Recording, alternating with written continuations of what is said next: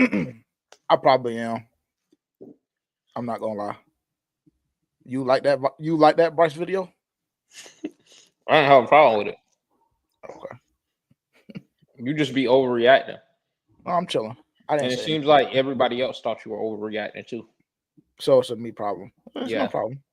It's no problem. I'm self-aware. I don't understand how you don't see that it's a you problem. It is.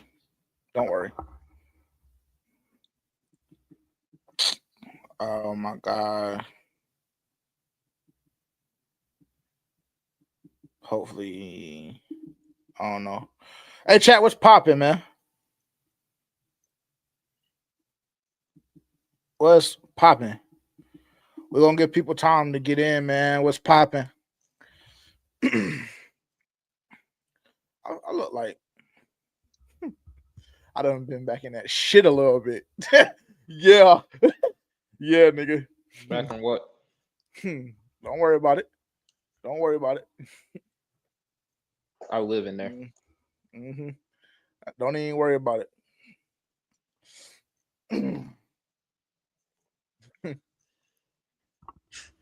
See if you can keep it consistent.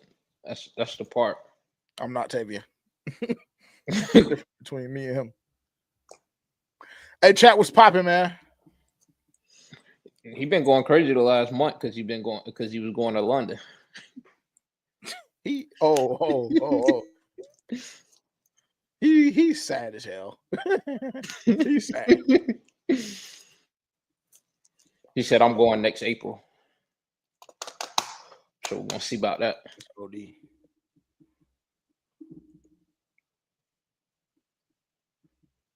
I'm not able to. Let me see if I can make Haley a mod. I don't know why I can't do it from here.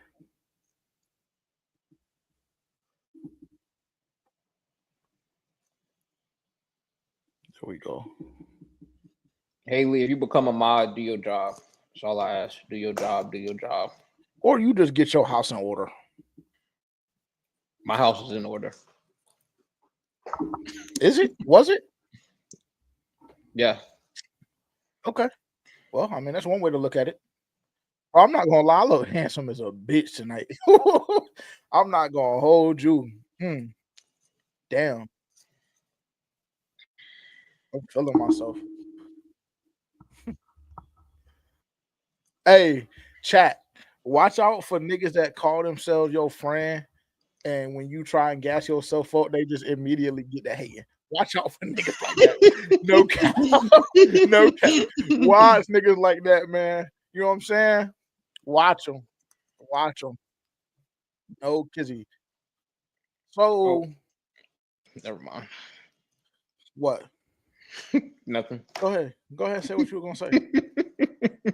I didn't know how to really word it, so I was like, I ain't gonna say it. Nah, say it. I want to hear it now. Word it however you were gonna word it. Hey, watch out when you tell niggas you got a plan to get some extra cho and they don't respect your time. Watch out for that. Watch out. Watch out. I'm not even gonna let you get the paint false narratives today. No cap. Are you running your audio through? What are you running your audio through? Like your headphones? Yeah, through my. Is that what you're asking? Yeah, but are you only here on one thing? Yeah, because my joints are wireless, so I gotta run through my phone for my audio because for whatever reason it won't connect to my Mac. I don't know why, but that delay be OD. Then I be hearing myself late. That's why I be adjusting my shit so much. No, I don't ever hear my echo. I just got off a 58-hour fast. Yeah, dog that shit. No cap. And I think I could have went longer today. No cap. I think I really could have did something. I think I could have did 72 easy. No cap. But I was just like, nah. Better break that shit with some fruit. I did.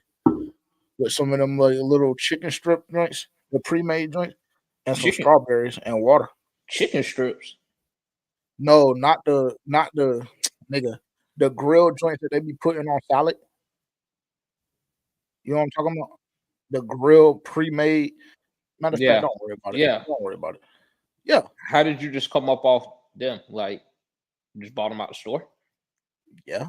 Oh, I okay. make salads at home. It sounds like you didn't break it with a salad. It sounds like you took the chicken strips off the salad and just ate the chicken, because you said like the ones that came on the salad, but you didn't Yes. mention that you ate the salad. No, I So didn't eat the salad. I didn't eat the salad. I So bought you- a salad and the chicken strips separate. why didn't you eat the salad? Nigga, honestly, if you must know, it was because it was like 10:30 in the morning, and I just didn't have a feeling or a taste for salad. And so That's you were why. just like, well, I'm gonna eat chicken at 10:30. Never mind. It doesn't matter. It Yeah, doesn't matter. protein, and not much calories. 260 calories in a full bag, plus strawberries and water. That got me all the way through to about 7:15. Mm, mm. Anyway, bro, it just seemed like your energy is hating, like kind of hating tonight. You good? How? Welcome to this is actually Move to Change, I think. So welcome to Move to Change. Oh yeah, this ain't even my show. I'm a guest. Not really. Would you like to introduce your guest properly? Not really, but sure. I mean, even though you're not really a guest, it's hard for them to differentiate between the two already, I guess. But not really. Typically, when we do Move to Change, it's just because it's just my show. But Terrence decided to join me tonight. I'm glad that he did, so he could defend the video that I saw from Bryce Young with him running and jumping in another man's arms. Or actually, matter of fact, Give it a break, I'm not bro. going to do that. I'm not Give going it to a do break. it. Yeah, you're right. You're right. I mean, you have no reason to be mad. Like, he ain't seen his boy in, I guess, since they played the Texans his rookie year. So he just like he excited to see him. He went through 4 years of college. Obviously, that's not really your boy like that. When both of y'all were millionaires and can move around. How's that not your boy though? Still, we don't have to do a deep dive into it, bro. I shouldn't even have started with it. That's on me. That's on me. I apologize. Everybody said I was overreacting anyway, so I'm chilling. Yeah, you were. You were. Yeah, I'm off of it. I'm off of it. If y'all were unfamiliar with the show, this is for Panthers fans only / move to change / everything you want it to be.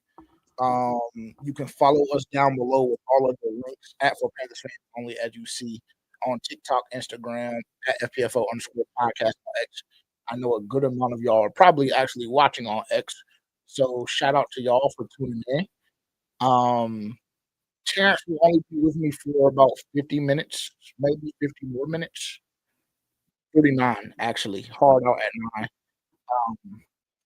So he'll be with me only for a little amount of time, but we'll rock out for a little while, maybe like an hour and a half, maybe.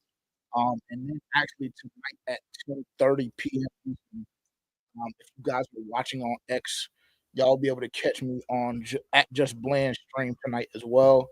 So busy night. We're gonna cover everything. We're gonna go through practice today. And yeah, just wanted to hop on, let y'all know what our expectations are heading into week 2 of the preseason. Obviously, you guys know we had 2 practice today with the Houston Texans. So anytime we have joint practice, that's always to give you a good idea kind of where you match up, in my opinion, especially when you're going against a team that made the playoffs in the Houston Texans. And then obviously we know the dynamic between Bryce and CJ Stroud and them coming out in the same year and everything like that. So pretty good stream coming up for y'all. Appreciate y'all being here. I will say just a shameless plug very, very quickly. We have 9 days remaining for you guys to get the white and cream Carolina Reaper tees. So if y'all haven't purchased any of those and y'all want one, y'all have 9 days remaining. And this is not going to be like the black ones. This is not going to be like the black ones where we restock them and do this and that with the black ones. That's not what's happening with the white and cream. So you have 9 days remaining. Legitimately 9 days remaining for you to get your white and or cream Carolina Reaper t-shirt on for PanthersFansOnly.com right now exclusively. And yeah, also if you want to just shoot us a DM and want to purchase one through there, we have Venmo, Cash App, et cetera, et cetera. We'll make sure that we on our end. that's what you guys want to do. And obviously, like I mentioned, the black ones have been restocked as well. So if you weren't able to get one back in March, we did our initial drop or anytime during that time when they were live until we shut it down to now. You can get that now as well on PRESEASON.com. Black, white, and cream Carolina Reaper t-shirt all available, and you will have your shirt before week 1 of the season. I got a couple of messages on X, Instagram, people confused on not getting shipping and all of this stuff. I asked you initially drop the white and cream, please give us 6 weeks to ship. You will have your shirt before week 1 of the season.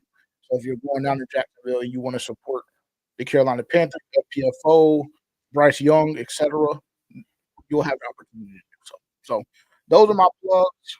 Welcome to the show. Appreciate everybody being here. Terrence, how you feeling, brother? I'm doing good. I'm chilling. Honestly, I'm just excited for the season to start, to be honest. But today's a good day. Work week has been phenomenal. Ready for the weekend. But overall, I'm chilling. I feel great. Just got workout in, you know. You say you just got what? My workout in. True. Hit legs today. Yeah, today is leg day. What was it? Squat, leg press, leg curls, leg extensions, lunges. I did squat. Half I did squats. I did leg press. I did goblet squats. I did back squats. I did sumo squats. And I did some calf raises. And then I hopped on a treadmill for 20 minutes. So yeah, I'm kind of beat right now. I ain't gonna lie. Yeah, I feel that. Yeah, I'll be getting it in. I like that. Hey, what's popping? Let me see who's in the chat tonight, bro. They say you need to put that fucking vape down. That's what they said. I did. Well, I'm just scrolling through now and I'm seeing it. Haley, the main culprit, hating on it, and then Blasian, he adding his 2 cents in. Everybody chill. I'm about to not have it for about 5 more minutes until I can get enough bars to get me from now until the end of the stream. Weren't you supposed to be getting off of that, right? Well, I mean, they said they were going to be illegal, and then they turned out not to be illegal. So, you know. Wow. What's good, QJ? QJ, what's popping? Blasian, what's happening? Yeah, he's sad, bro. He's sad.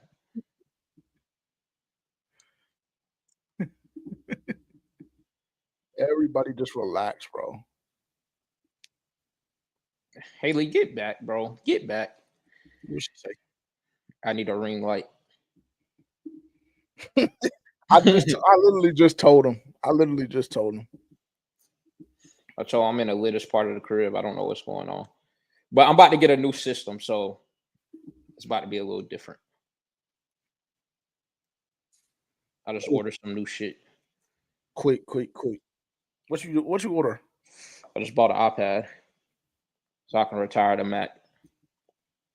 Oh, okay. Yeah, I mean, I'm not gonna lie, it's time, bro. Yeah, this shit been running since freshman year of college. I don't even know how it lasted this long, but it's god awful, bro. Yeah, it is. Yeah, all right, nigga, get back, boy. I'm just telling you, I can't lie about it. I mean, I already know, bro. I don't need you telling me that it is. I know. I'm self-aware, like you said. I'm self-aware, so I done handled it. Yes, sir. My bad. Brand new iPad for $75. From work? Yeah, I've been putting in work. They got to reward hard work. I'll keep my comment to myself. What? I'll keep my comment to myself. All right, let's get started. Shout out to everybody that's in here. Yeah, and we'll get started. We'll some calls. We'll answer some questions as we go, and we'll interact with y'all. We'll get started here right now. Couple of different things that occurred today.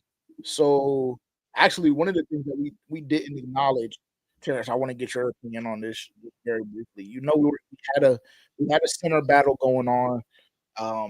K Mays versus Austin Corbett.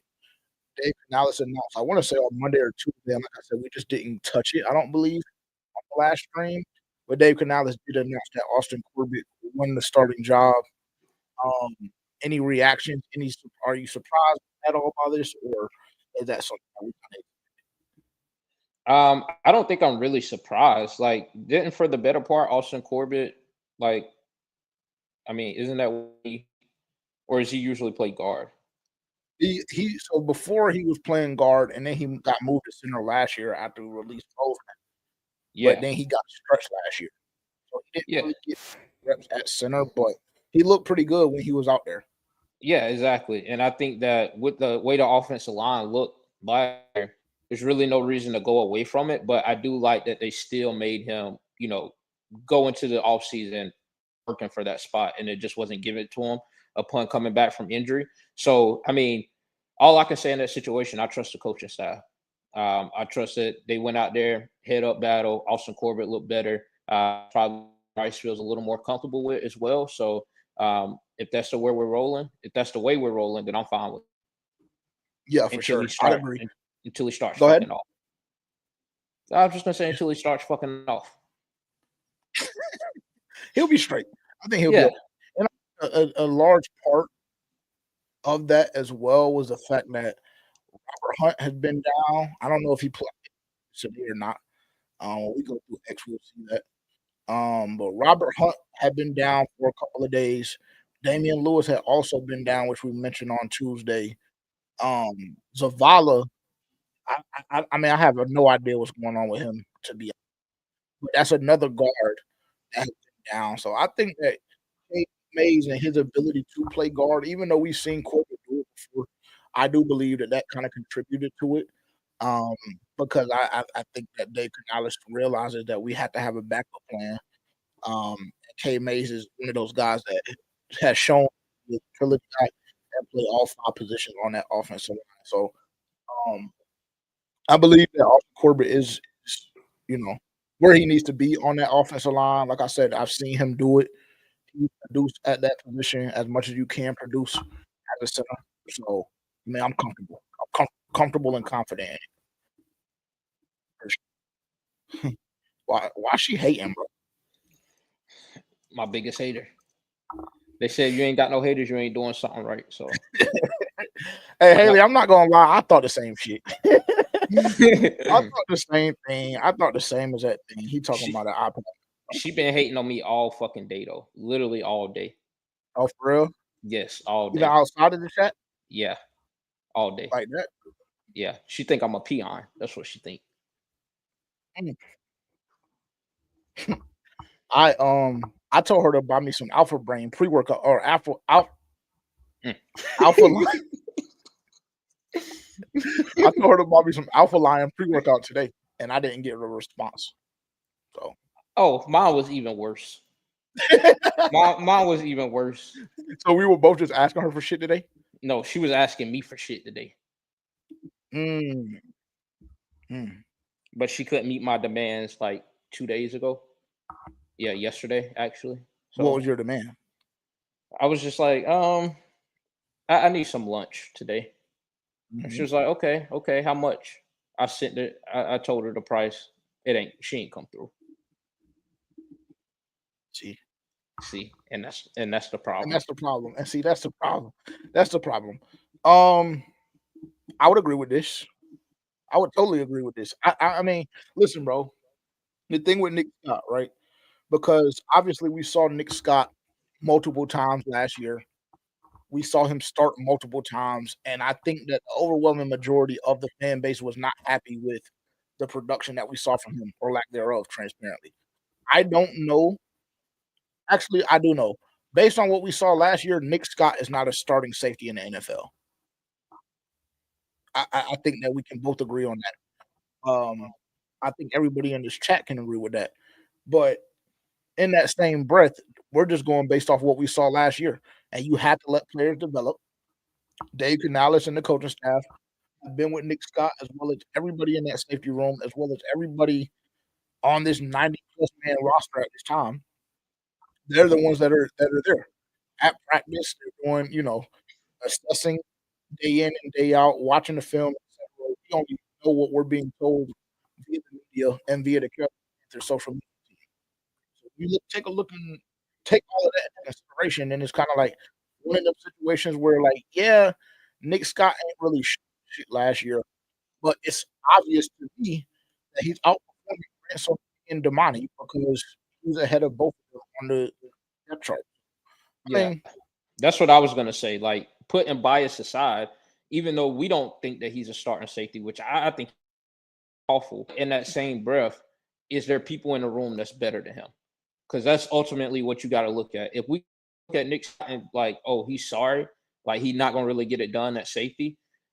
If we're trusting just to make the right decisions, it's almost like, okay, well, we damn sure don't want to see Damani and Latham if Nick Scott is outperforming them in practice and joint practice and training camp. So it's kind of like hands are really. yeah, I mean, it's definitely, in my opinion, it's definitely a catch-22. Um, if we had to go based on anything we saw last year, in my opinion, it'd be alarming that Ransom, Damani, etc., aren't outperforming Nick Scott. Yeah. Or maybe he just developed that much. And it's a couple of people in the chat saying that that's an EJ decision. Is what are we supposed to say about that? That EJ needs to be gone, like I've been saying for 2 years. But Yeah, you but know, at this point, you're just kind of an EJ hater. Can you admit that? Or, no, I can't admit that. Not when I have the stats to back it up.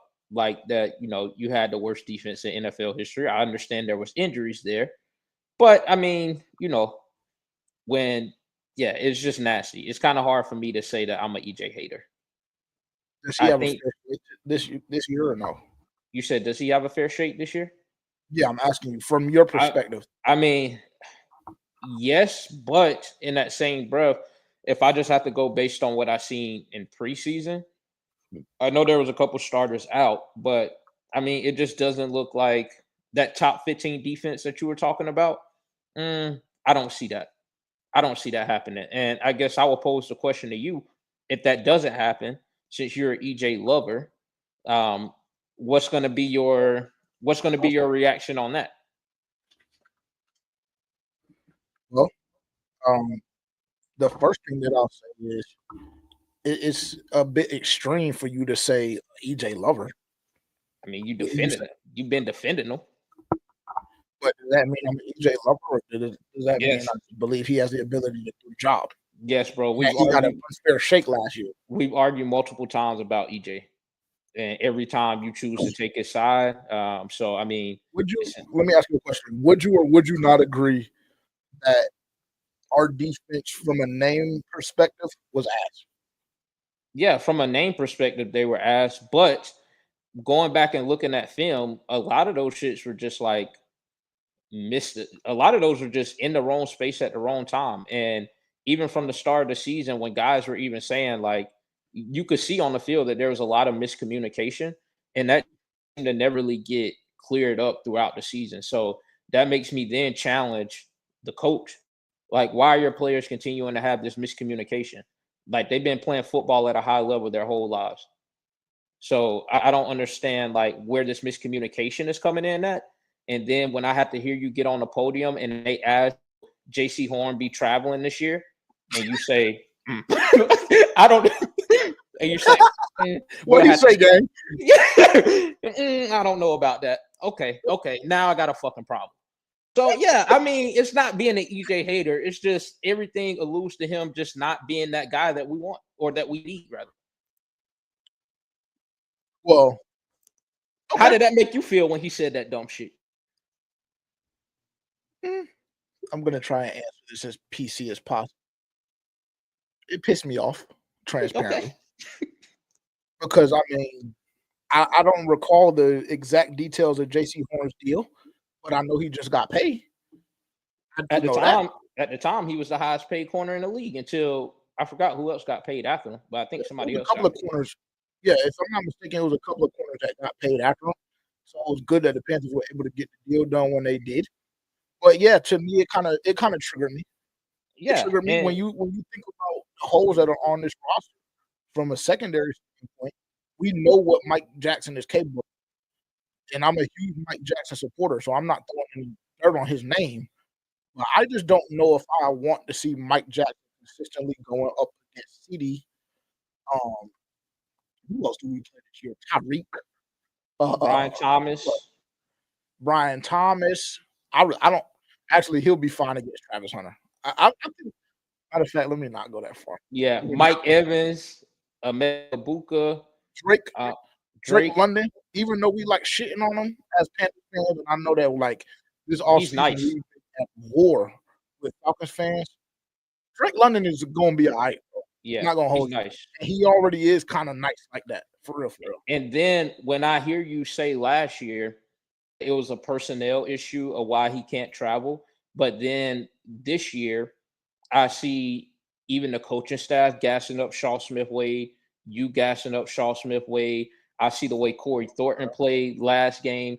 And so now it's like y'all are gassing up all of these niggas. So is it really a personnel issue at this point?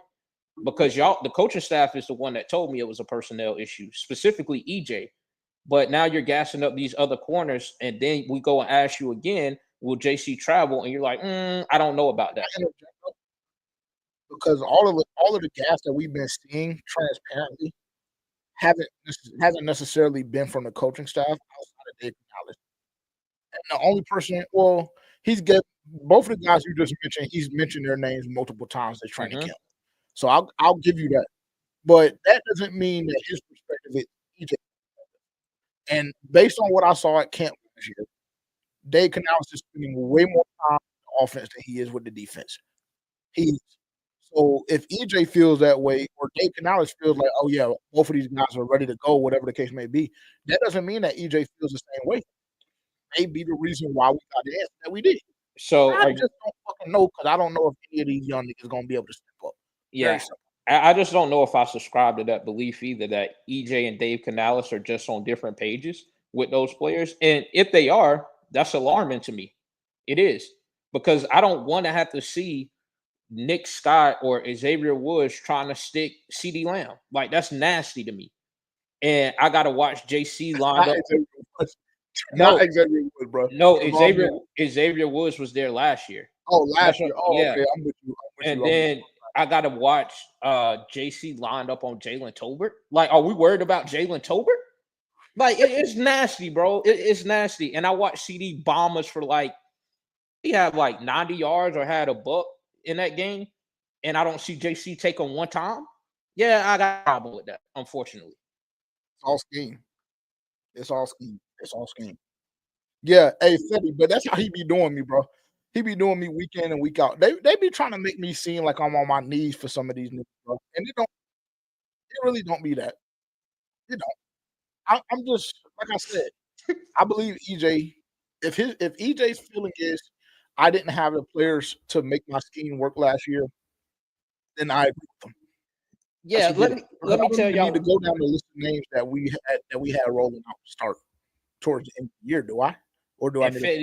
Fetty, let me tell you one thing about JJ. JJ has shot damn near everybody bail on this team, except, if y'all recall back 2 years ago, except Bryce Young. But he shot everybody else bail. Xavier Legette, EJ, now Johnson for some reason. I mean, it's just nasty, bro. It's nasty, but he's too scared to call out EJ. Like, come on, bro. Come on, bro. But, I mean, only thing that we did was make Bryce Young t-shirts. That's what the people wanted.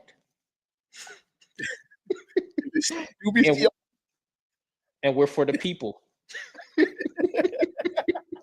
So don't necessarily don't do that. I did shoot Bryce Young bail. Don't lie, bro. Don't lie. I said think back 2 years ago. Yeah, 2 years ago. You didn't shoot him bail until he started to prove you wrong. No, I shot him bail last offseason.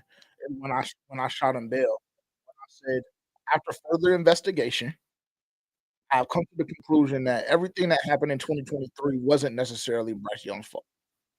Yeah, shit O-line. He was throwing to you, Terrence, Tavian, Dylan, and Fett. We can't execute with that group there. Yeah. We just ain't gonna be able to execute with that group there. Well, was I on my knees for John? Maybe. But yeah, you see how we got that gone. And Terrace Marshall. No, not Terrace Marshall. I was never on my knees for Terrace Marshall. I just told y'all he was cooking at camp last year, which he was. he's doing the same thing again in Philly this year. So, I mean, that's kind of like a pattern for him. Nothing new there. Nothing new there. Yeah, QJ, he only been showing love to Bryce because he was the odd man out. He couldn't continue to play that game where everybody was on his top, so he had to jump on the right side of the bandwagon. He had to because he was looking like a jackass. And just imagine if he was still on that side now in the way that Bryce has been playing. Oh my God, he would be getting But you slandered, not and he you not couldn't take that heat. He couldn't take that nah, heat. you're not understanding what he's saying though. You're not understanding what he's saying. He said JJ been showing love ever since Move the Chain started. Move the Chain started last summer. And I'm saying, I'm understanding what he's saying, but I'm saying the only reason he's been doing it is because he's had to do I didn't have to listen. I didn't have to do it. Not after the first two performances we seen week 1 and week 2 last year. because you knew he was going to turn it around.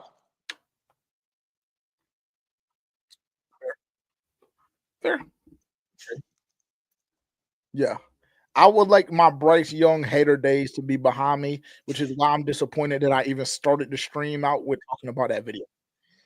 Let's pull the video up. Let's see if I can find it. Unfortunately, I don't know if your Bryce Young hating days are going to be behind you just because you did so much during that time. Like, I don't think you understand, bro. It was nasty. It was No, I crazy. do understand. I do understand. I understand that it looked nasty. I understand that it looked nasty. This is my new favorite video of Bryce Young. Matter of fact, every time we score a touchdown this year, I might have Dylan drop this every single time. I got slandered for saying that this one was kind of crazy to me, but I think it's just the first like 2 seconds of like the little skippy hop. Go back.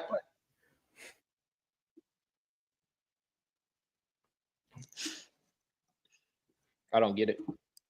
Okay. Well, if you don't, I don't. Hey, if you don't get it, I don't get it. Don't worry. It's okay. You don't need to. You don't get it. I don't get it either.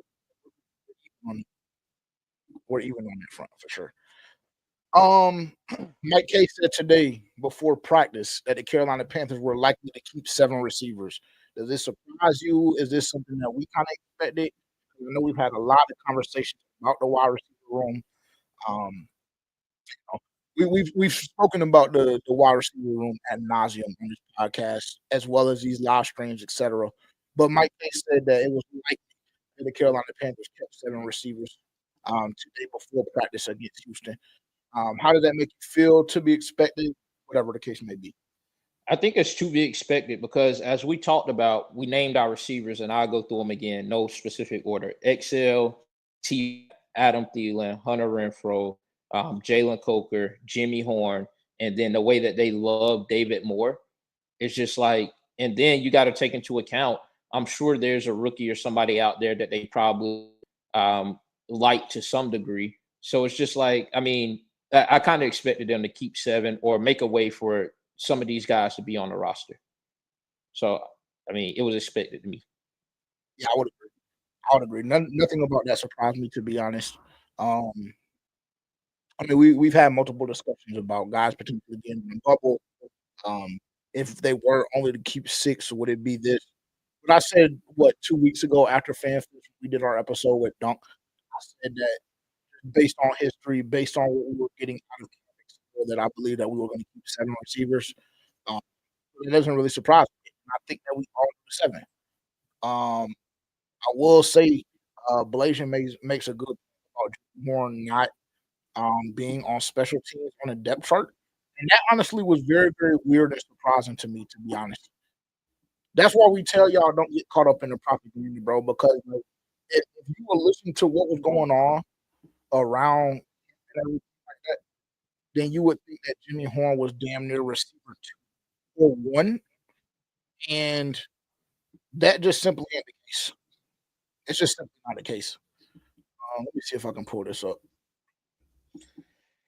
Yeah, I don't know what it is with that. I mean, it could just be a situation to where it's like maybe we're a little gassed up on Jimmy Horn because I was gassing up for sure just because his Colorado days. And even before the huh? I said that's your guy. Yeah, and even before the draft process, I was like, I would love if Carolina drafted Jimmy Horn because I think that he would be a steal in the draft.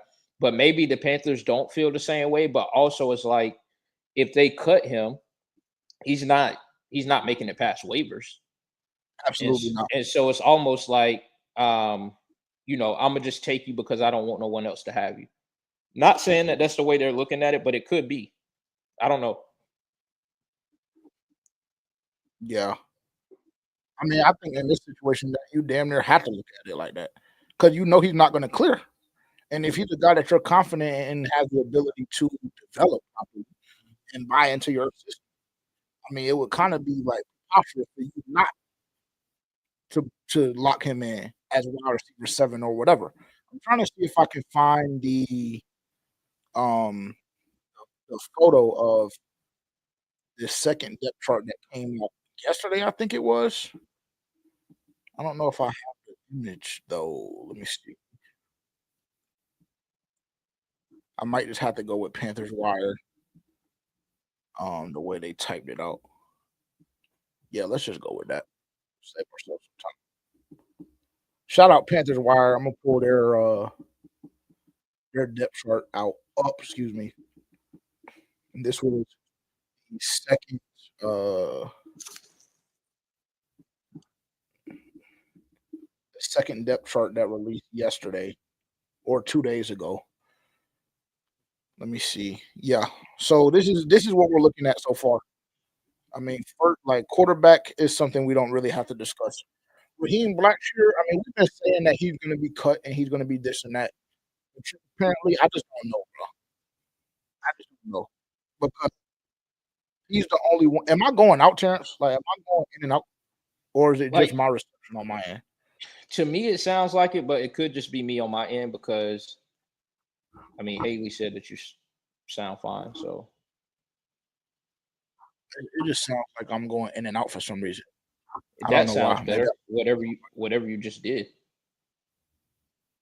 Oh yeah. See, Yak just text me. Thank you, Yak. I feel like you Yes, thank bouncing you. I had around to too bring it much. up. You said what? I feel like you bouncing around too much away from the mic or something. I'm like, yeah, neurogum, neurogum. For Find a sure. better excuse, bro. All right, I'll have one. So here we go. This is why I said what I said about Jimmy Horn. Like, if we look at the first, second, and third string for the receivers right now,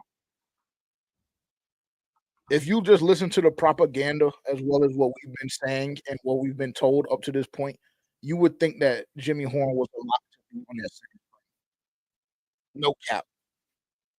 And of course, they have Terrence's favorite player, day before, listed as a second string receiver right now. So What, bro? What? my bad. Yeah, I didn't mean to do that. I didn't mean to yeah, do that. because it's a false narrative that you love to push. But I mean, the people should know that by now, but they probably won't acknowledge it. Tight ends. This is pretty like self-explanatory. I think this was to be expected. Where's that Bryson Tremaine third string with Jimmy? Yeah, he been hooping. I'm not gonna lie. Bryson Tremaine been going crazy. Shout out to Jake for putting me on it, bro. Tight ends that looks regular. Tommy Trimble down, of course. Now there's legitimately something wrong with my mind. I don't like no cap, but it's blowing me. Anyways, yeah. So that's the tight ends. We don't need to see offensive line. We know what it is with that. I hate that they have like these guys listed this way, but we run it 3-4, so whatever. Anything surprising to you on this list? Mm, no. I think Nick Scorton is going to end up taking somebody's job. I don't know Yeah. who. Well, first and foremost, he has to stay upright. I mean, I guess we never mind. Never mind. Hot day. Hot day. It's not that damn hot, Terrence. It's not that hot. It's not that hot, honestly. But you know, Houston And do then live, so maybe he hit the city last night. I and mean, maybe he got some alcohol in him. Actually, I don't even think he's old enough to drink. now that I think about it, he did play in Texas, so I mean, he should kind of be used to it, I guess. It But shouldn't I be an mean, issue. it's different. The NFL kind of work and the college work is probably a little bit different. You know, he might have been coddled a little bit in college because he was that guy and he was already a starter. And in the NFL, it just ain't going that way, unfortunately. So maybe he just got a little bit overworked, had to sit down for a little bit. I mean, yeah, sure. Yeah. I do believe that he's gonna end up taking Wano's job though, at some point or another. Especially if Wano can't stay healthy. That'll be just the crack he needs to slither right in, and it's gonna be a wrap. I'm not gonna lie. Because Pat Jones, he seemed like he locked. If I'm not mistaken, I think Pat Jones had 2 sacks today, bro. Mm. Yeah.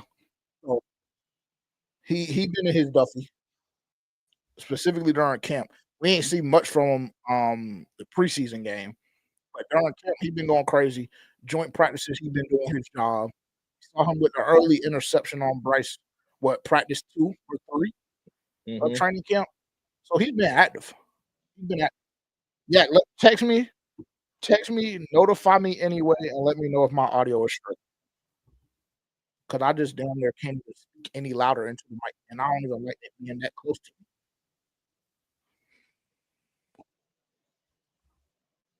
It's the vape. Oh my god. It's not the vape. It's it's not the vape. It's not the vape. There goes your boy, Shamar. I would just love I mean, and I just for the life of me really can't understand why Corey Thornton is below Shamar Bartholomew. It's Yeah, just it's just me. I don't know either, bro. I really don't. That's why I don't know how much stock I can take into these depth charts as of right now. Because it just feels like a lot of guys should be in different positions, especially Shamar Bartholomew. So I just don't really know because that's nasty to me. He's ass. Yeah, he's sorry. Or I shouldn't say that. I shouldn't say he's ass, right? Actually, I'm sick and tired of like Panthers fans being so like hypersensitive about anything that is something that is an issue or something that isn't 100% positive. Like Dylan put out a video today of bro getting his dick put in the dirt with his ass tooted up, and we were receiving hate comments for that. Like nigga, we can't help that he was down on his dick in the middle of a rep of joint practice. We can't help that, bro. You But know it's what I all always say. spreading negativity. Well, don't get your dick put in the dirt and you'll be fine. And that goes for Derek Brown too. If he gets lit up the way he did today, I mean, but y'all want to be mad at us, so cool. Nevertheless, we move. You know what I always say. This Panthers fan base, they're so used to mediocrity that, like, I mean, to them that's normal. Which I almost get it, but at the same time, we're at this point, like we should expect more. Like we really should. But I mean, nevertheless, I guess it is what it is. Y'all like that kind of shit, so cool. Thank you, Blake. Because everybody acted like I was just, everybody acted like I was tweaking. Give it a break, bro. Give it a I'm just break. telling you, bro. I'm Give just it a telling break, you. bro. Give it a I'm just fucking telling break. you. I'm glad. Thank you. Shout out to Blazing. Finally, somebody that understands my point of view. It's crazy work. It is. It is. Nevertheless, nevertheless, we move. We talked about the first, second, and third string So you ain't safety. never skipped into nobody arms like that. Nigga, hold on.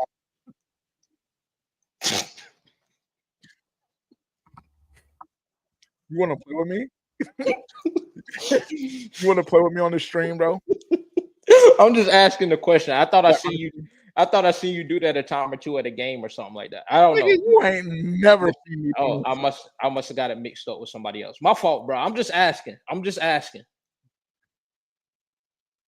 Yeah, definitely got me mixed up with somebody. Maybe at Roaring Riot or I don't know. I don't know. Them your folks. So I feel like that would be right on track. Shout out Roaring Riot. Shout out Roaring Riot. Shout out Roaring Riot for sure. So membership, $35 a year of season, automatic access to all home tailgates, automatic access to free food, automatic access to $3 drinks, Watch that including food. liquor and free beer. Be very, very, very, very mindful of the food. I'm not gonna lie. I'm not gonna lie, nigga. Be very mindful of the food because the last time I ate it, food poison, and that was my first time, and it'll be my last. Had Tavian in the back seat, damn near about to croak. I mean, damn. No cap. It was bad news. When it was bad news, bro. They did niggas dirty that day. I'm not And gonna the way my stomach set up, I know I would have been in the hospital. Quick, yeah. quick, quick, quick, quick, quick. Hey, Blasian, chill, bro. Don't let them get you against me, bro. Don't let them get you against me, bro. Um, this was very interesting. This was very interesting. Somebody mentioned this earlier. Jimmy Horn at the bottom of both of these lists. Alarming because we know the stock that this coaching staff puts into special teams, and I just don't see Jimmy Horn, playing kickoff coverage or punt coverage. So obviously, we would assume that his role in special teams would be in the return game. But to see him fish string on both of these, alarming. But I will say this is why I'm pretty confident that Raheem Blackshear will keep his job, and we're going to carry four receivers or Yeah, four running backs. My apologies. I mean, I think we misspoke last pod, when I think you had said something along the lines of Hunter Renfro wasn't a returner, but I think he does have experience at punt return. I think he returned punts at Clemson, and I think he might have also did a little bit of return in Las Vegas as well. So I'm not surprised on that he's on that list, but I just find it hard to believe at his age and where Jimmy Horn is at and the explosiveness that I know that he has, that he's down below Hunter Renfro at least. And the way we've seen Raheem give it up, we've seen Trevor give it up in the preseason game. I don't understand how This he's that far down. Like Jimmy Horn didn't get a rock up, but he damn sure ain't really do anything to make anything pop. But I just find it hard to believe that based on that game, he slid all the way down to fifth string on kick return and punt return. Yeah, I just don't believe that for 1 second. Carter said he'll get his top blown off. You crazy, nigga. Hunter got that footwork, nigga. And he know how to hit that turf. He can get down. He know how to get down. He know how to get down. Carter been hating all day too, bro. Carter been hating all day. Has he? Yeah, bro. I posted that shit about Bryce. Here you go. He been saying that since he been in the league. Give it a break, bro. Worry about that quarterback situation in Pittsburgh. I mean, it's just fun. But we'll make him pay for his sins next week on FPFO exclusively on YouTube, 9 a.m. Eastern time. Make sure to tune in. If you're watching on YouTube right now, make sure to like, comment, subscribe. If you're watching on X, close this stream out right now. If you're watching on X, close this stream out right now. Go to For Panthers Fans Only. Click the link in our bio and go purchase a Carolina Reaper tee.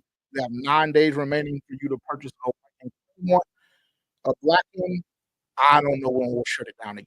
I just don't know. It's going to be honest. So go do that right now if you're watching on Twitter or X, whatever you want. Let me see.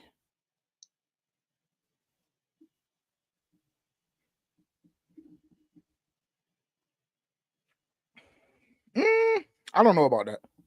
I think we'll be fine. Let me see if I can pull that hit up on bro. It's like one of them situations where, matter of fact, never mind. I'm not even going to use that analogy. I'm not even. Hey, shout out Nick in the chat. Appreciate it. Happy you were finally able to catch one. Appreciate you tuning in for sure. Let's see if we can pull this up. I'm gonna get all the negative stuff out of the way now, so everybody can just chill. Cause I know how y'all get. I might be spelling his name wrong. Oh my god.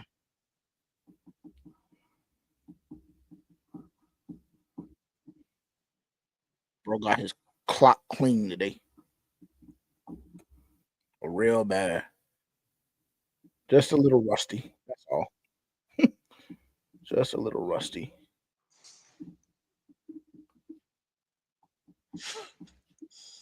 Yeah, DB Heat. I know I spelled his name wrong. Everybody just relax and chill.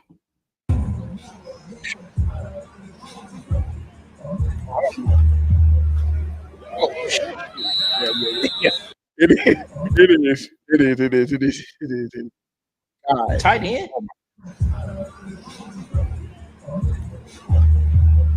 Boom.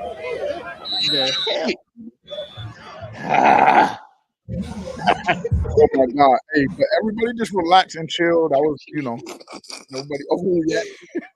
He got through the line though, but it's like, bro. Yeah, I don't know. Maybe he lost his footing. And maybe we can say the same thing for when you said Bryce skipped in a bro orange. Maybe he tripped a little bit. That's what I was thinking. Maybe. So it just looked like a little skip. This is what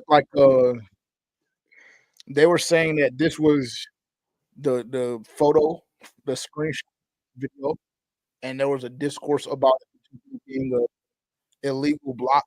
I'm gonna go ahead and say that pictures can be deceiving. It was not an illegal block. Derek Brown did bro in. Yeah, has his head on his ass. He did him in off the line. Did him in. He's whiffing. That is a whiff. Yeah, bro just came through him like lit bro up. I'm not gonna yeah, that's definitely not an illegal hit. Bro was stumbling from when Derek Brown got off on him. Yeah. So that's that. I just had to make sure. I mean, I probably shouldn't be. They're probably going to get on my ass about that too. That's all they do is cry.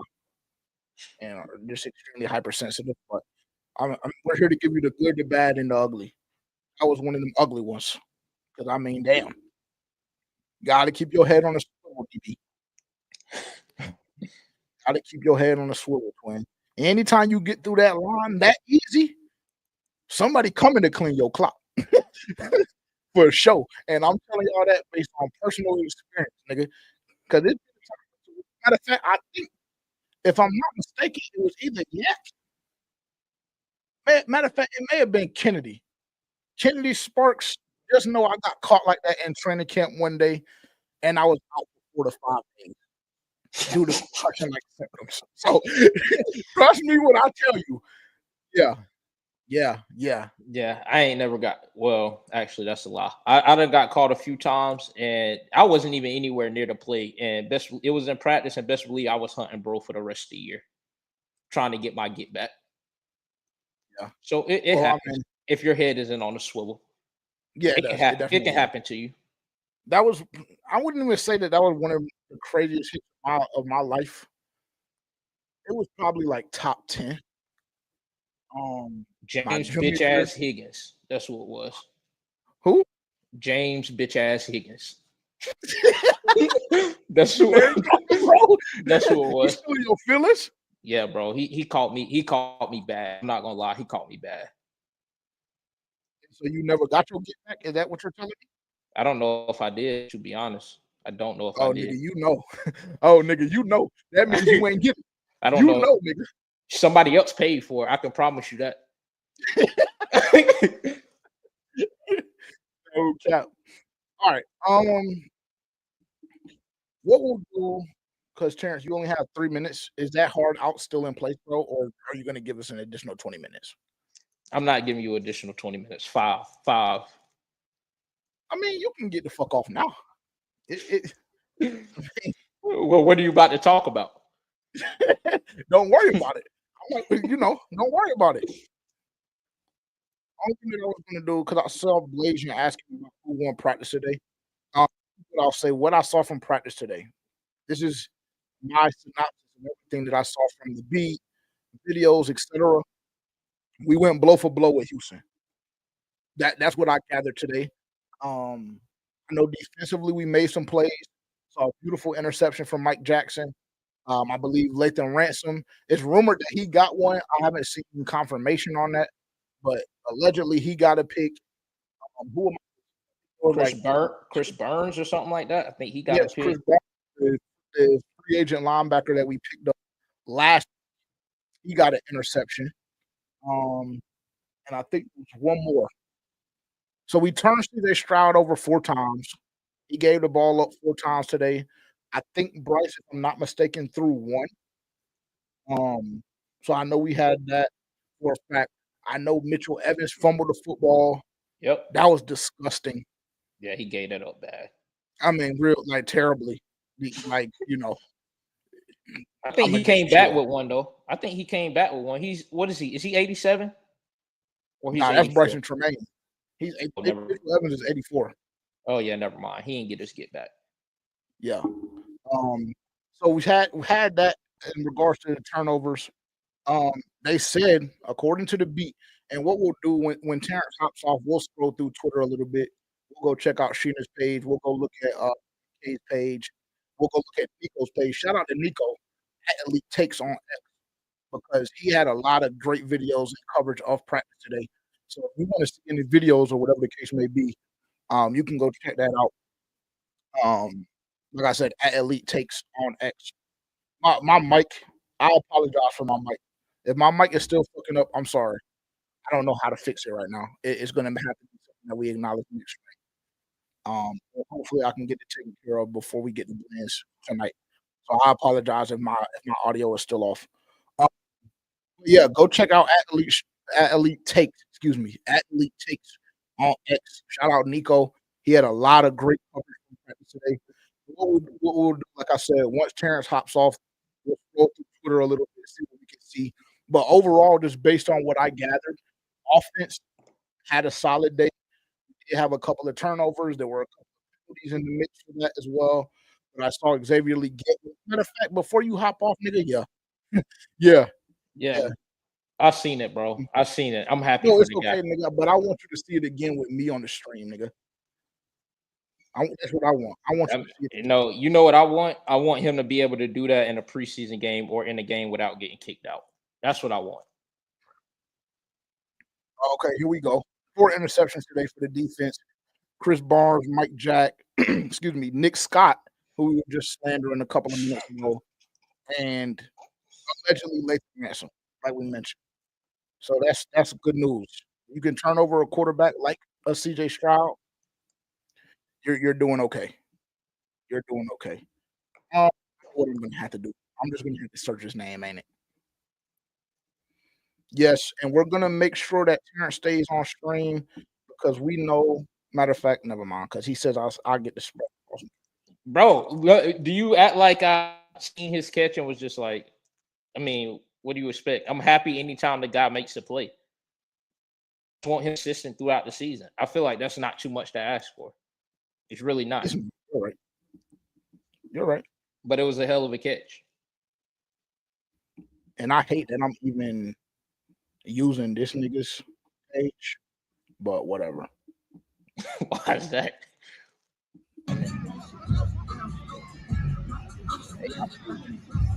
Crazy. I'm not gonna watch it. Crazy football play.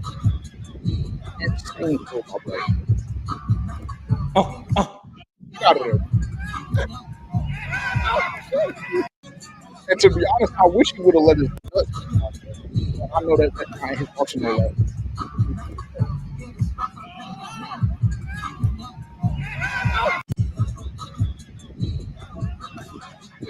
This throw is insane, bro. Like, the ball is already out of his hand, dog. The ball is right here. That shit is nuts. That anticipation, I'm telling you, that shit is crazy this year. Yeah, because that T-Mac preseason week 1 nuts too. That's why bro ain't catch it. Yeah, he got on him too quick. He ain't know what the fuck was going on. This was crazy. And honestly, the DB he didn't play it terrible because that double move he just got a 1 step behind off that, and then it happened. He acted like he wanted to jump that outright. Yeah, that's that route guy work. Everybody was talking about my nigga won't putting in work in the offseason, ain't it? Cool. You don't want to stay in my business. Okay. What we were talking about, he wasn't catching them when it was with route guy. That's how dang, White Clover got it. Even though he got that step off the line, he still made up for it. Because look how yeah, that's tough. So I just wanted to make parents want that shit. Does that make you feel any way at all? Hell of a catch, XL. Congrats to you. You're doing what you're getting paid to do. I'm happy for you, brother. You can never just you just can't simply never leave well enough alone. Fix your mic, bro. Fix your mic, bro. Fix your mic. Is it that bad? And with that, you guys, my time is up. It's been a blast. Thank you guys for tuning in. And I'll be back next week. Go ahead and get your mic right, bro. Go ahead and get your mic right. I want to make sure I'm leaving the people in good hands, bro. It's off. I can't even hear you. Now? Huh? Sound better now? Or no? Keep talking. I don't know what else you want me to say. I said that I wanted you to see that XL catch before you left. Yeah, Because I mean, you constantly throw slander and dirt on his name. that's not true, bro. That's not true, bro. That's Oh. not true. Congrats. He caught the ball. Congrats. Can't wait to see him Saturday. Can't wait to see him Saturday. And I'm gonna say this too. One of them Houston niggas get out of line. You seen it? My nigga said he been working at mid work. He been working at mid work. And unfortunately, the Cleveland nigga, he was just the first one to get it. Anybody get out of line this year? You better keep the shit in check, bro. You better keep it in check. That's all I gotta say. All right, man. I'm going. Appreciate you joining tonight, buddy. For sure. I'll catch y'all. I'm gonna hit you.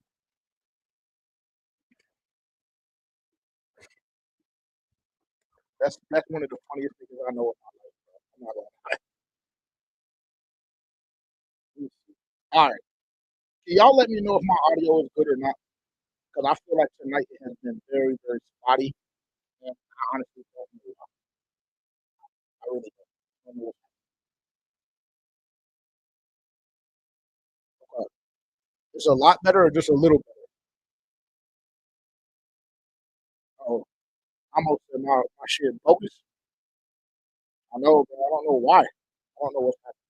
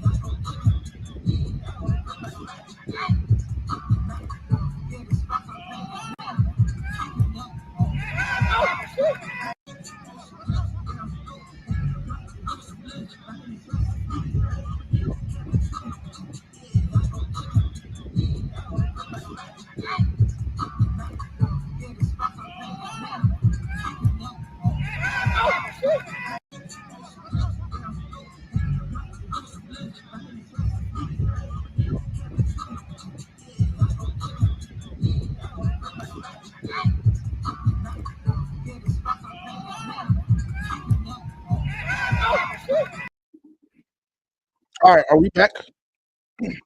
Am I better now? Y'all let me know. It sounds a lot better on my end. That's all I'll say. I don't know if it's good, great. I don't know. Y'all let me know. It sounds a lot better on my end though. I don't know what was going on, bro. I'm not gonna hold you. I have no idea what was going on. Check. We good? Chat, let me know. It sounds way more consistent. Am I good now? I'm back. Almost let me know. You the main one that said my shit was bogus, so I just gotta make sure I'm back. I'm good. I sound a lot better on my end. I thought it was just my receiver on my end initially, but I heard the way it kept skipping, and then I sounded like I was in hell. No, actually, maybe it was. Maybe his Wi-Fi was fucking me off. I don't know. No, I won't blame that on him because I feel like the other night I sounded great. So maybe I'm back now. Am I good? Haley, you want to chime in? Can you tell me yes or no? Or we can just strip your moderator badge the first night that you get it. Crazy, crazy work. Crazy about you. Yeah, no, I think I'm good. All right, bet. We lit. We good. All right, let's see. I know I had a couple of other notes on this. Let me see. Yeah, I'm back. I can hear it. My apologies for the way I sounded initially. I'm sorry.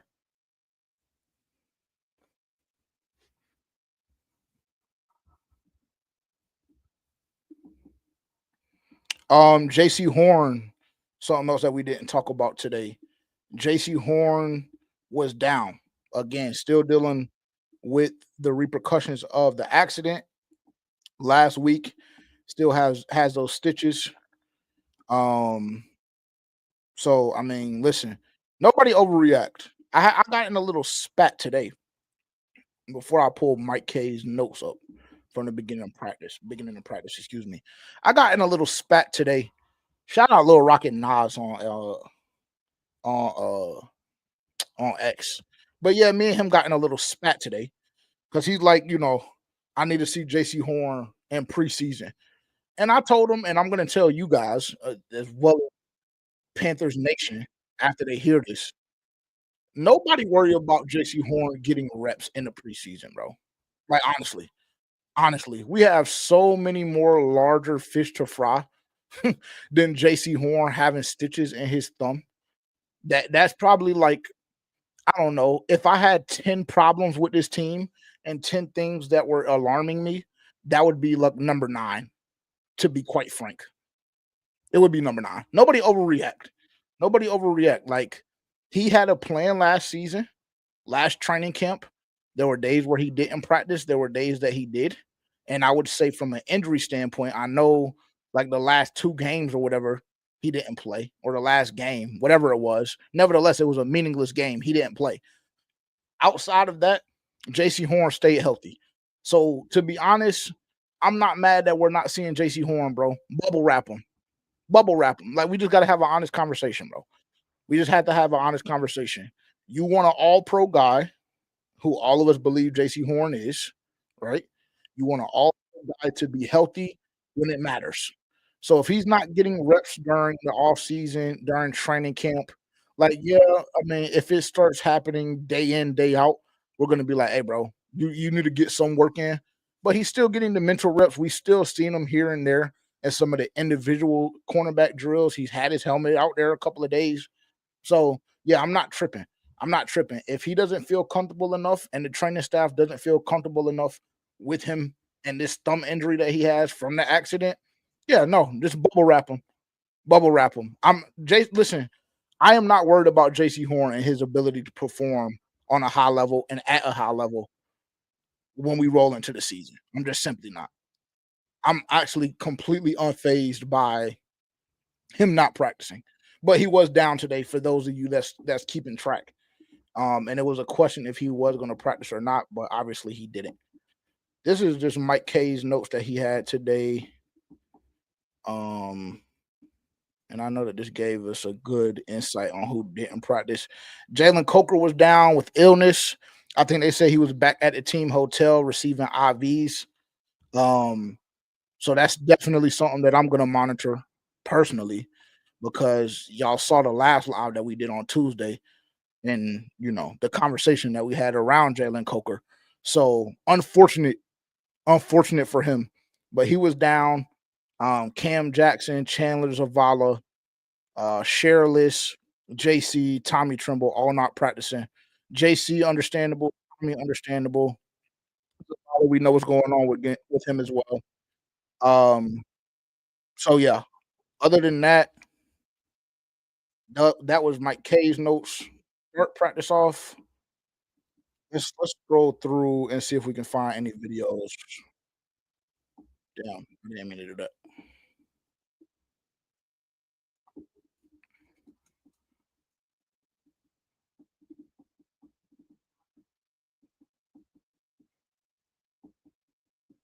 I mean,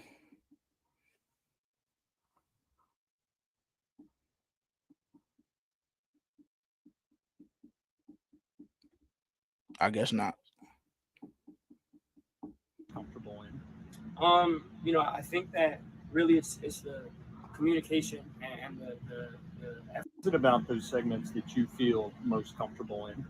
I think that really it's the communication and the effort that we put into that. It's not just calling plays and us lining up and figuring out what we're going to do. Coaches have to do a great job in making a point of emphasis to work things, go over situations, have little caveats to rules, and we have a lot of big reps at it. So I think for not just me, but all of us as a unit, that gives us a lot of comfortability. In 2 minutes, we have a great menu, a great list of stuff that is simple or complex on the outside, but for us, we have a lot of reps in it. That's credit to the coaching staff and to all the guys buying into that process. Is it about those segments that you feel most comfortable in? I think that. Yeah, he had a fever at the hotel. Nick Scorton was overheated. We saw him get carted off, but he was in the front seat of the cart. So always like a good indication in a bad situation, so to speak. Anytime you see a player getting carted off is alarming. But when they're in that front seat,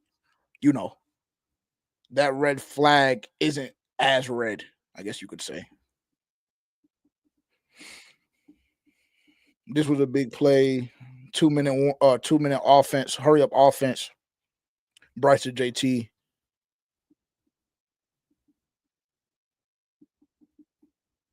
Mitch getting some burn. Yeah, T-Mac had this play too, actually. Beat Stingley, cribbed it. Get out of there. Yo. Love to see that. Not gonna hold you. Love to see that.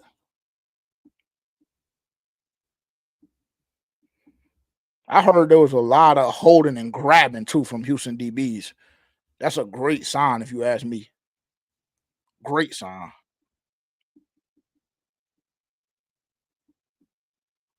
Let me see if we can find some more videos from practice today.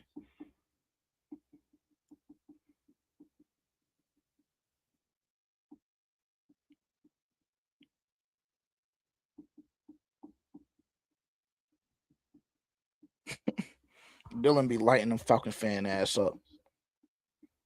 I ain't gonna hold you. Yeah, this was the rep that I was talking about earlier, actually, when I said that y'all just get to slandering us because y'all just think that we're all negative, but it don't be that. It's just one of them situations where like bad news sells. So anytime we say something bad or negative, like that's what y'all choose to like latch on to. But it don't be the case.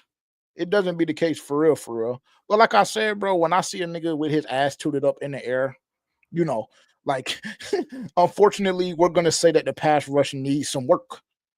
Like honestly. Look at boy. Who is this? Somebody please tell me who this is, bro. Have we figured it out yet? Because this is the only angle of this video that I've seen. Look at your boy.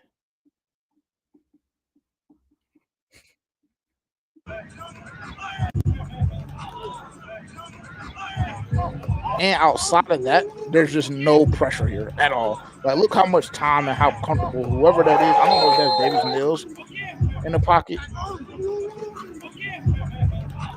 It still seems like that pass rush is going to be questionable, bro. I'm not gonna lie. Like, look at this shit. That's nasty. That's nasty. But they did say our rush defense was great. So if that's the case, I mean, I guess we can live with that. I guess.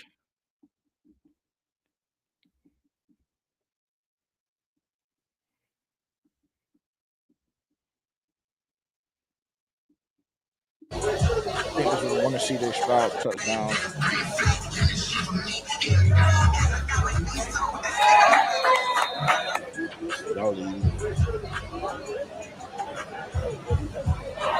Kind of an expected view, but I will say Nico did a lot of great work today. Let's go to Nico's page actually, because I know he got a lot of videos.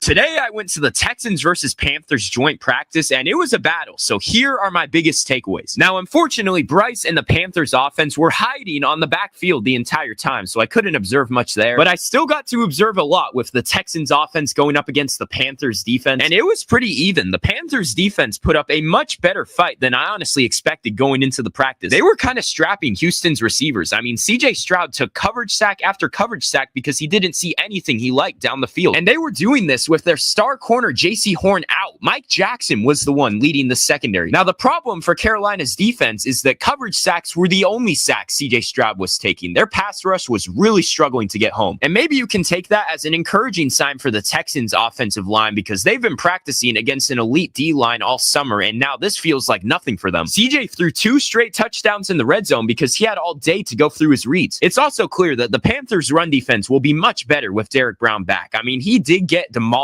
on one play, which was a monster block by Cade Stover, but they were able to swallow a good amount of Nick Chubb's runs. If you asked me which team won the practice, I give a slight edge to the Texans, because when it came down to it, CJ Stroud diced them up in the 2-minute drill, capped off by an amazing Christian Kirk touchdown. I will say this, like, really, really quickly, like, the fact that you have Texans beat reporters and other content creators saying that this practice was so close, even though, like, they're not keeping score, they're not doing whatever, but it's just a vibe that you can get. Like, when the Jets came to Charlotte last year, we knew, like, the Panthers dominated the Jets last year at joint practice. Same thing with the Cleveland, like with Cleveland last week. Like, there was some give and take from the defensive side of the ball for the Carolina Panthers, but, like, the overwhelming majority of the beat on both sides was that the Carolina Panthers won today. You go up against a team like the Houston Texans, and, like, this is the consistent report. That to me is a good sign, bro, because I think that the Houston Texans are a good ball club. I really do. I think they're a good ball club, and I think that just speaks to the development that we've seen over the past year, and specifically over this part of the summer, where you're able to go into Houston and compete. Like, that's all you really want to see, bro, because oftentimes over the last 2 years, we've seen this team fold. We've seen this team be in certain situations that they should have won football games. I think back to Philly. I think back to Kansas City. And all of that is just, like, a lack of attention to detail and not having that competitive edge to get over the hump and to solidify the job transparently. This to me is, like, not a bad thing, because he said if he wanted to, or if he had to pick a side, it was Houston. If he had to pick a side, but it was extremely back and forth. That to me is a positive, bro, because offensively, I think we still balled out. I was happy with the reports that I was seeing as it pertains to the run defense. And then, you know, we already know the question marks that we have in the secondary. And on top of that, there's no JC Horn. So him dicing us up in a hurry-up offense or in a hurry-up session, I personally can live with it. Sacks were the only sacks CJ Stroud was taking. Their pass rush was really struggling to get home. And maybe you can take that as an encouraging sign for the Texans offensive line, because they've been practicing against an elite D-line all summer, and now this feels like nothing for them. CJ threw 2 straight touchdowns in the red zone because he had all day to go through his reads. It's also clear that the Panthers' run defense will be much better with Derek Brown back. I mean, he did get demolished on one play, which was a monster block by Cade Stover, but they were able to swallow a good amount of Nick Chubb's runs. runs. If you ask me which team won the practice, I give a slight edge to the Texans because when it came down to it, CJ Stroud diced them up in the 2-minute drill, capped off by an amazing Christian Kirk touchdown grab. But there was plenty of encouraging and concerning stuff from both sides. You know, I feel better about Houston's pass protection at this point, but I'm worried about their run game and receivers. Meanwhile, Carolina, I feel better about their coverage, but I'm worried about their pass rush. That shouldn't surprise us. That pass rush is going to be questionable all season. Let me just let y'all know. Eric, what's popping?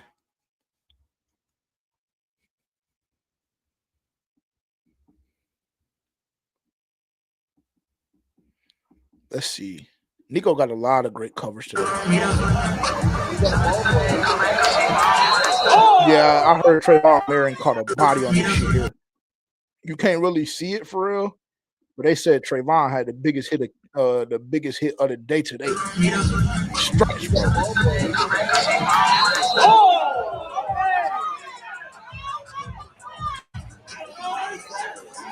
Yeah, Schultz.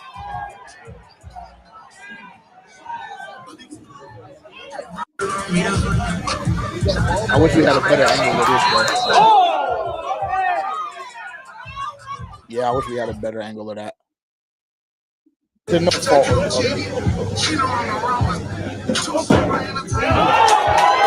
of the touchdowns we saw from the previous video. I think he also got the Mike Jackson interception too.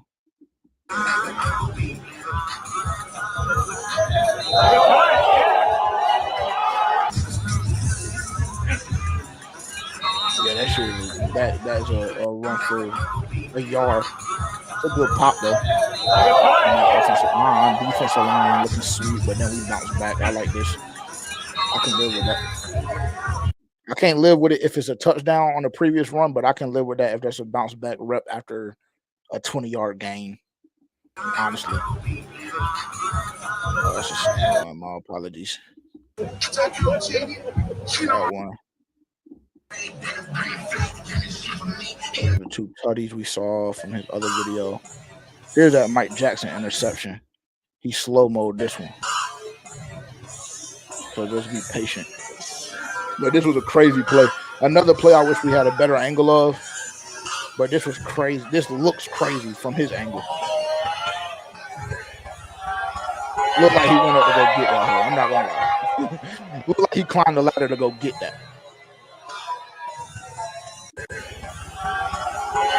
Cause like at the high point of the ball, like that's OD. Josh Norman versus Saints.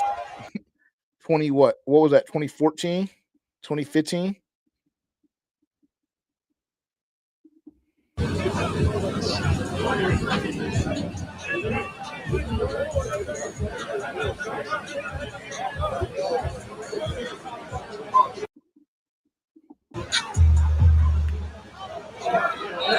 Keep showing that. Well, that's the other angle of that Derrick Brown play. So I will show it. Just so we show that. This is the other angle. I knew there was another video that existed.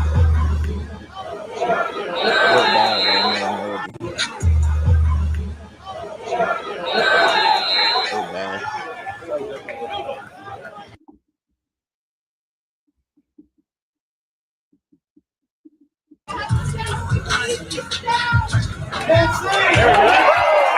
There's another angle of this video too. I mean, one of honestly, Corey Thornton has had a phenomenal camp, but that rep that Nico scored on that particular video we just watched, I saw another angle of that one, and to be honest, it was nasty. It was a nasty rep by Corey Thornton. It's a rare time that our teams here are actually good.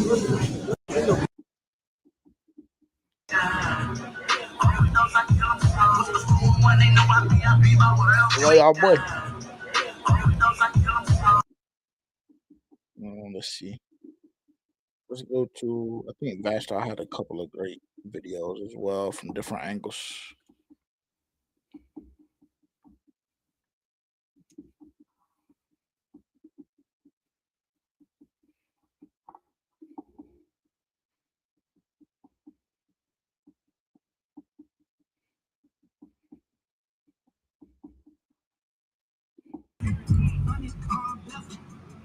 Here's that XL touchdown.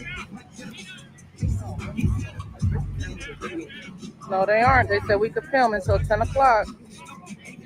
They said we can film until 10 o'clock. Hey, listen, bro.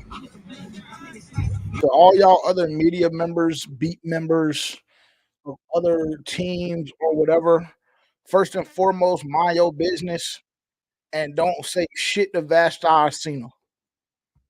Don't say shit to neither one of them two. Anybody else, you know what I'm saying? Shout out Alex and Mike, and, you know what I'm saying? Anybody else, you know what I'm saying? Do what y'all do. Because I just have confidence that they just gonna straighten that shit out. Don't say nothing to Vashti and Sheena. We'll crash behind them two. We'll crash behind them two. So don't tell her that. Don't try and tell her shit, man.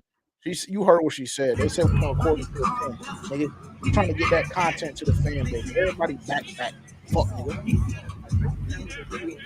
No, they aren't. They said we could film until 10 o'clock. They said we can film until 10 o'clock. And straighten that shit out quick.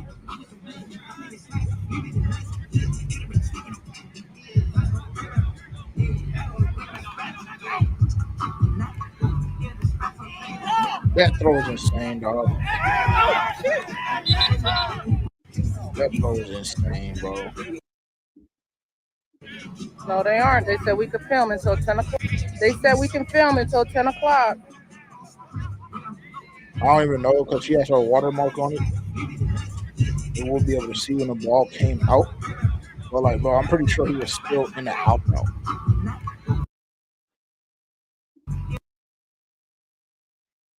That's OD. That's OD, dog.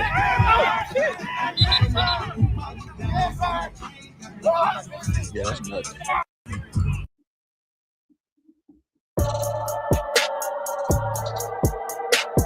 Is this just okay? Bet. Let's watch this. This is a 5-minute video from Nashville at Carolina Blitz Hole. Let me pull it real quick. There's a couple of people. If you guys are into Carolina Panthers content, and I would assume if y'all were here, unless you're like a random Texas fan that stumbled across this video on YouTube, shout out to y'all. We are extremely Carolina Panthers biased over here. But if you enjoy Carolina Panthers content and kind of getting like that up close and personal view, and even if you just like in-depth analysis or you like opinion-based things like we do, there are a couple of people that y'all need to be following. If I forget anybody, forgive me. But at Carolina Blitz, y'all need to be tapped in with Vashti and her team over there. At Sheena Marie 3, I think is her at. Need to be tapped in over there. Of course, y'all already know how we give it up when it comes to unnecessary bluntness, aka at Dunk on Demand on X. Mike K, also a great follow. Alex Zetlow, he works kind of in tandem with Mike K via the Charlotte Observer. Panthers on Tap, they do a lot of great work. Ricky and those guys over there. PNP, Panther Nation podcast, y'all need to be tapped in with them. Who else? Again, forgive me if I'm blazing and not forgetting, or excuse me, and forgetting anybody. But those are really like, as far as the beat is concerned, at Carolina Blitz, Sheena Marie, Alex Zetlow, and Mike K, they're going to give you some great insight. So go ahead and if y'all aren't familiar and y'all aren't following already, which I would assume a lot of y'all are, but if y'all aren't, then make sure when y'all hop off this stream or do whatever y'all gonna do, take the time out to go tap in with them because they do a lot of phenomenal work. And transparently, based on the situation that we were dealt or the hand that we were dealt as fans this year with not being able to attend training camp, like it would be a very, very slow time for us this year.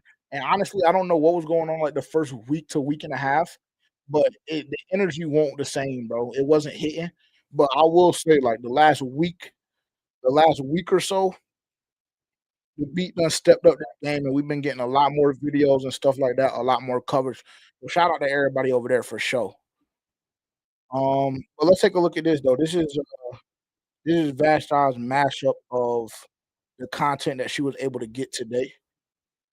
And we'll just, we'll go through it. We'll watch it together as a family, and then we'll kind of pause it and do whatever we're gonna do here now. Actually, before we do that, I'll get to the chat real quick. I see there's a couple of things, but we're gonna come right back. I promise. We'll come right back to it. Let me see.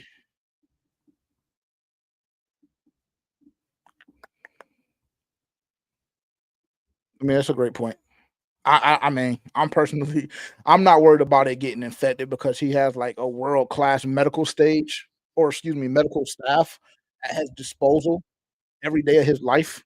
But I mean, that's a fair point. But I don't think that that's contributing to him not practicing. I think that there's being overly cautious, which you should. If you're talking about a, you know, 80, 90, $100 million guy. Like, yeah, we're just not rolling him out there a week after a car crash and he has stitches in his thumb, and we're less than a month away from the start of the season. We're just not doing that. Like, unfortunately. Okay, here we go. Some good insight. Texas fan here. I was there at the practice and shit. I didn't expect this. Panthers definitely got something going. T Mac, my goodness, y'all grabbed a star, and Xavier had monster cornerback bad as well. LOL. Shout out to Miles and Cognac. I like that. I like that act. Shout out to you, bro. Appreciate the honesty and the insight. For real, for real. Shout out to, like I said, shout out to you for being unbiased. Like we definitely appreciate the insider information for sure. And when you have somebody that was able to actually make the practice, that's always going to be great information. So I love hearing this. To be honest, coming from a Texans fan, I love to hear this, bro. Love to hear this. That means that we did something right today. We did something right, and that goes back to my point that I was making when we were watching Elite Takes. Minute and a half TikTok or Reel, whatever it was on X, and he was just talking about if he had to give an edge to somebody, it would have been the Texans. But in that same regard, like I like the fact that we're making people have to think about the fact that you know maybe the Panthers won, maybe the Texans won, whatever the case may be. Like that means that we went in there on a mission and we executed properly. I like hearing stuff like this. I like what I heard from Nico. Like that's good for us, bro. That's good for us. It's all about stacking those days, stacking as many days as possible until we go into week 1 against Jacksonville. That's the only thing we can ask for right now. And I'll go into, some of my expectations. We'll rock out, excuse me, for a little bit more time. Also, if you just joined and you're not familiar with what's going on tonight, we had Terrence on earlier. This is Move to Change, but we had Terrence on earlier. We had a couple of different conversations just about the depth chart, about Austin Corbett, obviously the news of him being announced as a starting center. What else? A couple of different things. So you can rewind and go back in the stream and watch that if you want to kind of get up to speed. But also 10:30 p.m. Eastern time, I'm going on Just Bland's live stream. So I'm gonna see if I can like keep the stream going and then maybe like project. I don't know. I'm gonna try and finesse it, but 10:30. I don't know if we're gonna stay on until 10:30. Maybe we will, maybe we won't. Because if y'all want to, we can go look at some of the interviews and stuff. But yeah, so that's what's going on. Dylan, I saw that you asked about Terrence. Yeah, he was on. He stayed on for an hour and then he dipped. But we still rocking out. We still rocking out. We got some people in the chat, got some people on YouTube, got some people on X. So we're gonna keep it going. But yeah, bro, love seeing this. Love seeing this, love hearing this, because it seems like this sentiment is being echoed throughout the whole beat, throughout the fans that were able to make it, throughout the mainstream media as well. Like, yeah, maybe the Texans got the edge because CJ was able to do what CJ does offensively, but in that same breath, the Carolina Panthers put up a fight. And I believe that when we get into the season, these are the type days that change everything, in my opinion. Honestly, it's some dog days of summer when it's 90 and feels like 100 in Texas, and you're going up against a prolific offense when your team has the opportunity to get battle tested, specifically the defense, right? We didn't really hear much about any excessive pressure on Bryce Young either today. And that's something to acknowledge as well, because like I know that the trenches don't get a lot of love, specifically the offensive line. But going up against this defensive line, and it wasn't much pressure on Bryce Young today, that's good money. That's good money, especially when you talk about the injuries that we've sustained, the battle going on with the centers, like, and just being able to plug in a couple of pieces here and there with a makeshift offensive line. It's still working, us executing properly. Didn't really hear about any defensive end for the Texans going off. So that's good news for Ike Mekwanu, who's looking for a new contract. That's good news for Taylor Moton, who doesn't know what his football career will look like after this season, right? So these are all things that, like, even though we see, cool, CJ Stroud throws for 2 touchdowns back to back, or whatever the case may be, right? These type situations, we have to take the good with the bad.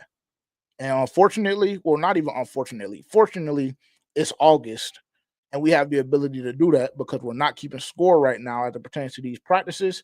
When you look at going up against Cleveland, you look at going up against Houston, it's just about the execution. And it's about executing. It's about competing. It's about, showing that development and growth to the coaching staff if you're one of the guys on the bubble, whatever the case may be. So I'm not going to lie, me personally, I'm happy with the reports that I've been seeing coming out today. I am. That's just me. Y'all know, for the people that have been with us since day one, for the people that are new that maybe have only known us for 2 or 3 months, whatever the case may be, if you know my tonality at this part of the season, every single year, unfortunately, this is just how I get, bro. But I'm starting to get a little delusional. I am. and for whatever it's worth, I've always had us at 10 games. Like, since the schedule dropped, I had us at 10 games. And then I believed I dropped us down to 9. I wish Terrence was here because he would be able to tell y'all the timeline, because that nigga, he be on my top. Him and Tavian, they be on my dick, but it's okay. Nevertheless, I believe I had us at 10 wins for like a month and a half, 2 months, maybe even 3. And then I forget what happened. Something really, really blew me. Something happened, and I think I dropped us down to 8 or 9. But like, I'm still in that range, bro. I'm in that 8 to 10 range. And to be honest, there's nothing that can happen with the exception of Bryce Young getting hurt, God forbid, knock on wood. I hate that I even put that in the atmosphere. But with the exception of a wild occurrence like that, I have this team winning 8 to 10 ball games. I just do. And when you have the ability to put that on display, the work that you put in during the summer, and you're going to Houston to compete against a playoff team, and holding your own and making niggas question what was going on, what happened, making niggas question who won the day, it's a great sign. It's a great sign. Shout out to you, bro.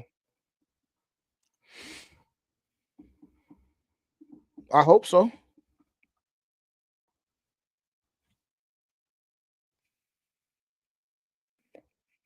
I hope so. We still need help in that secondary, if you ask me. I'm not gonna lie. Like, I know Corey Thornton, and you see what's happening, what's popping.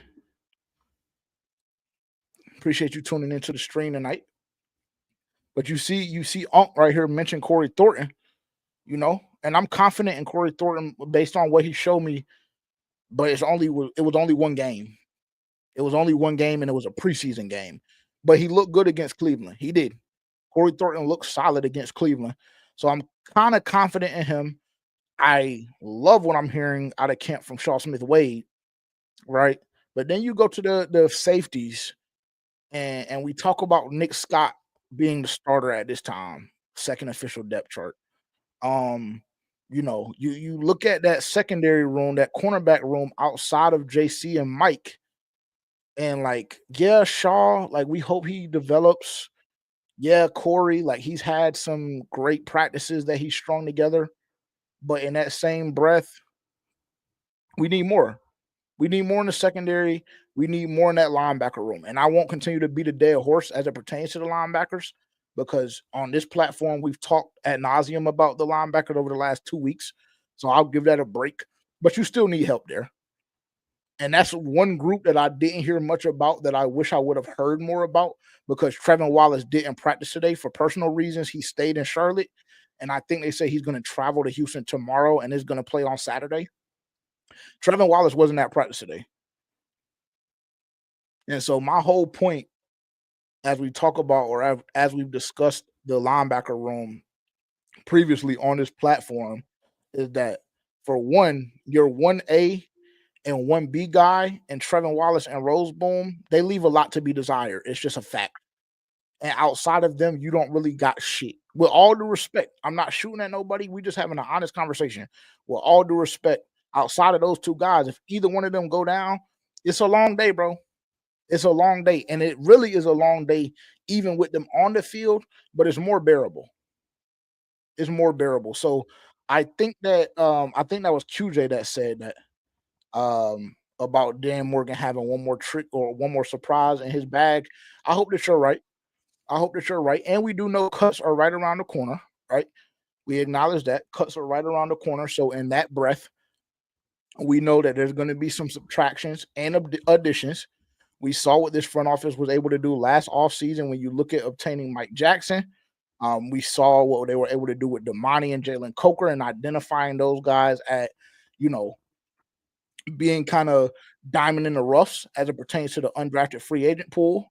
We see what Corey Thornton is doing up to this point in the offseason, right?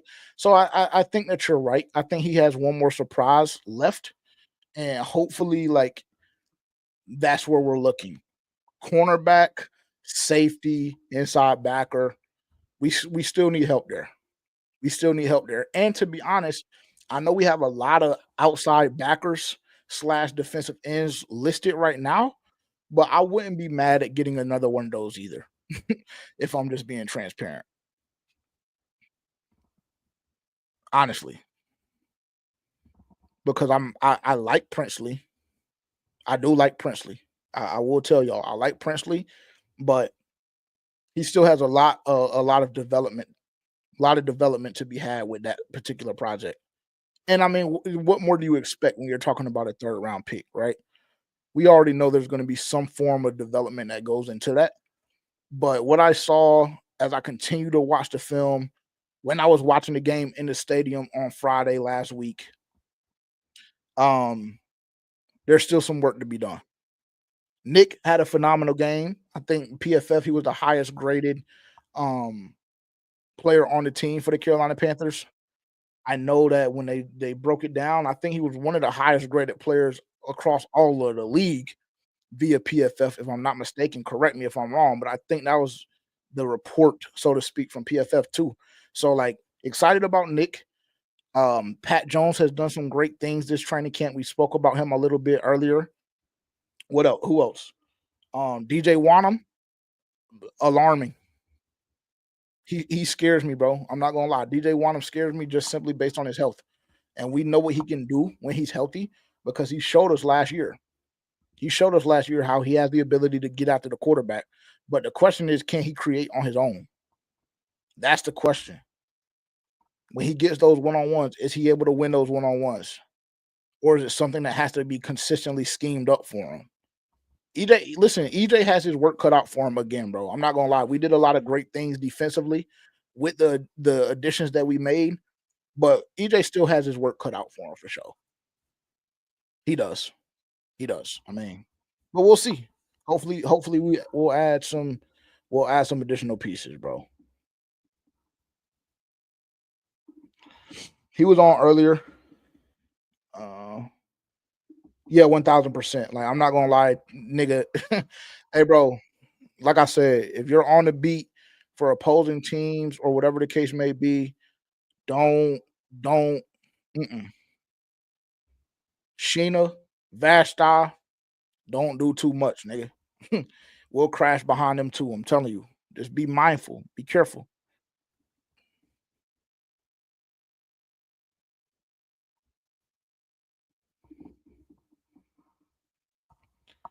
I didn't see this.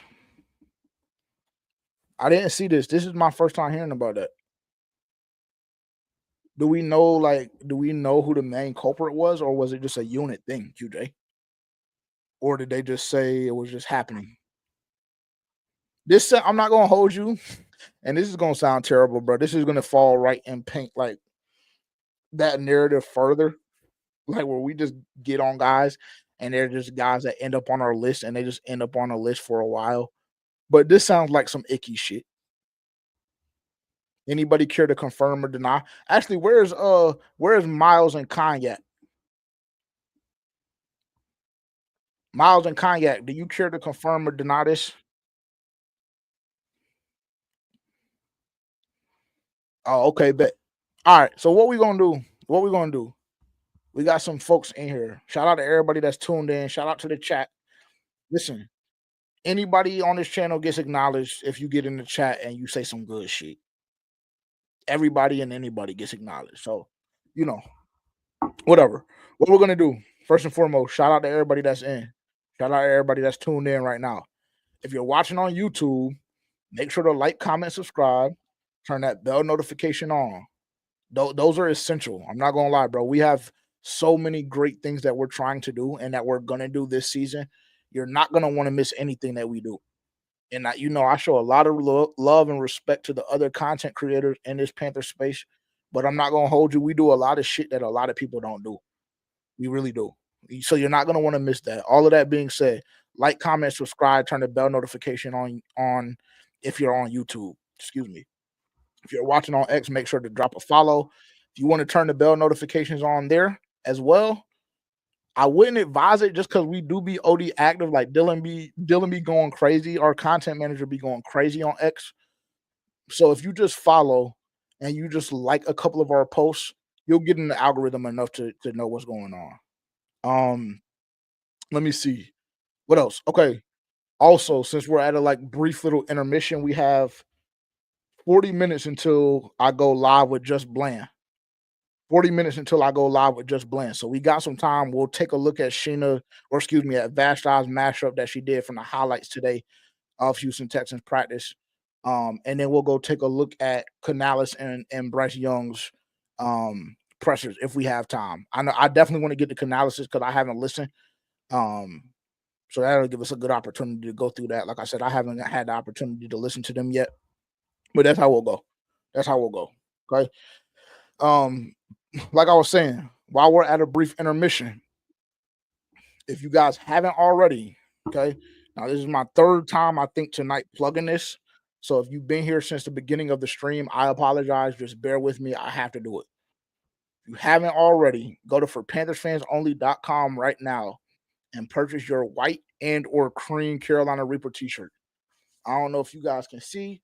I got mine on right now. Y'all ain't gonna be able to see the back because of the way my chair is set up. So it's just not happening. But trust me, it's one of them ones for sure. So if you haven't yet copped your white and or cream Carolina Reaper t-shirt yet, go to forPanthersFansOnly.com right now. You have 9 days left. After those 9 days, those shirts will never be sold again. The white and cream Carolina Reaper tees after this 9-day period will never be sold again. Now, if you like the black and you prefer the black and you want to have multiple, you'll have the opportunity to do so. But as far as the white and creams are concerned, never be done again. So you have 9 days remaining. So if you haven't done so already, go to forPanthersFansOnly.com right now and go cop your Carolina Reaper tee. Okay? All right, we're all squared away. That's the last plug that I'll do until the end of the stream. So when I start doing plugs the next time, just know y'all can wrap it up and head over to Bland stream because that's where I'm heading. And maybe like I said, maybe I will I'll figure out a way to stream from Bland stream onto here so then the people that are on here can just stay on here and then Bland can bring his folks and then we can all just conjoin. Maybe we'll see what we can make happen, but we'll check out Vashti's highlight tape from today. Let's see what we can see.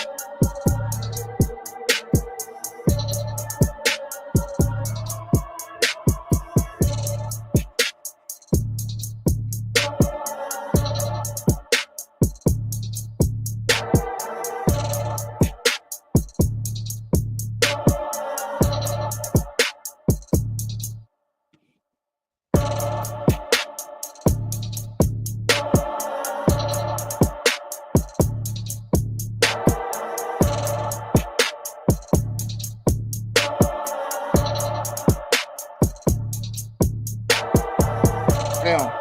Hey, hold on. Who was that? Q that brought that up? That was one of them false starts you were talking about right there. And this is before, this was before 10 local time. So this was early in the session. What is this? Who is this?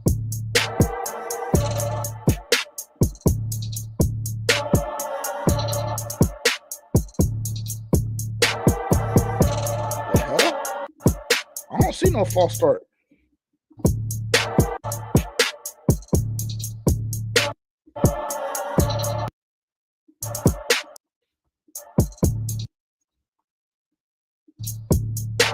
Maybe the guard?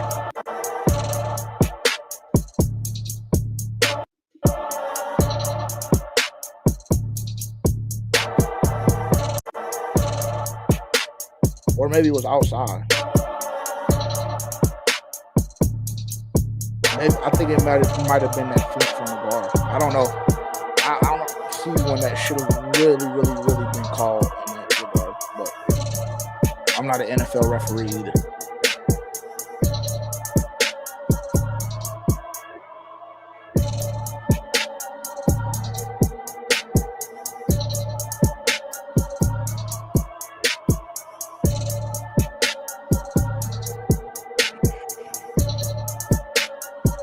Hey, I'm gonna just say this too. Andy Dalton is broken. I don't know what has happened from like last season, week 3 to now, but he don't look like the Andy Dalton that we got last year. I'm not gonna hold you. I'm just letting y'all know right now. So like anybody that's still a Bryce hater or anybody that like thinks that we'll be okay if hypothetically speaking, again, knock on wood, if something were to happen to Bryce and he were to miss an extended period of time, just know we're going to be fucked. Because Andy Dalton ain't the same person. But I digress.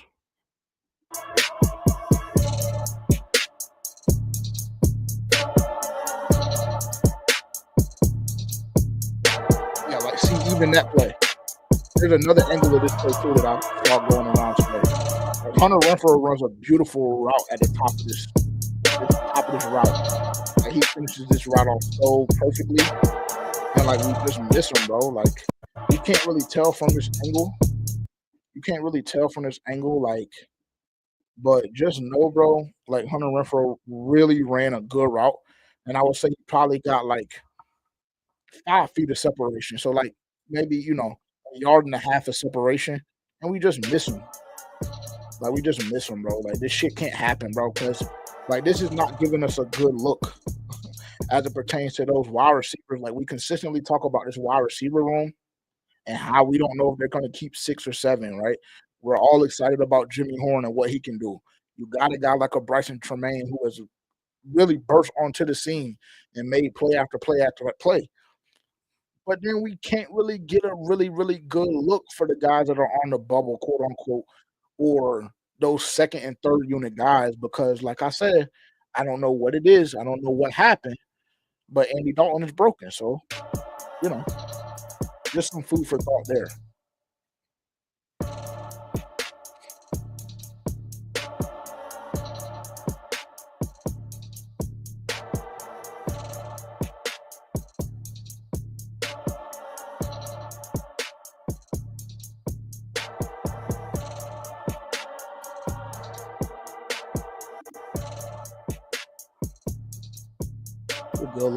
Good little reception. I don't even know who it was. It's a good throw by Bryce, though.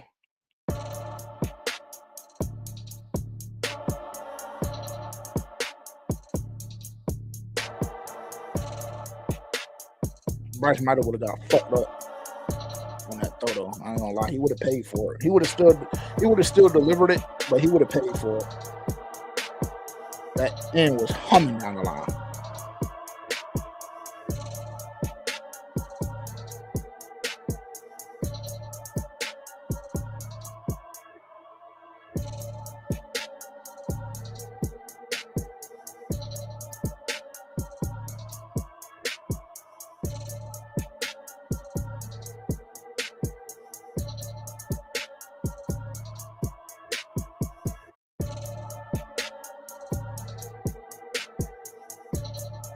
This is the fucking Mitchell Evans fumble. I mean, I don't know what happened here.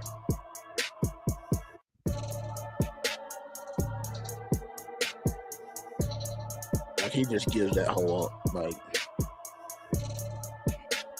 hey, 9. I know we're competitive.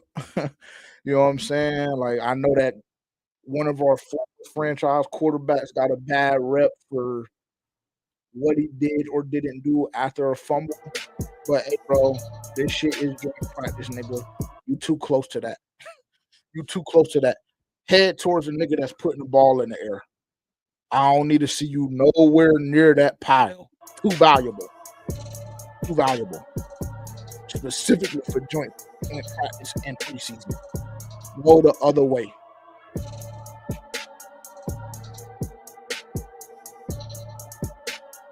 Not a bad rep. Just from seeing where the run started and stopped. Obviously, we couldn't see much from that angle there.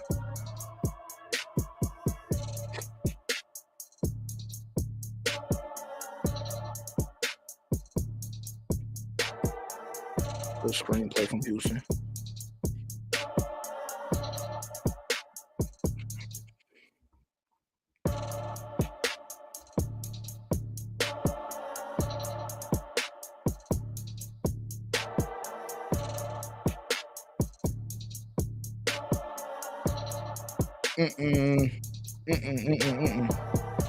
Who was that?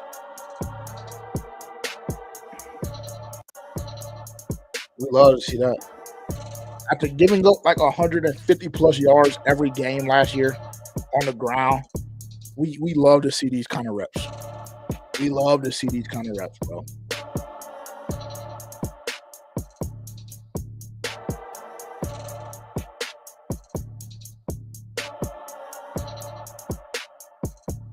Shaw? I think that's Shaw.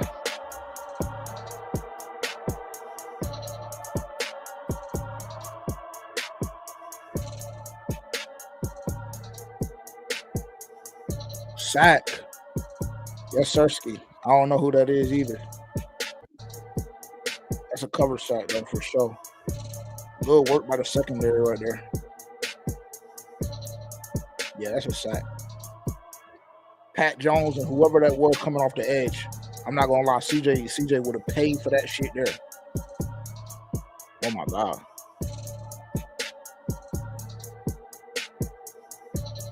Two or 3 yard rush right there. Not terrible. I just hate the fact like our D line always seems like they're going backwards, bro. On the rush reps. Little flat route. That's nothing. I mean, 2 or 3 yards again. We can live with that.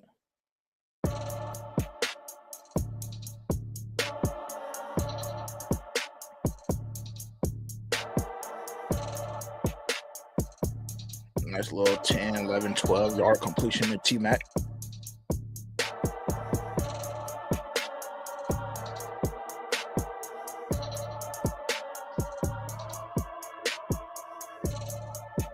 Oh, shit. That's the pick. That's the Bryce Young pick. You can't even see for real what happened, though. You can't really see at all what happened on this. Yeah, that's the pick.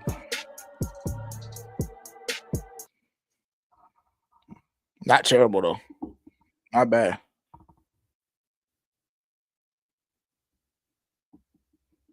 Not bad.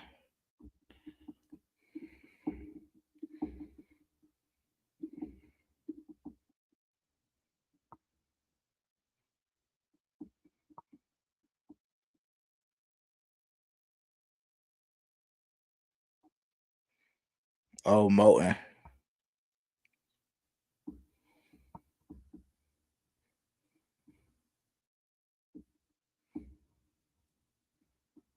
All right. Let's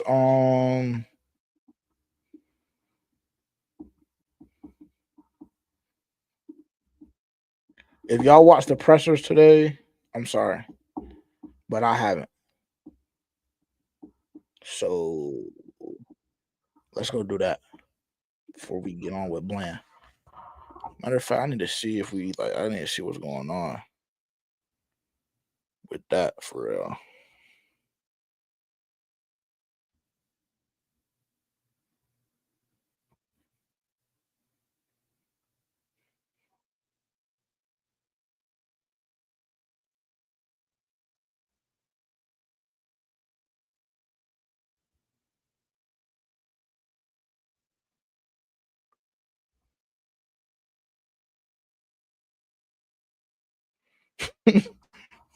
Haley, I just got your message. You just a bullshit nigga, dog. Really, it's just bad, bro. All right, let's see.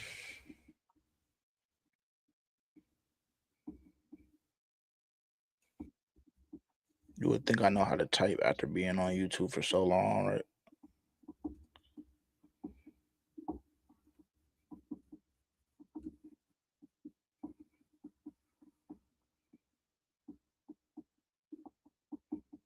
I'm sorry for that knocking noise too, bro. I'm gonna get the setup right, man.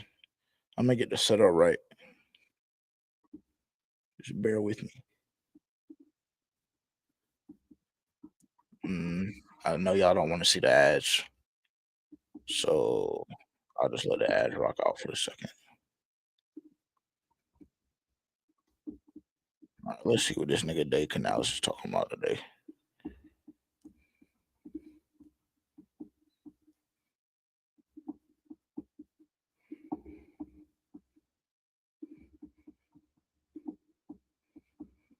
An amazing day.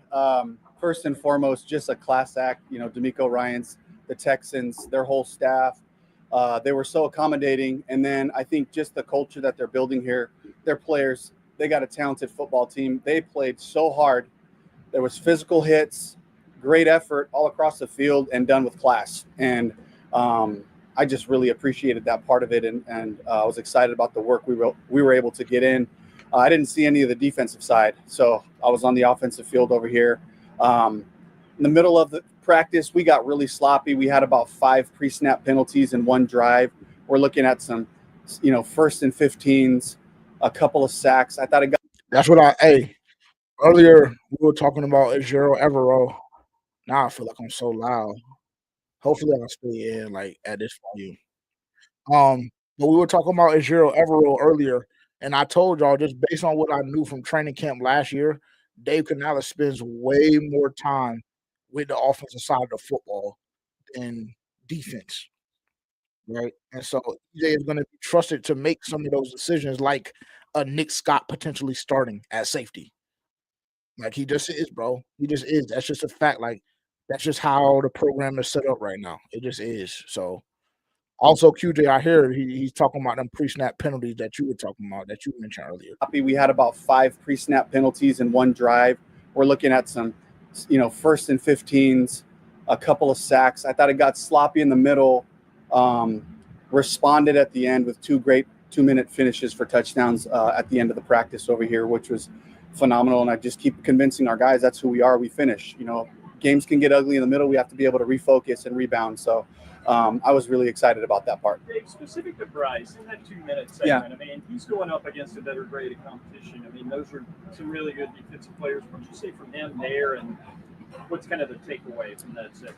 Yeah, just our process is getting to the line, using his tools, using his answers, reading coverages, and just being accurate with the ball, extending plays when he had to. And the more opportunities he gives our guys to make plays, they've come through for him. And I think we had a big defensive pass interference that actually flipped the field. So you can see how it goes both ways. But he did a great job today. You talked about the pre-snap penalties after the preseason game. What is that? I mean, how do you fix that? Yeah, I just keep teaching the guys, and they see it when we get. Niggas just got to be fucking disciplined. Like that's really the answer. Like niggas got to be disciplined, bro. Like honestly, at this level, bro, in the NFL, like pre-snap penalties should damn near be like the last thing that we worry about unless we're in fucking Seattle. And even then, like I'm expecting preparation to be proper enough for us to execute properly. I just am, bro. Like niggas just got to be disciplined. get into these This is situations. and the pre-snap penalties, and I'm not going to harp on it because I do believe that just based on everything that I've seen, I do believe we had a great practice today. I do.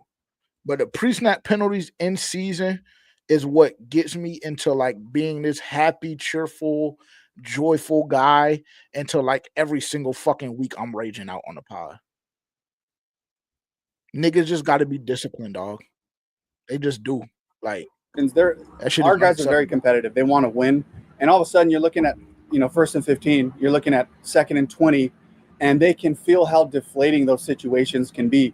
We've overcome that at times, but it's hard. It's hard to get those explosives to get yourself back on track, but it's something we have to keep teaching off of and ultimately let them know, like the guys that are repeat offenders, we're not going to be able to play you. You're not going to be able to help us if you keep putting us in bad situations. You talk about that wide receiver group. It's the stat room. And like you said, the Texans have some pretty good DBs. What did you see out of that group today? I saw good battles. They had their work's worth today with a fantastic group, with Stingley and Lassiter and Petrie and Bullock back there. Sorry if I'm missing any of the other great players. They had a couple of, players out there that were covering us tightly all day. Everything that we caught, we had to work for. It's such great work for us, to be in that kind of a competitive environment that way. And you win some, you lose some, you got to go to the next play. So it was a great challenge for our guys. Hey, Bryce and CJ go 1 and 2 in the draft. Yeah. CJ, offensive rookie of the year. Bryce has the good finish last year.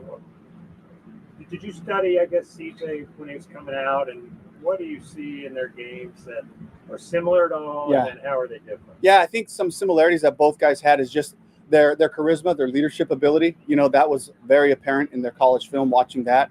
The accuracy, the ability to move off the pocket, extend plays is a bonus to what they do. But I think it's really like you're talking about two first-class guys, that are leaders of their team.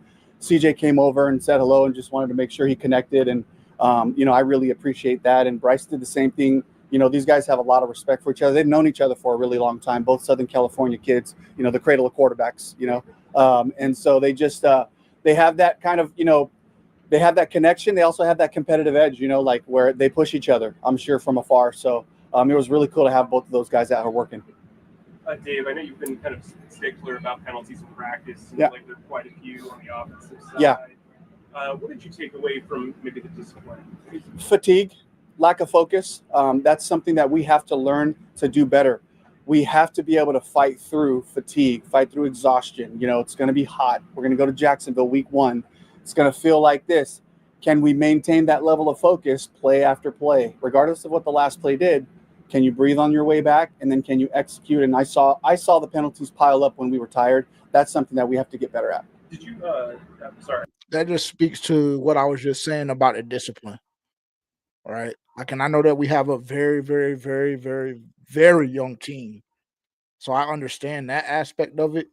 But like, bro, if you want to be a successful football team, if you want to be a great football team, if you want to be a football team that's competing for divisional titles, like all of this shit matters, bro. All of this shit matters. I got you late, but could you give us an update on Nick Scorton? Yeah, Scorton just overheated, so they got him in. They have a cooling trailer like we have, so they got him in there. Try to get his core temperature back down. He had to take some IV fluids, and we just didn't feel comfortable putting him back out there to finish the practice. You get dehydrated. First thing happens is you get soft tissue injuries, and like, of course, worse things can happen when you're overly heated. But they did a good job of catching that, getting him in there, cooling him down. We'll get him some more fluids, and hopefully we can get him turned around so he can play in the game. David, I didn't get to watch defense play. Yeah. In general, what is Pat Jones kind of added to that rush? Just a physical style of play, exactly what we're looking for, to be disruptive on the edge, to really blow stuff up. That's it starts with the run game, and he does that for sure. And then in a pass rush setting, he's got a nice speed to power move, and he's got counters, so he kind of keeps tackles guessing, and he can rush inside. So he's doing a great job, and he's a pro's pro. The way he prepares and works is awesome. There's Jalen Coker and Trevin Wallace. How are they doing? Yes, good. So Trevin has a personal matter that I won't get into, but he showed up. He actually flew in this morning, so he's back with the team here. And then Coker had a fever last night, swollen lymph nodes, so they're They think it's some type of an infection, so they're treating him antibiotics and all that. And they said he's getting better. He's at the hotel right now, improving, and hopefully we can turn him around so he can play. You obviously held JC out. Will he be held out Saturday? Yeah, I would think so. You talked about this earlier, but how important was it to get a hot practice before Jacksonville when Charlotte's been a little unseasonably cool this week? I know we kind of been spoiled with the weather a little bit, but I felt confident about our conditioning level. I think that we're dosing the guys the right way, pushing them, pushing them a little bit beyond their limits, every day and trying to increase their workload. This was a crescendo of the hard work. I love that we were able to come out here to play all the way through, finish with great 2-minute drives over here on the offensive field. I got to check out the defensive side, but I just kind of was looking around and, for the most part, this is a very fit group that's ready to play football. I love the fact that we got this heat. We know we opened up at Jacksonville, but again, guys, it's football. We'll be prepared for it. We let the guys know, go out there, give everything you have. We see that you're gassed. We'll get somebody else out there. And that's where the depth that we're building here is so important as we, continue into the season. 3 series still for the game on? That's the hope. I want to see how we come out of today, because I know, like, right after the practice, thank the Lord, it feels like we came out pretty clean. But, things kind of present themselves. Soreness will present itself tonight. So we'll have to kind of reconfigure in the morning, see where we're at, to see how long we want to play them. But they will be playing. All right, thank you, Coach. Thanks. Thank you. Thank you.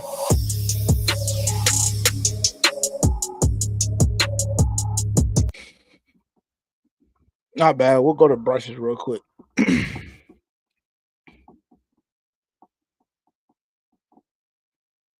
I'm sorry, like, I've been distracted. Hold on, let me not run an ad on my page.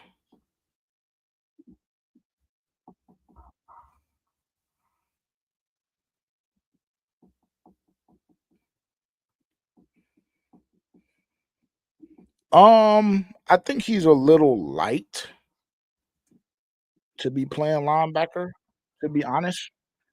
I would be more confident and comfortable, like, rolling Merring down there and letting him rock out. So yeah, I don't know about that.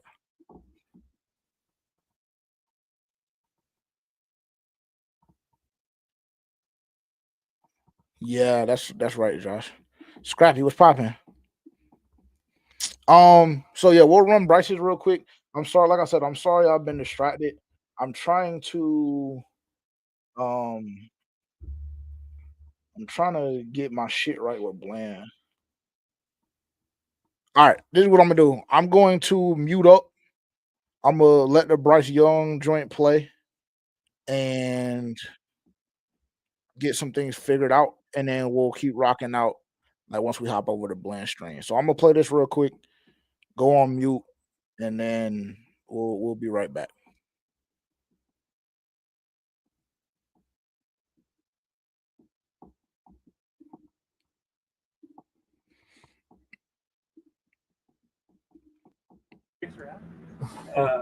Bryce, got to see a bunch of former teammates, especially on that Texans defense.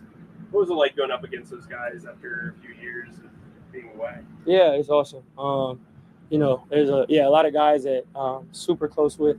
I have some brothers on this team, and just us being able to live out our dreams is really cool.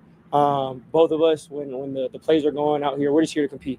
I'm a Panther, they're Texans. That's all that matters in the time. But after, it's great to see. Again, it's a lot of people I'm close with, a lot of people that I'm so happy just to see them where they're at succeeding.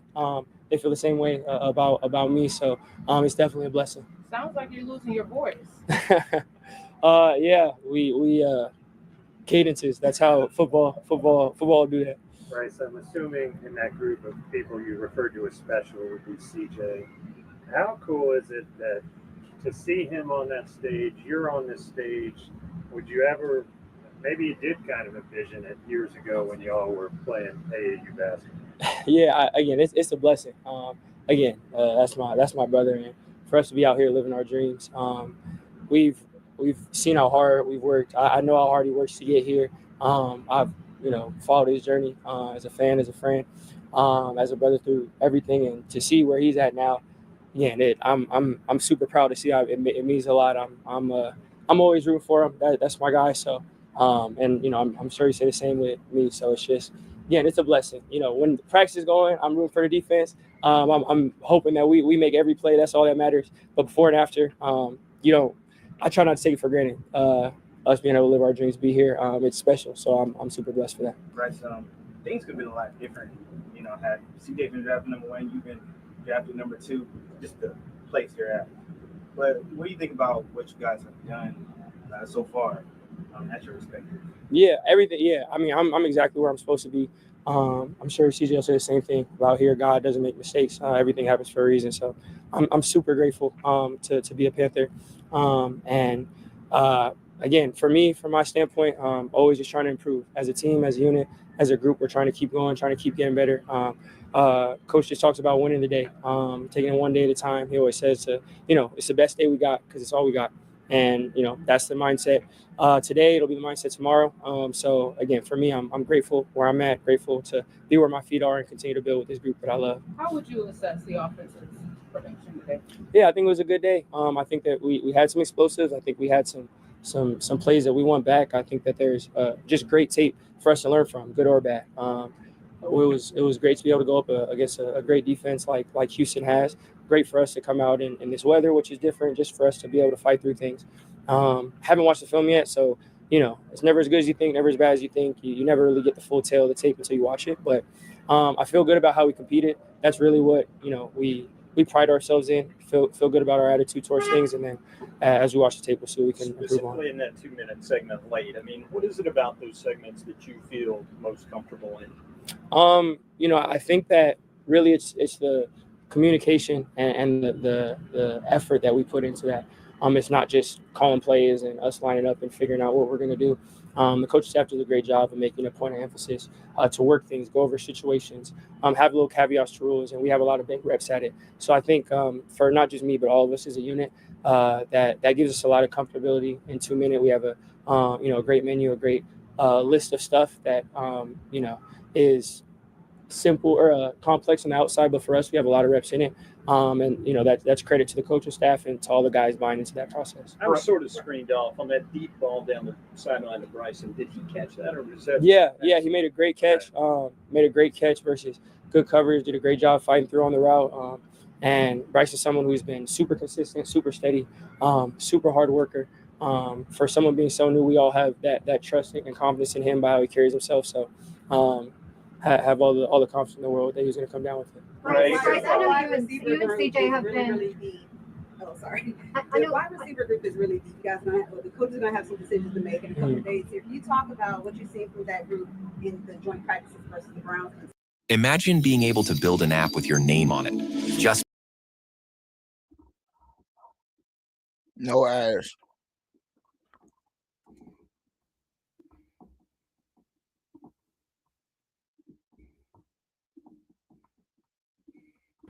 Yeah, just stepping up to competition. Coach talks about not trying to raise our level, but to make sure we sync to the level of our training and technique. And you see them just being who they are, consistent. And it seems it seems like they're stepping up. In reality, they're doing exactly what the coaches are saying, being consistent on a day to day. You see that it brings out the best in all of us, gives us that ability to see tighter, have more focus. So yeah, like you said, it's an extremely competitive group. It's unfortunate how NFL is that we can't keep all of them because they all deserve it based on how hard they work, how much they produce. So obviously that'll be a front office thing, but we have confidence in all the guys across the board. Bryce, I know you and CJ have been friends for a really long time. Would you be able to share with me something that he's brought to your life as a friend? Yeah, there's a lot of things. I think one of the biggest things that I respect about him is just his consistency as a person. He's someone that I've seen, I've been around him in a lot of different outside perspectives. I've seen him as an overlooked middle schooler, high schooler that I've been around that was just as good, but didn't get the following, didn't have the offers, didn't have the hype. I've seen him at Ohio State play have after one game, people acting like he's not good and people saying he's this and that, to go on and have the career he's had and be the man at Ohio State. I've seen him here, ups and downs. I've seen him have so much success at this level. I mean, throughout all that, he's been the exact same person. He's been family oriented, great person on and off the field. Someone that obviously I know a lot of people on this team, and everyone tells me how great of a leader he is, how much he means for this team, offense, the entire team, the entire unit, the person he is. So I think just his ability to be that same person, regardless of what his circumstances are, is one of the things that I admire the most. Guys, you guys have that basketball background in common. A couple of years ago, you compared yourself to Darius Garland, him to Michael Porter Jr. Now that you're 2 years in the league, have those kind of evolved? Have you seen differences in the two of you since then? No, I don't think so. I don't think either of us had a lot of time to evolve our basketball game. So I think we're who we're going to be. Or just in the two of you together. I mean, in terms of football, I mean, what it's been like, just the journey from where you guys were joined on draft night to now. Yeah, I think, of course, obviously we both gotten more experience, both gotten more familiarity, more comfortability in where we're at. And it's cool to just be able to have conversations in the off season from, oh, wow, year one, this surprise, this happened. Year two, oh, wow, this happened to you. Yeah, this happened to me. This is what I see. So it's cool, again, to have someone that I'm so close with and been friends for a while, to kind of be able to traverse things at a similar timetable is definitely a blessing. 10 years ago, you and CJ played against each other in the Pomona Steelers versus IE Ducks game. Yeah. Just thinking back to that, what do you kind of remember from that game? What were some cool things about that game? And how cool is it to see that a decade later, you guys are at a training camp practicing against each other? Yeah, it was a fun game. A lot of people out there, but again, same person. I think that game, I think CJ played corner too, because that's a competitor. He is someone who was doing everything to help his team win on both sides. It was a lot of fun being able to play that game, and again, it's such a blessing to have that, be able to look at that, and in the moment, again, we're both all about the team. We're doing whatever it takes to win. Out here in practice, we want to win the day. But before and after, it's really cool to be able to reflect on that and just see how blessed we are. How was it, corner? Oh, that was a long time ago. I don't remember. I mean, I'm sure it was, back in 8th grade, we read it here traditionally, we're pretty athletic compared to the rest of 8th grade. So I don't remember, to be honest, but I'm sure it was good. All right, thanks, Brian. Drink you some lemon and honey.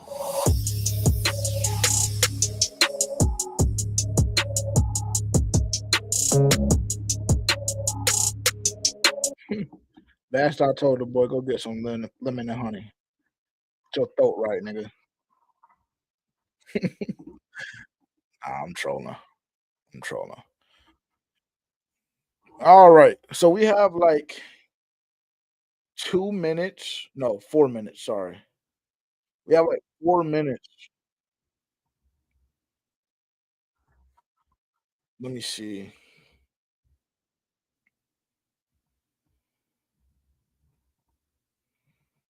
I gotta stop sharing my screen. Yeah, I gotta stop sharing that. I just came off D&D. All right, so we have 2 or 3 minutes before we go on with Bland, and I'm gonna try my best, bro. I'm gonna try my best to see if I can stream here, but also feeding it to. I don't know. We'll see how it works. If it doesn't work, I apologize. If it doesn't work, I'll tell Bland that, hold on, let me wrap up with my folks, and then yeah.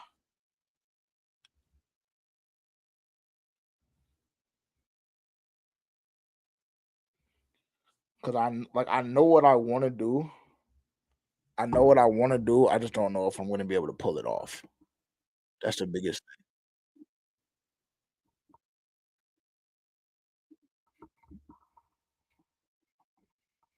I think I will be able to pull it off, though. I do. Because if I am able to share my screen, this, right?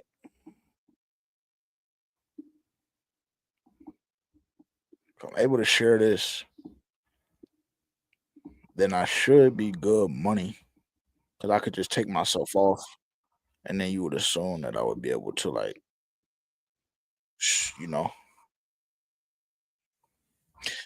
Well, I mean, while we have a brief break, make sure to tap in, like, comment, subscribe, turn the bell notification on if you're watching on YouTube. If you're on X, shout out to you guys as well. Make sure you're following For Panthers Fans Only at FPFO_podcast on X. Um, and yeah, I hope you guys have enjoyed the stream up to this point. Um,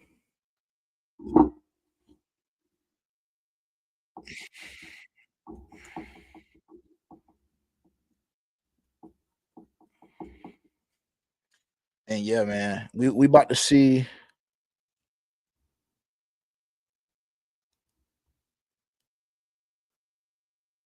We about to see if this works, if we can pull this off. All right, so far so good.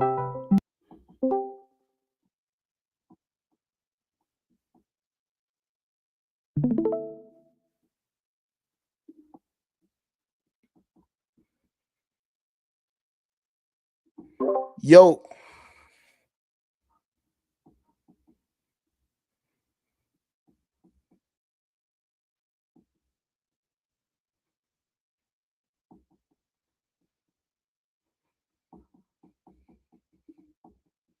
I don't know if this is gonna be like we're gonna see. I might have to clip my stream though, chat. We're about to see. I think we're gonna be good money.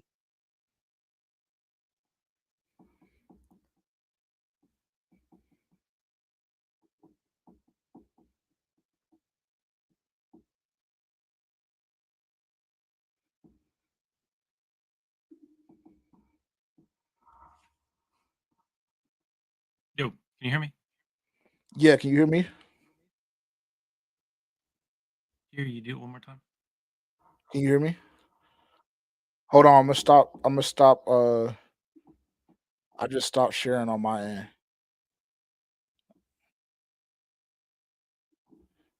I'm still live, bro. I'm trying to see if we're gonna be able to pull it off. So I was sharing my screen like of the Discord, but I just clipped it because I don't know if you want people like seeing the inner workings of everything that's going on. You feel me?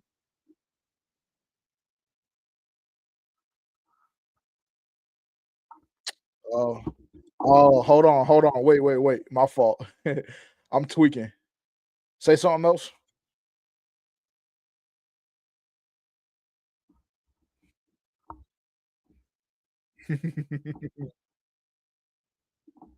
Yeah, we're twins. I mean, it's up to you, bro. If you want to twin, we can twin for sure. But nah, how you feeling?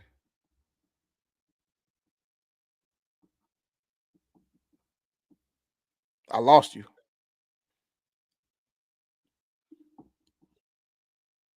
Am I good? Can you hear me? Okay. All right, perfect. As long as you can hear me, I'm good. We good money.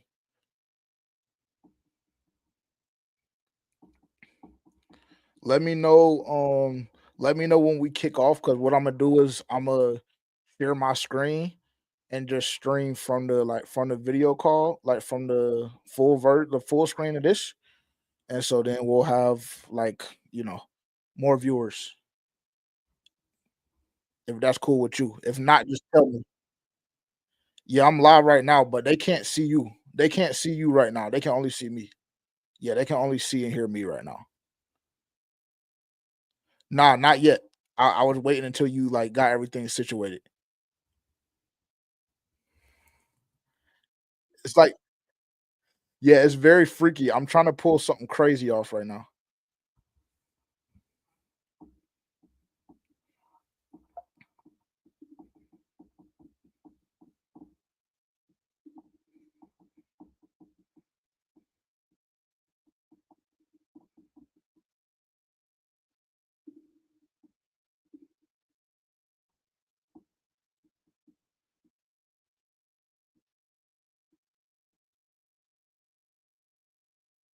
Check, check. What's up?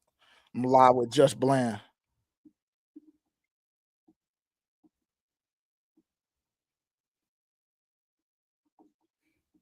Hold on. Let me go back. Damn, did I lose you? Okay. All right. Got it.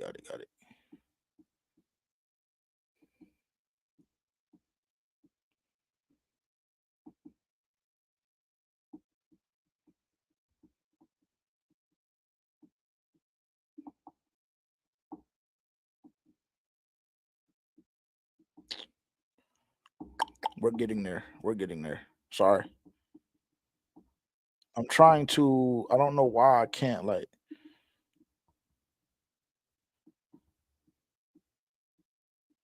Oh, I think I see now. Okay. There we go. All right. So you can hear me, right? Okay, and I can hear you. All right, bet. Are you good if I start on my end, like start sharing my screen on my end? All right, perfect. Okay. Say it again. Nah, not yet.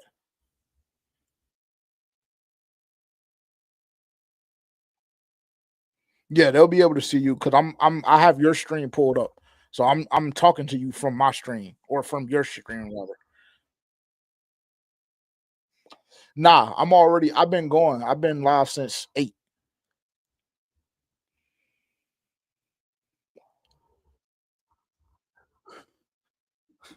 I'm sorry. No, listen. Just run whenever you tell me like you're live, whenever you tell me we're live, you just run your show how you run it. So whatever you need me to do, whatever you need me to say, whatever the case may be, you just let me know, and we'll be good money. Like we're straight. We're straight on my end. Like I said, you just let me know when we're ready to go on your front.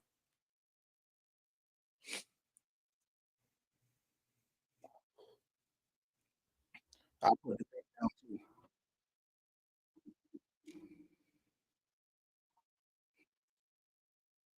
Yes.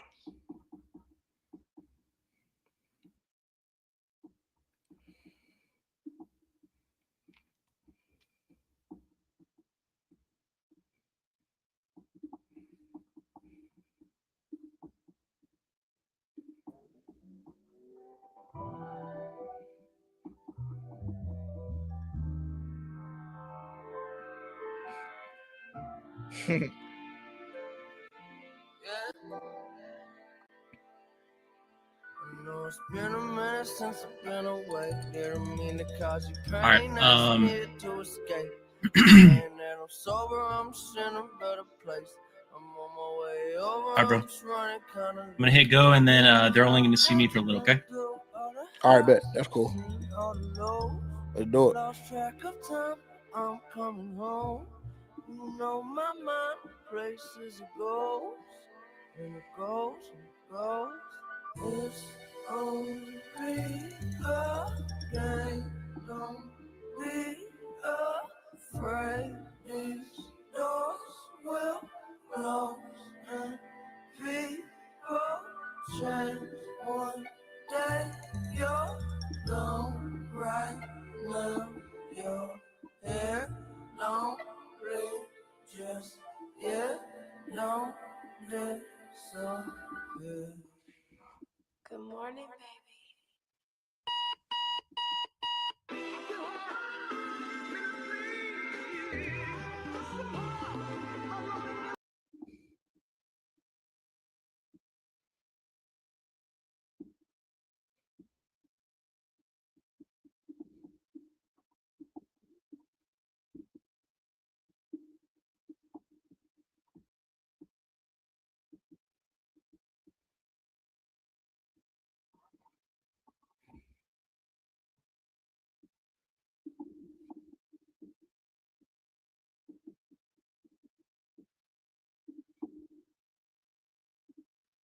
Hey, chat. We gonna get shit worked out. I'm working, bro. I'm working. I'm working. No kizzy. Uh,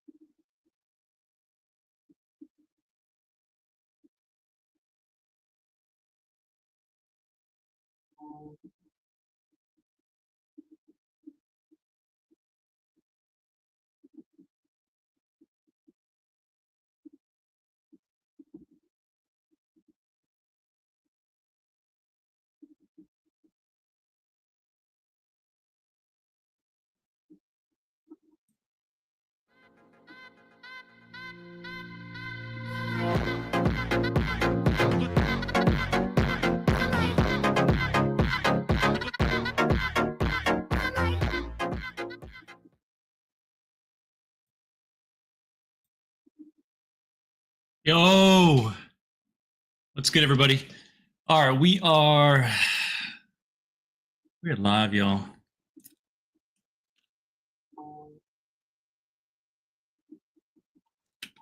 Special guest coming on the live stream. We're gonna go ahead and bring him on. Y'all ready?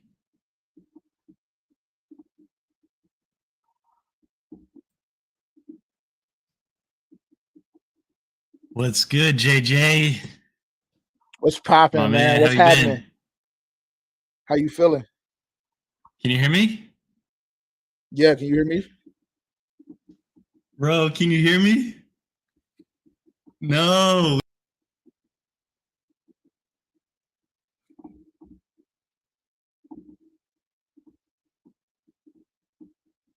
That is perfect, y'all. That is perfect. Hey, can you hear me? There you go. Holy Okay, shit. that's my fault. That's my fault. That's on me. That's on me. My bad. Bro. How you feeling? Dude. I'm feeling pretty good. Like, going to the season. Yo, what's up, Macho? Going to the season. Like, I'm feeling so confident because what we've built around Bryce Young, our offense, and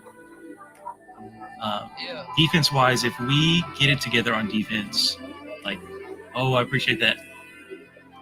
Chado, look, I don't know what's much.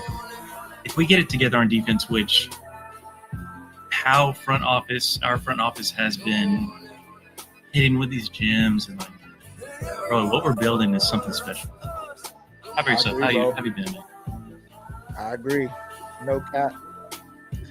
Hey, I think we're going to be turned up this year, Blaine. I'm not going to lie. I'm going to go ahead and tell you I have us at somewhere between 8 and 10 wins. But I guess we'll start things off slow. I won't go too fast. But just know that's the energy I'm on. All right, so 8 and 10, is that playoffs? Are we talking playoffs? I mean, yeah, 1,000%. Yeah, 1,000%. I think that we'll be getting some new T-shirts created this year, exclusively licensed by NFL, NFC South champions. Speaking of T-shirts, can we jump into that real quick? Like, show us what you're rocking over there. I got the Reaper tee on, man. Bro, you guys, like, I need to hear, like, the backstory. Like, y'all are killing it. Killing it. I love it. Like, your website is clean as hell. Your merchandise is coming out. Tell us about it. Yeah, man. I mean, listen, we felt like we wanted to take the next step, bro. So, like, as far as the Reaper tee design goes, like, this was something that we were working on probably at the middle part to end of January last year. Like, even though things kind of ended relatively rough, like, you know, the name, the Carolina Reaper, was kind of catching on within the fan base or whatever the case may be. And so we brought somebody in, a designer. Shout out to our graphic designer, actually, Khalil. I wish I had his Instagram on the top of my head because I would plug him right here. But brought him in, man. You know, told him the vision, and obviously we had to do some revisions and tried to make the design perfect. Because we knew that we wanted to shoot for that March 14th drop. But once we got things worked out, man, like I said, after lots of hard work from Khalil and with everybody on the team, with myself and Tavian, Terrence, Rod, etc. Like a lot of work. I had the vision, bro, and it was just like one of those things where I don't see a lot of Carolina Panthers like content creators really necessarily making merch. And I was running into a problem where like, bro, I'm a bigger guy, you feel me? So like all of like the crazy dope pieces that NFL puts out, Fanatics, like whatever, like a couple of them pieces don't go up to my size. You feel me? So one of them situations where I don't see anybody doing it yet. And more times than not, when the officially licensed gear comes out, more times than not, it's not going to be on my size. So let's do this. Let's just make our own, you know what I'm saying? Our own piece that somebody like fit it to JJ.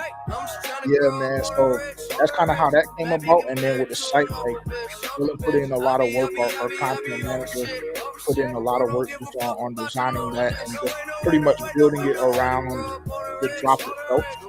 So I think we ended up dropping the website maybe like 48 hours or 72 hours before the shirts actually released. But you know, once that happened, it was out of here, bro. It was out of here. You like just like watching you guys grow has been crazy. Just where you guys were, where you are now. Like even on Twitter, you guys are growing super fast. I love it. Yeah, man, for sure. We appreciate that. It's a lot of work, bro. A lot of work, and it's one of them situations where, like, I tell people all the time, like obviously, like I got the vision or whatever the case may be, and I think me and you may have had this conversation like the last time we were on stream, bro. But having a team that like supports the vision and is like in alignment with the vision, that's really what that's really the key. Like I always give my team the utmost credit, bro, because like, without them, like something would be lacking somewhere. You feel me? Like I have to focus on what I have to focus on, but like when I can focus on one thing and I can have somebody else focusing on another, then I got other t-shirt designs being made, bro, and all of that runs. Oh shit! Like, all right, it's a beast, bro. So I'm excited. So y'all sold out the t-shirt that you're wearing. Yeah, redropped it, and then you had some news recently, right, on this new drop? Yeah, 1000%, bro. So we actually dropped 2 different colorways of this design, of the original Carolina Reaper design. So now people for the next 9 days, because it's not one of those things where we're keeping it around for ample amount of time. No, then we dropped last Friday, so people have like 9 days left to go cop a white or a cream Carolina Reaper tee if that's what they want to do. But after that 9-day period is over, we're shutting it down. And also, like you mentioned, we've sold out of the black ones, but we restocked them with this drop as well. So people can go get all 3 colorways if they want right now on ForPanthersFansOnly.com.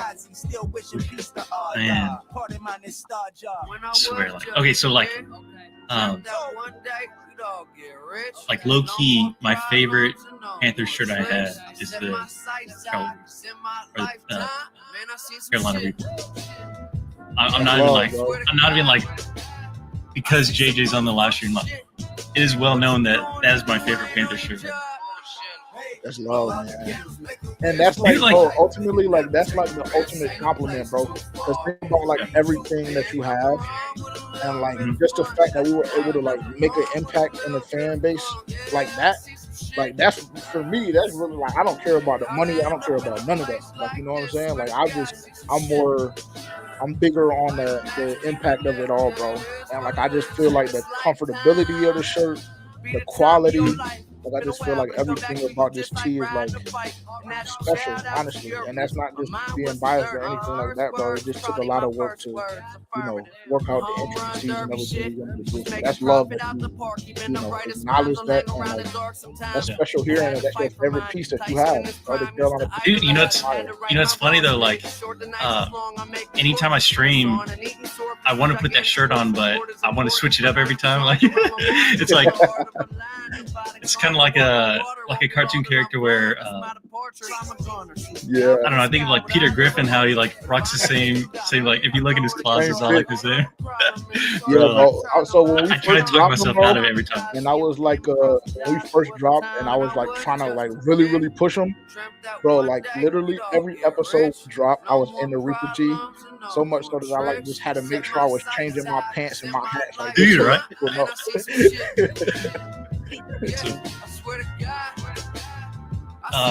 So you have us going to the playoffs. Yeah. We had some joint practice today. What'd you think of that? I feel like there was a lot happening, and it was kind of cool seeing the fans there being able to post content as well as media, which is literally first for us for training camp this year. What'd you think of practice today? I was actually happy with what I was seeing, to be honest. Like I seen a couple of people like say if they had to pick a winner, quote unquote, of joint practice, then it would have been Houston. But the fact that we're making people think about it, you know what I'm saying? Like that to me, the fact that we're in Houston and we're competing. We Like, kept up with them. Yes. I liked what I was seeing, specifically with the run defense. That was good money. I love what I've been seeing from the offense. Like the offense is going to be a problem, hands down. So I don't know, man. I'm just excited. I actually really enjoyed what I saw from camp today, from practice, and I like the overarching view from the beat as well as the fans that were there saying like, look, the Carolina Panthers surprised us. Honestly, we went blow for blow. So that's all you can ask for, man. It's you're seeing it from their Texans fan base. You're seeing it from the media. Soon as I'm out of millions and my girl sprouts some children. But I've been murdering the game. I'm almost out of victims. This food for thought usually enough to feed 1,000 pigeons. I'm out here living if you wonder where I've been, no. Shit, bro. Would you give it all up for these nymphos? I've been broke, then got rich. What's inside your wallet? Half minute, half amazing. But that's just me being modest. I'm an honest man. We live, man. We live, baby. We live, man. Oh, like Everything I get, that is my motto, fam. anything that can go wrong will go wrong. God damn. And all that drama that you coming with, you blowing my high. On my way up to the Y'all function, freeze. getting See? dome in my ride. I don't know what that was. We're back though. We did freeze for like a Shout second. out, you should see us. You can see the way that Yeah, What we're saying is like, so media is starting to see it. Texans fan base is starting to see it. How we were able to keep up. But the funniest thing is like, we've been like, I know for me and like other fans, just Panthers fans, like we've been yelling it as much as possible. Like, y'all gotta watch out for our offense, you know, and you can expect the unexpected. And it only got better. Bro, it only got better. Yo. You had a lot of people that didn't want T-Mac for whatever it's worth. A lot of people that did not want T-Mac. Dude, so going into the draft, I was on the other side. It's kind of crazy that. So two players I was looking at. I can't think of the who's the tight end that went to Indianapolis. Tyler Warren. Say it again. Tyler Warren. Yeah. So I was on the Tyler Warren and Jalen Walker, and bro, I don't know what was up with me that day, but took a jab at Aroa. The biggest thing I've ever done. And it's like a shroud, just like living with me every day. It's like and like you can't delete it. And you can't delete it because you know people screenshotted it. Like that'd be the issue, bro. Like it'd be some things that I'll be saying on Twitter or whatever, and I'm just like, damn, like not even outside of Twitter, YouTube, like whatever. And it's just like you just can't take it away, bro. Like you just gotta live with it, dog. Like no cap. Trust me. Listen, I was like one of Bryce Young's biggest haters rookie year, and then the first 2 games last year, and then in January of this year, you know, I'm creating a T-shirt. Like that's just how it goes, bro. That's just how it goes. But like, for me, it's like on draft day, I was still kind of hoping for Tyler Warren or I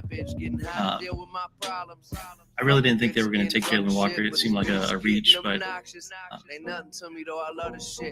whenever they did say Tetaroa, like, dude, I'm going to support whoever we have. Like, what I don't get is, you know, I know kind of like calling you out right now, but like, if we do draft a player and people are hating them, like, being able to support them with the move that the Panthers made, it's like, I don't know, I'm going to support my team. Like, I'm happy with what we did, and it's like, it's crazy. I don't know. Like, we have Well, wide receiver one. let me ask you a question. Are you still not the biggest T-Mac fan? You can be honest. Not that. It's Hey, like, and if you call me out, listen, I say so much crazy stuff on the pod or whatever the case may be. I can handle it. If you call me out, let's talk about it. But I want to know. I if promise you. are like a T-Mac I promise you. Like, I love the pig. I promise you. And it's like, but I can't celebrate like I love it, you know, because that shroud, like I mentioned. You know? Sure, that makes sense. Well, what were you like? This dude is famous, man in HYE. Bro is famous over there. He's on the fucking news after he got drafted. Yeah. Did you see that? Yeah, I did. It's kind of like he's a prince over there. Like low key. He's royalty, bro. He's royalty. Royalty. Low key. Like, I don't know. He's super chill. Like and like the content that he puts out is something we don't typically get. And even seeing like behind the scenes when they were doing the practice in Minnesota, like getting to see like players behind the scenes like Excel and Bryce, like the boat, you know, like Fire. when Excel got into the water, like that shit was too funny. Fire, bro. Fire. I don't know, bro. I think he's special, man. Honestly, and he actually, like, honestly, I didn't think that we were going to be able to get him. I didn't think we were going to be able to get him, to be honest. Oh yeah. But he grew on me this past college football season, bro. Like, I forget. Actually, it was my gambling addiction. When I say addiction, it's a very, very slight addiction. I say addiction just because, you know, whatever. But I say that to say me and Terrence were actually like late night, Saturday night. It was one of those situations where you either get even or you get worse. And I think this may have been like week 1 or 2 of the college football season. Yeah, bro. And we just found. No, bro, didn't double down. That's like rule number 1, man. You can double down. You gotta quit. You gotta quit. Yeah, man. So that's how we even found him. And like that was one of the games he popped for like 160 or something like that.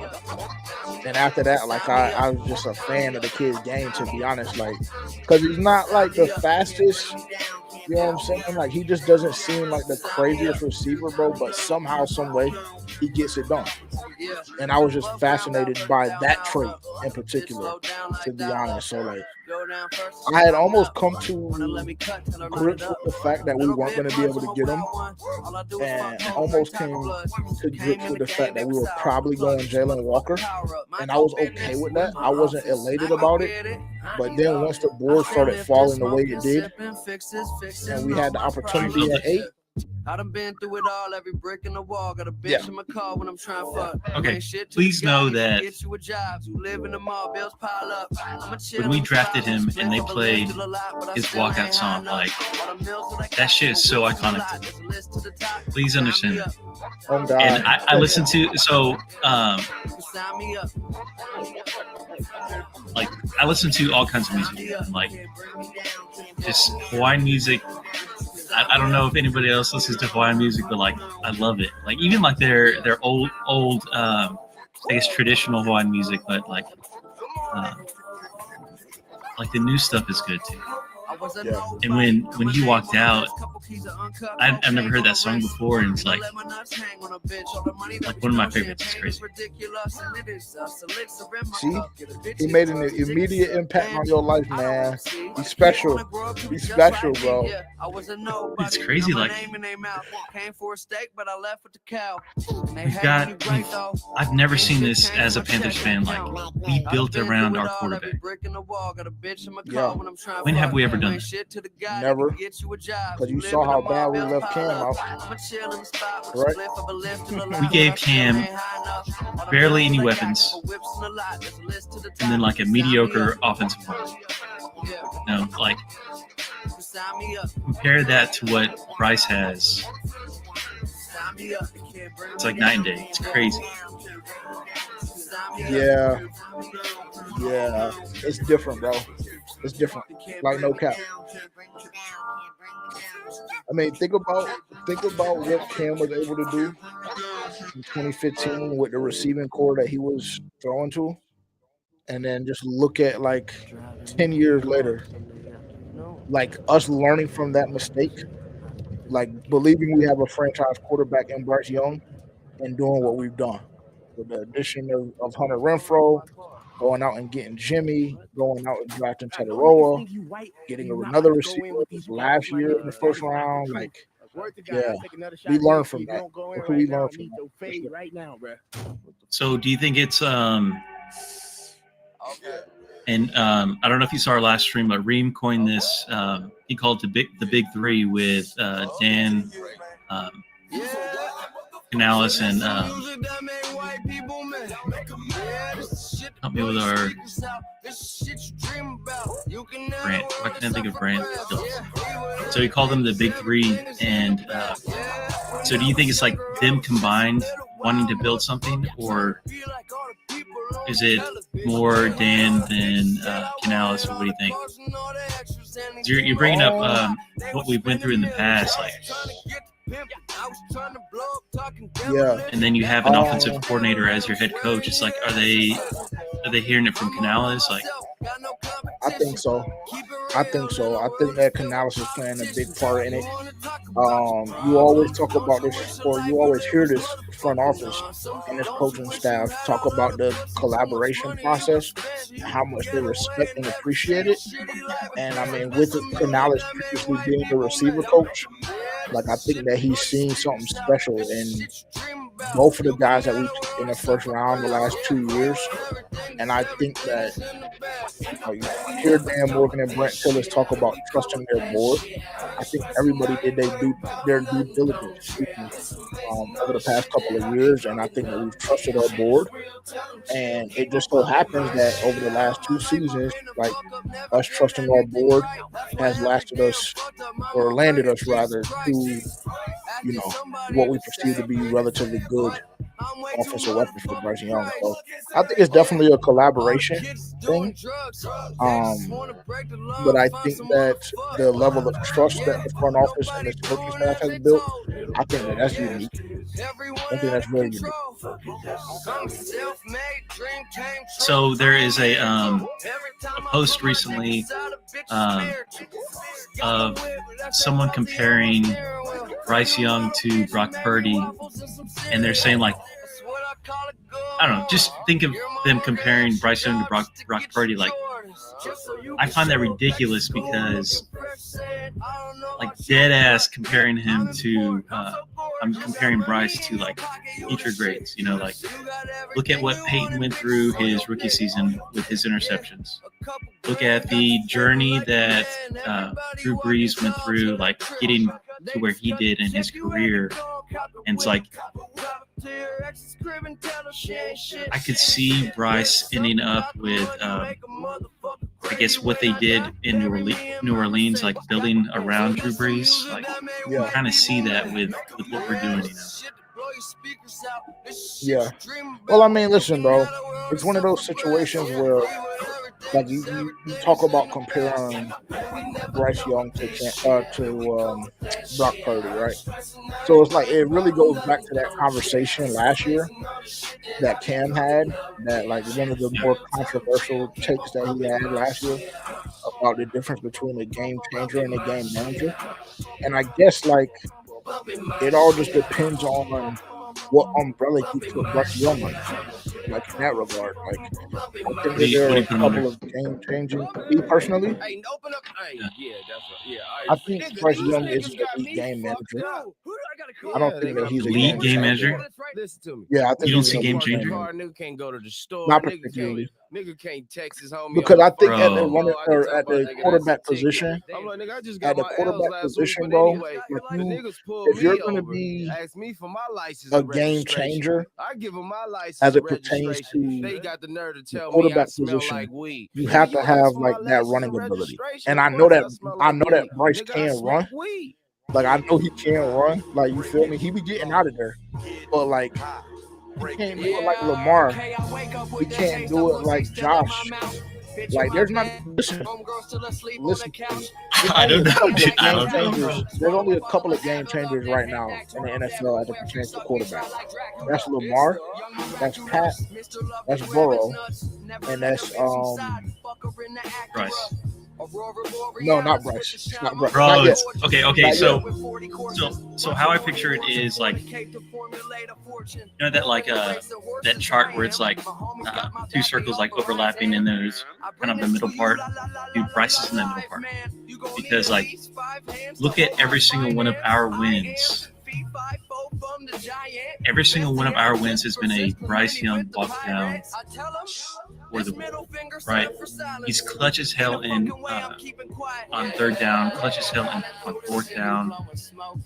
He's got the legs, like he's hard to tackle, right? It's kind of crazy. I feel it. I don't know, bro. It's just like I don't really know how to explain it, bro. Like I would even go back. So like let me give you an example, like Drew Brees. Like, do you believe that Drew Brees was a game changer or an elite game manager? Matter of fact, don't even answer that. Don't even answer that. Answer this one. Do you believe that Jalen Hurts was a game changer or an elite game manager? I'm drinking whiskey out the bottle till I black out. 1 million, 2 Jalen Hurts is tricky though, like because it's like you can switch out that quarterback. It's really the system, like exactly. Like so with you saying that, you would lean more so towards Jalen Hurts being an elite game manager, right? Because he's not bad. Like I don't think that being a game manager is bad or being an elite game manager is bad by any stretch of the imagination. Yeah. Right?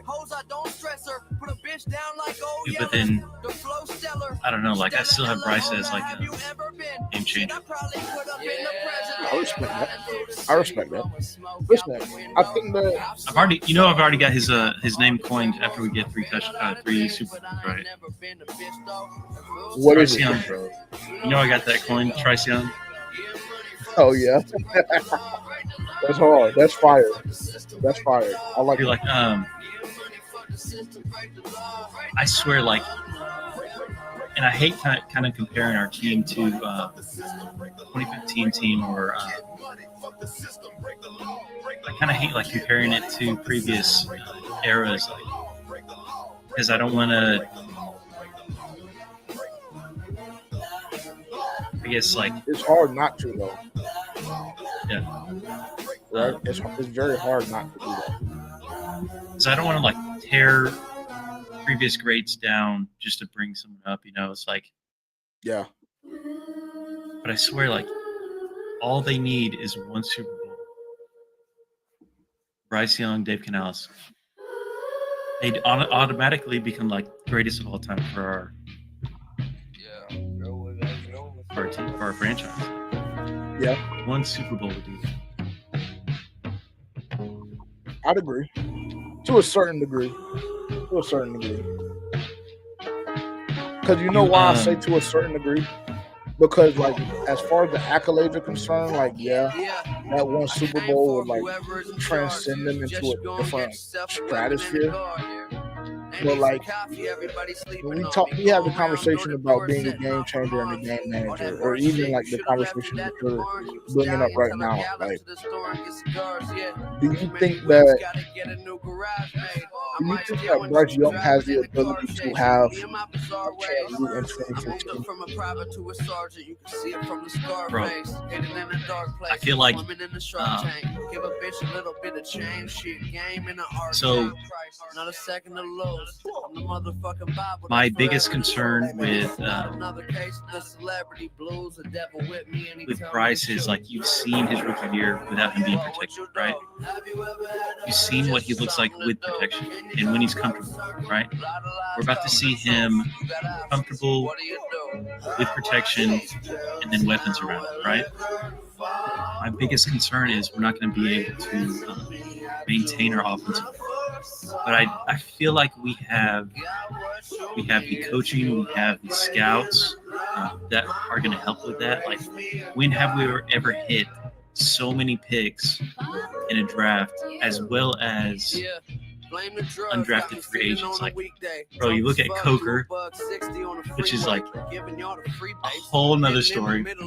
You got Thornton, who's kind of shining right now. We got to see more of a Damani, but like, when have we ever seen this? Yeah, it's different. It's different. Whoever is making the primary decisions in regards to the undrafted people that we're bringing in, they're exceptionally talented. I'm not gonna lie, because you don't really see that too often, bro.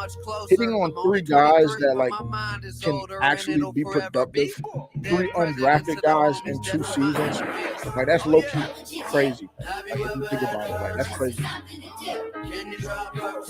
Dude, like, so if we can maintain Bryce Young being protected, because we're gonna maintain the weapons, like, you still have Jimmy Horn growing into it, dude. People are sleeping on Hunter Renfrow. Like, I could see. This is nothing against AT, but like, I could see Adam Thielen kind of like winding down in his career, which is crazy to say because he's like doesn't age, but I could see him kind of like winding down and slowly being passed by Hunter Renfrow. Yeah, I can definitely. But Renfro's got some years left on his in his career too. If he still shows up like he did right prior to him getting his illness, it's like. I don't know, it's crazy to think about. But then I swear, like, if we can keep protecting Bryce, like, the question was that, are we going to see a MVP season from Bryce Young? No. Not just an MVP season. Not just an MVP season. A Cam Newton MVP season. Because, listen, I believe Bryce Young can win an MVP. Now, it's going to be difficult because you have Lamar, you have Pat, you have Joe, you have Josh. So it's going to be hard. But I believe he can. I definitely believe he can win an MVP. But the difference, though, it's you can't, because the difference is, like, yeah, we had a defense that 2015 season where it kept us in certain games and allowed us to have, like, ridiculous game-winning drives or blowing out the Cowboys during Thanksgiving.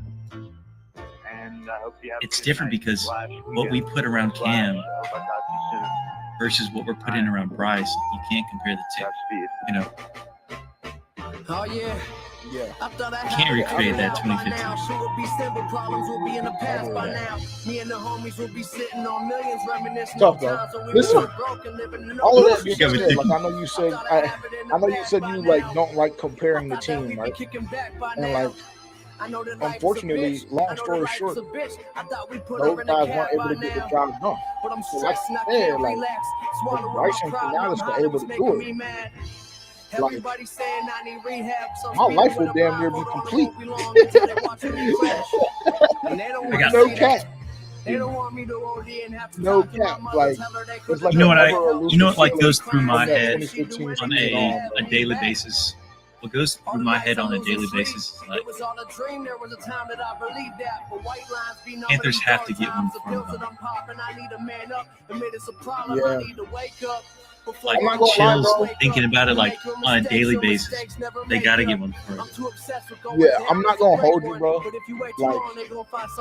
Like, this is gonna sound crazy. I don't even know if I want to say this, bro. I don't even know if I want to say this, bro. But like, I just feel like if I pass away before seeing the Panthers win a Super Bowl, like I don't know if I'll ever reach like peak happiness in my life. Like I'm not Dude, gonna I hold you, feel bro. it. I'm not gonna lie, No, I bro. feel it. Like the shit hit different. It hit different. It's that deep. Dude, I swear, like, there is just like a portion of my brain it's constantly. Yeah. Constantly. Good morning. Dude, I get it. Yeah. Are we? It's like, yeah, bro. it's like our lives. Are we writing like a tragedy or like, or like this? Nah, for real. You gotta be at work and like Happy ending, like, oh my.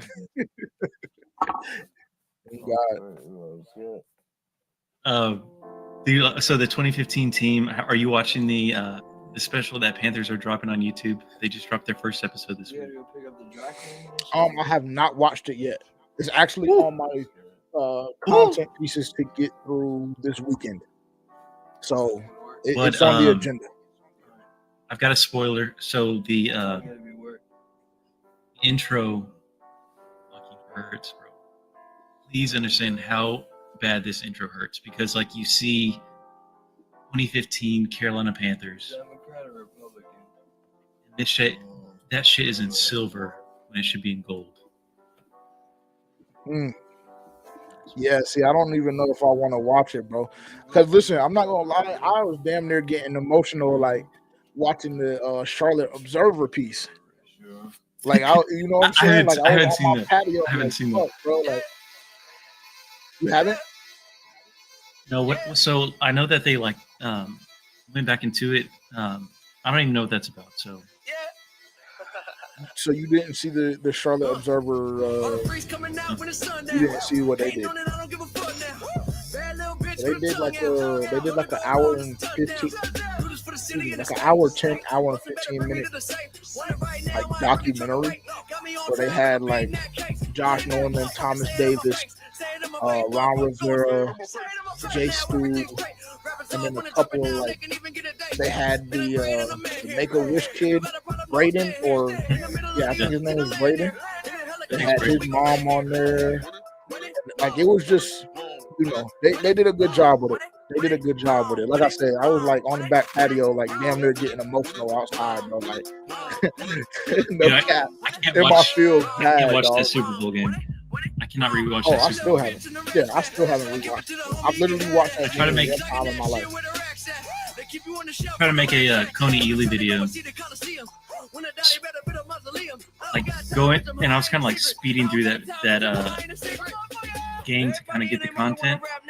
Bro, I don't think I finished it. Like it was just too much. Yeah, bro. Yeah, bro. That was like at that time. That literally, like, legitimately was the first time I ever cursed in front of my pop. Like that was like a major life milestone. Like legitimately, like that shit. Yeah, I was out of school for like 2 or 3 days. Like yeah, dog. That was close. So you mentioned both teams and like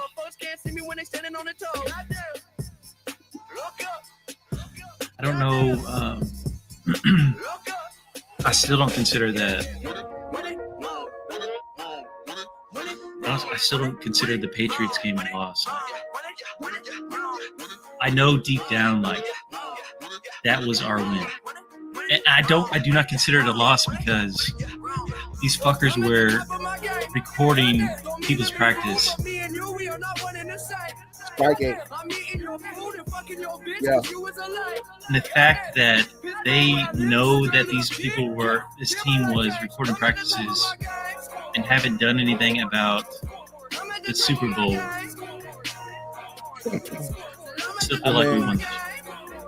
It's never gonna happen, bro. They'll never defame Tom Brady's legacy in that way. They'll never do it. They'll never do it. What kills me is when people call him the greatest. Accolades wise, like it's just like, huh? I was just saying, accolades wise, it's hard to argue with. He was cheating though. Him and Bill, they were cheating like shit. Dude, they did whatever it takes to get to president. I don't know. I can't, like, when people say he's the greatest of all time. It's like if you watch him play. Yeah, it's like if you watch him play, it's like they're all dink and dunks. It's like solid defense, cheating to get to where you wanted to go. Like, so can I circle back to our earlier conversation? Sir. Okay. So would you personally deem Tom Brady a game changer or a game manager?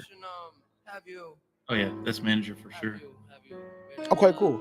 So, but we can. So I say that to say we can acknowledge the fact that, like, if you're an elite game manager, like, you're still a dog, like you're still a stud, and that's where I have Bryce Young. I have Bryce Young closer to Tom Brady, like in regards to traits. I have him closer to Brady than I do to Cam. All right, and so I hope that doesn't sound this like is actually crazy, going to lead like, us. No. This is going to lead us into a week 1 versus Jacksonville. Like, did you watch their recent preseason game? Jacksonville? Yeah. I did not. I watched a lot of so teams. they had, Jacksonville didn't make the cut. They had their starters out there, right? And like watching them with Liam Cohen, it's like they are recreating the early 2000s or like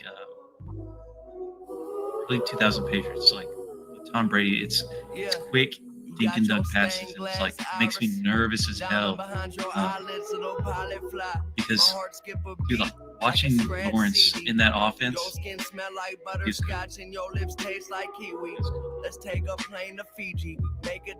and then love is power, swear there's something about her that make me nervous. Mother Earth, like I was pretty confident going into the game, like going into our week 1 after watching Jaguars games from last season. Like it was hit or miss, but like if they're gonna do all these dink and dunks on us, and I mean it doesn't help have our that, defense step up. yeah, EJ encourages that from our offense too. Or excuse me, from our defense rather. My apologies. Like he prefers teams to do that, and like this is a team that's going to take advantage of that. So like, guys have to be ready. Like, you know what I'm saying? Like if that's the approach that we're taking, and we're selling out on the run and not giving up big plays over the top, like guys just simply have to be ready to tackle. Like that's going to be the biggest thing. Guys have to be ready to wrap up the tackle. Linebackers, like I love Trevin. Like I have full faith in Trevin. I know a lot of people are like, oh, that's right. Tell us your Trevin Wallace thing. What's up with that? I mean, listen, we like for whatever reason. Actually, I know for what reason, because it was negative. So anytime we say anything negative in the space, like for whatever reason, people just latch onto it. But the only thing, like my only take on Trevin Wallace, first and foremost, I hope that he develops into one of the best linebackers that we've ever seen in Charlotte. But my only take on him is that I don't know why people want me to be excited about Trevin Wallace when he didn't show me anything last year that tells me I should be excited about him heading into this year. And I know that that's to a certain degree is unfair because he was a rookie. and he was a rookie that was placed in a tough situation with Shaq Thompson going down for the season. But at that same time, like the development that I expect to see you from week 5 to 18, I personally just didn't see it. I didn't. That's the only thing. Like, I don't hate Trevor. So, and I'm not sold on Rose touched Bowl on this today. Kind of touched on this today, like one of your posts is like, you are happy if Panthers are doing good, but like you're gonna be their biggest critic, you know, if you've seen otherwise. But like, kind of feels like Trevin's missing something, and it's nothing to do with him. It's like who's adjacent to him. And this year, putting fucking Rose Boom next to him, which is like,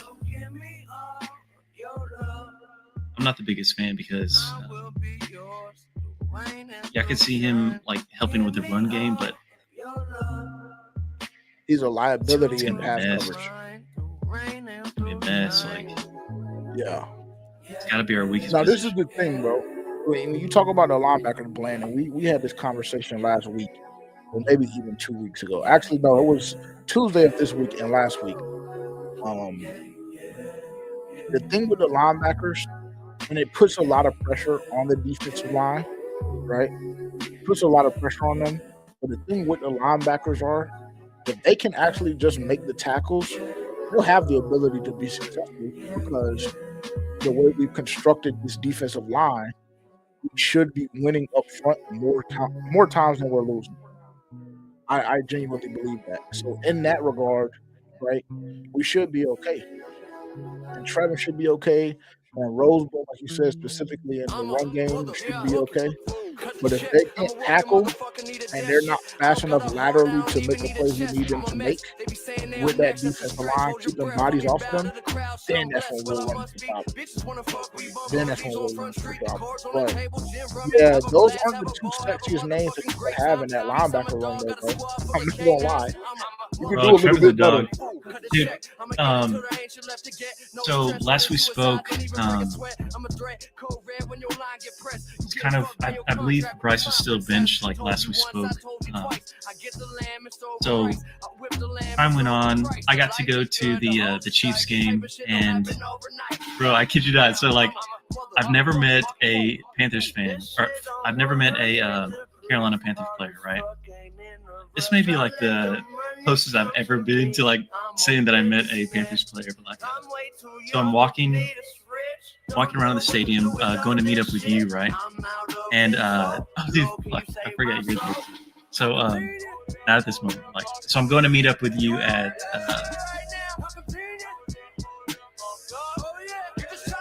Roaring Riot, right? Yeah. And yeah. So my cars are coming in, and I see this like SUV with the windows down. He's got Chick in the front seat, and he was fucking Trevin Wallace like driving into the stadium, like going to park. And dude, like, first thing like comes to mind is like, I gotta get his attention. I'm like, Trevin, like calling him out, and like, bro, like looked at me and like said, "What's up?" Like, dude, like it made my day. Like, Trevin's a dog. Trevin's gonna be a dog. He's gotta be. I hope so, bro. I really do. Like, as much criticism and as much shit as we talk on FTFO, like, I never ever wanted to get misconstrued. Like, the only thing that I want is Carolina Panthers wins. That's the only thing that I want. And guys either have the ability to make that happen or they don't. And if they don't, people can expect us 100% of the time to call that shit out. So I never want that to get misconstrued. Like, people be acting like we hate on all of these players and we do this and that. And I understand that I'm very boisterous and I'm very loud at times, so it comes off like a certain way. But it never like is anything more than, can you contribute to us getting wins or can't you? And there's a couple of guys on this team that I just don't believe can. And there's a good amount of guys on this team that I believe can. and they can actually do the job. So, you know. Speaking of linebacker, so we're going into week 2 of preseason, and cuts are going to start happening. Dude, I swear, like, you kind of seen this change recently with rather than releasing a player that doesn't make you 53, it's like you see a trade right before it happens. Like, I still feel like Dan and Brant for our scouting team is going to good. So, like, yeah, I'm not too worried about what we're going to put on the field for our defense. There's still a lot of hope. Yeah, there's still moves to be made, bro. And I mean, listen, if this front office has shown us anything, it's the fact that they can scout talent, and they can scout talent specifically that fits into the system that we want to run, and that buy into what we're trying to do. Right. So you look at you turning a 7th round pick last year into a starting cornerback too. Right. So I know they have the ability to do it. So I hope that, you know, we're already making contact with different teams, different agents, etc. Because we need help. We need help in that room, for sure. Yeah, and I don't know how the fuck I'm supposed to look into my parents' eyes. So my mind went like a million different directions. Whoa, young terrified, crucifix heavy, you gonna carry mine. Bro, can we talk about Nick Score? What's with all this talk about hell and Dog. Satan? It's sleep deprivation. It's planet Earth in my hell's basement. Yeah. Crazy's like, dude, I'm getting chills thinking about this, but like, we got to talk safety in a little. So like, Nick Scorton, we traded up to get him in the second. Followed that up with Princely. But then you look at Princely and Nick Scorton versus what the Falcons did with Jalen Walker and James Pierce Jr. Like, they traded their next year's first to get JPJ, right? Compare those two. I'm sorry, compare those four, and we got a wide receiver 1 on top of that shit. Yeah, fact. Dude, that shit is crazy. Oh my god. They killed it. That shit's crazy. Yeah, I definitely like what we did a little bit better for sure. I love the approach to this draft. The only pick that I was skeptical about was the Trevor Etienne pick. And he's just one of those guys that obviously develop and see what he can do, because we do have Jonathan Brooks, like, hopefully in like the chamber, what are those hyperbolic chambers, something like that. Hopefully we have him in one of those, like, so when he comes back for year 3, you know, hopefully he can be productive.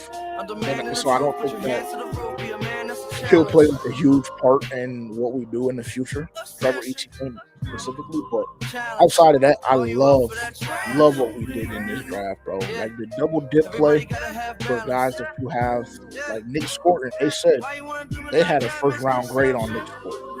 So it was like, we can't not trade up and go get this guy if we have a 1st round grade on him, right? Same thing with Princeton. They said that they had a 2nd round grade on Princeton.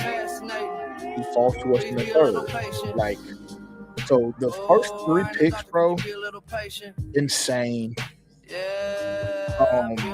Just seeing Nick Scorton like be on the field for 16 snaps, I believe it was, during that preseason game 1, and 8 of them, he had a quarterback pressure in some way, shape, or form. That's what you need. That's what you need. He's a workhorse. Like, yeah. There wasn't. And he was doing good stuff in coverage, bro. Like, he was doing some solid things in coverage as well. Dude, just like watching him every play, like, he doesn't take plays off. Like, even if you watch the Shador play where he basically has Shador running the entire field for the -1 yardage sack, like, dude is like not taking plays off. I mean, he was kind of gassed after that, but like, it's crazy. Like the effort. That's what you want out of your guys, bro. Bro, he seems like just like a good dude, you know. Which I didn't kind of expect that with him coming out of A&M because he seems just like a good dude, and then I feel like him and Princely are like total opposites, but they like are perfect. Like company. Like Princely is a lot more wild as hell. flamboyant and He's wild as hell. Yeah. And I will say, I told you earlier I'm a Princely fan, but if you're gonna do all that chatting and do what you're doing in the media and on Twitch and all of that, make sure when it's time to lace that shit up, you know what time it is. And unfortunately, I didn't see it too much preseason week 1 against Cleveland, but again, it's preseason week 1, so he's fast as hell, I'm chilling. It's fast as hell, and like, just the two complement each other in like so many different facets. Like the fact that they are in the same draft class, the fact that they are learning the playbook together. These volumes, it's crazy. Yeah, it'll be special, bro. It's going to be special once those guys develop. And I'm honestly like, when you talk about that outside linebacker room, Pat Jones is one of the guys that for training camp for me, he stood out, bro, just based on the information that we've been getting. Like, I'm actually very excited to see like what his actual impact on this defense is going to be. I've been watching more. I need to see more from him because it's like reviewing his tape from last year. Yeah, he had, I think it was 8 sacks or something like that.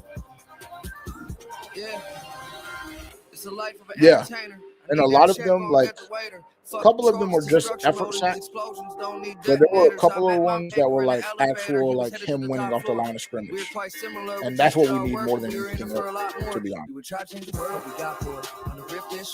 I need to see more of him this year too.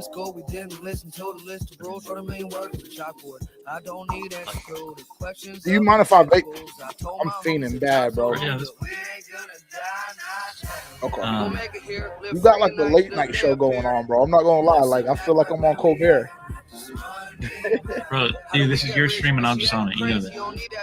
And we didn't even announce that like you're streaming too at the. We're both streaming at the same time. Yeah, we're both streaming, bro. We're both streaming. Like, I have your audio, literally. I have your audio running through my stream, just from like, I don't even know. Listen, it's crazy over here right now, bro. It's crazy over here. But we jumping, we booming, we booming. Dude, like, so with joint practice today,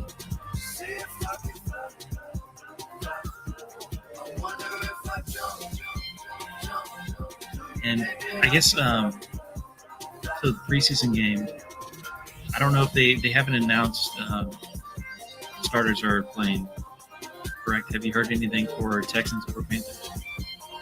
I haven't heard anything for the Texans, but I know that Dave Canales earlier in the week said that, well, actually after last Friday, Dave Canales said that we were going to probably see an additional drive from the offense.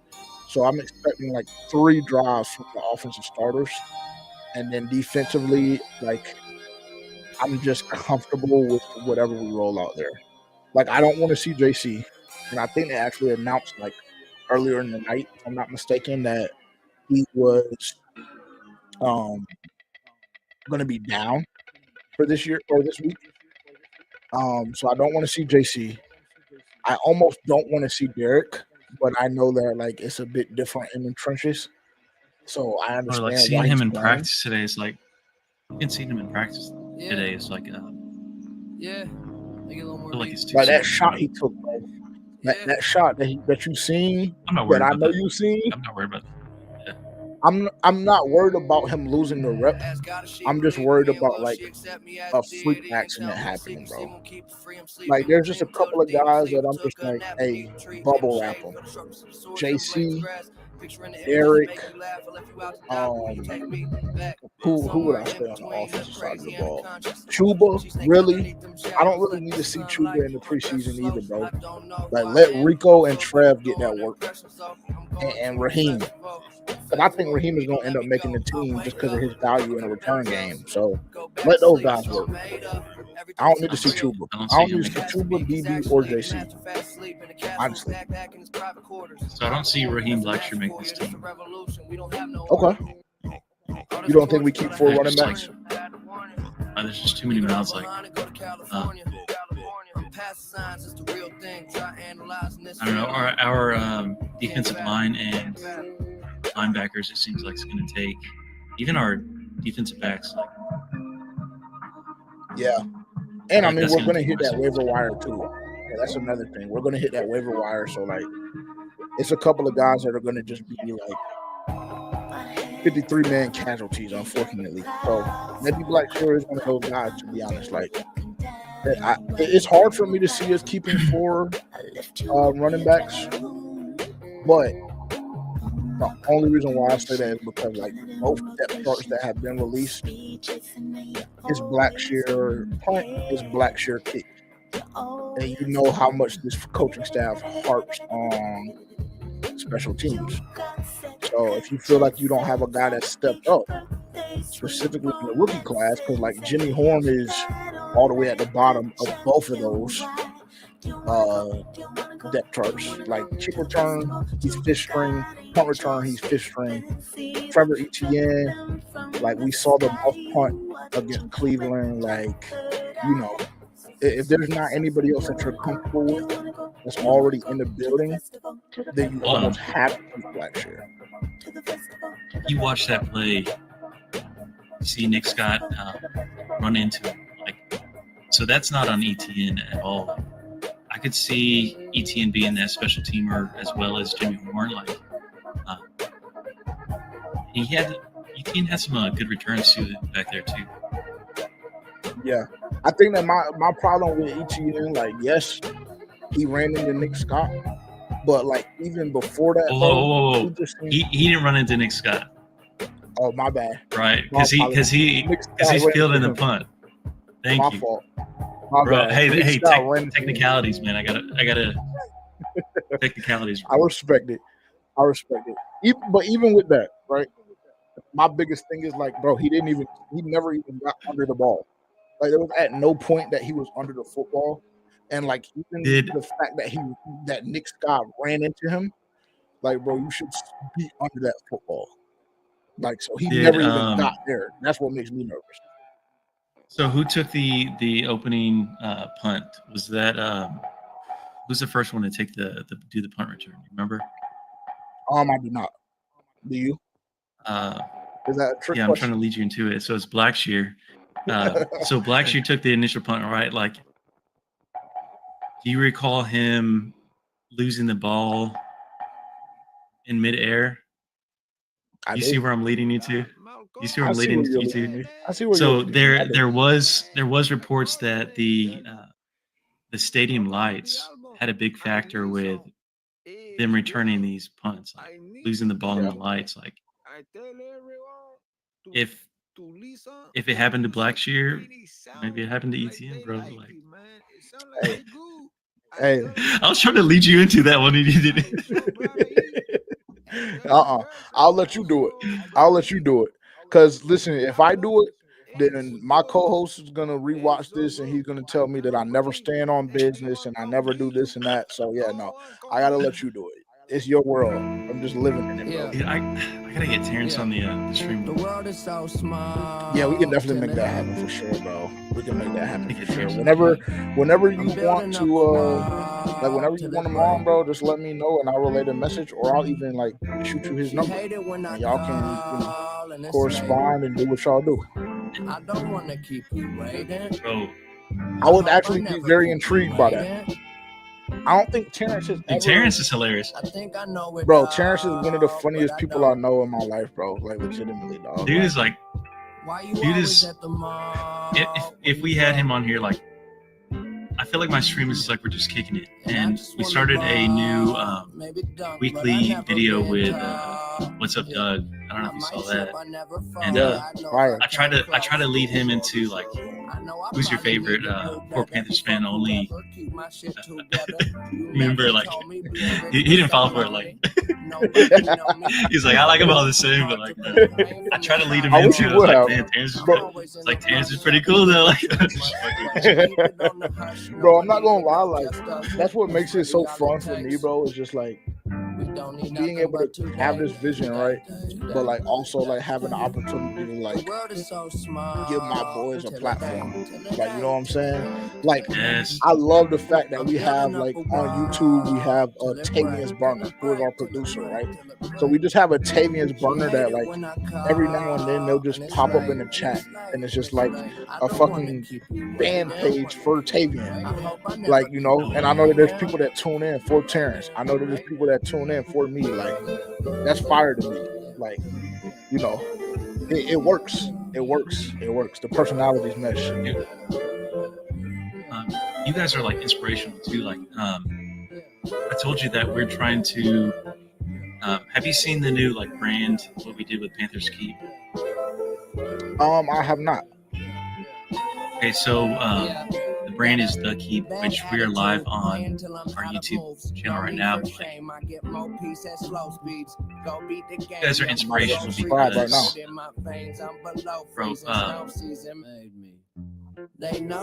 we have so. I'm starting to.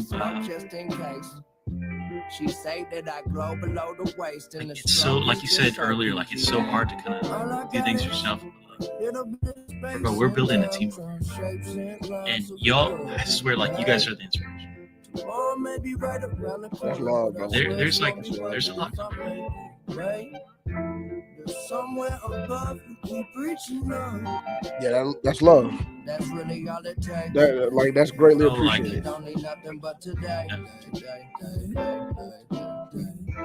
The world is so small till it ain't. So I'm building up a wall till it break. Back on preseason, the boy's gonna be in Houston. Saturday. Are you? Love to hear that.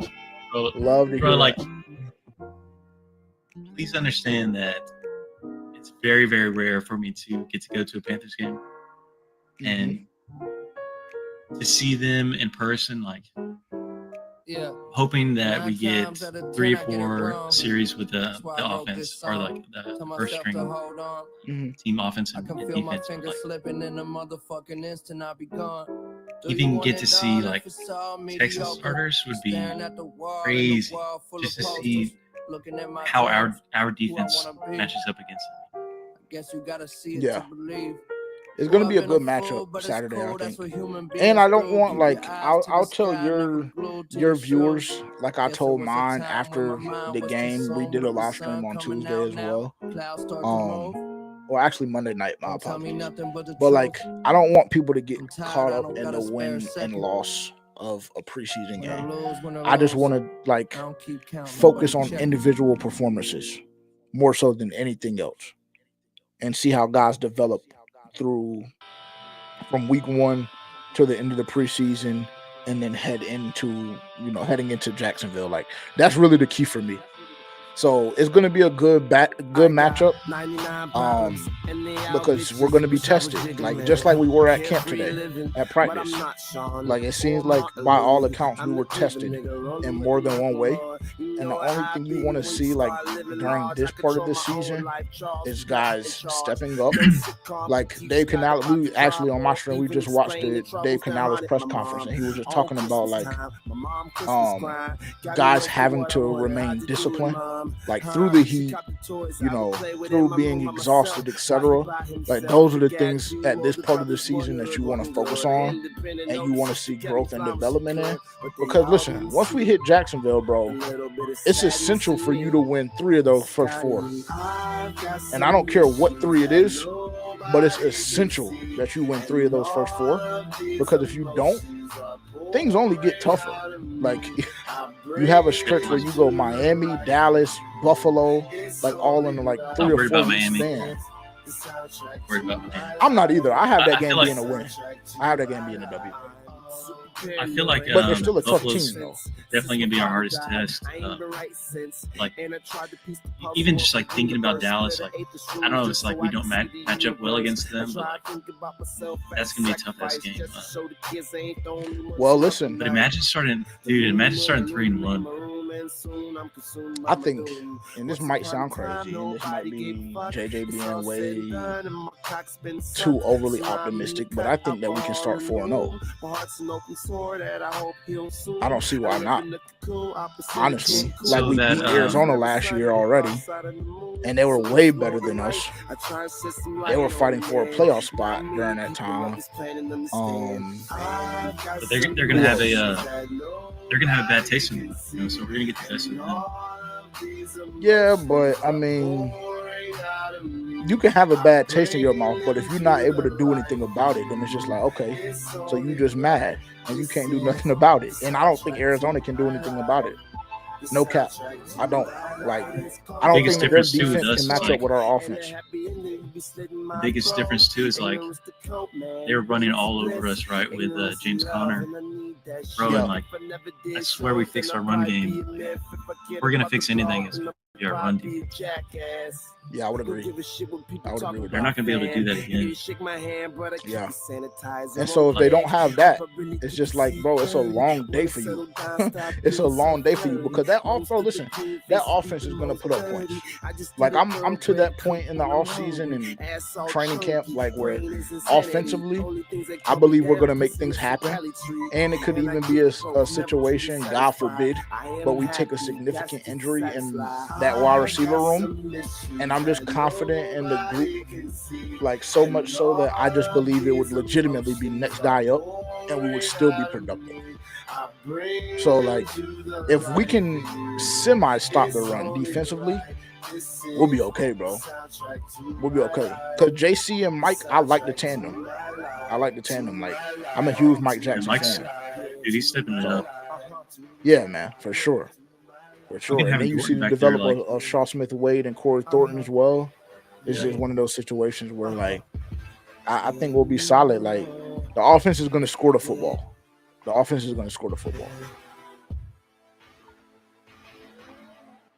think 1,000%. I didn't like how our defense like came out versus the Browns. Like, okay, yeah, so I get Browns, we had them punt the first. Yeah, I get that we had them punt the first 2 drives, but yeah, they were able to move the ball. Relatively easily. Yeah. Well, look, this is the thing about that. Like, just to put your mind at ease, right? So the first drive, we forced a 3 and out, and like to me, that's to be expected. Or maybe they got 1 first down, but either way, we forced a punt, and that's to be expected because it was Shador's like, you know, NFL debut, right? Second drive, they popped the play for the screenplay, which was the only chunk play they really got. And then we forced them to 4th and 6 or 4th and 2, one of the two, and we get it on downs, turnover on downs, right? And that's without JC, that's without Derrick Brown. Then the Browns scored a touchdown off the muff punt. They only had to go 16 yards.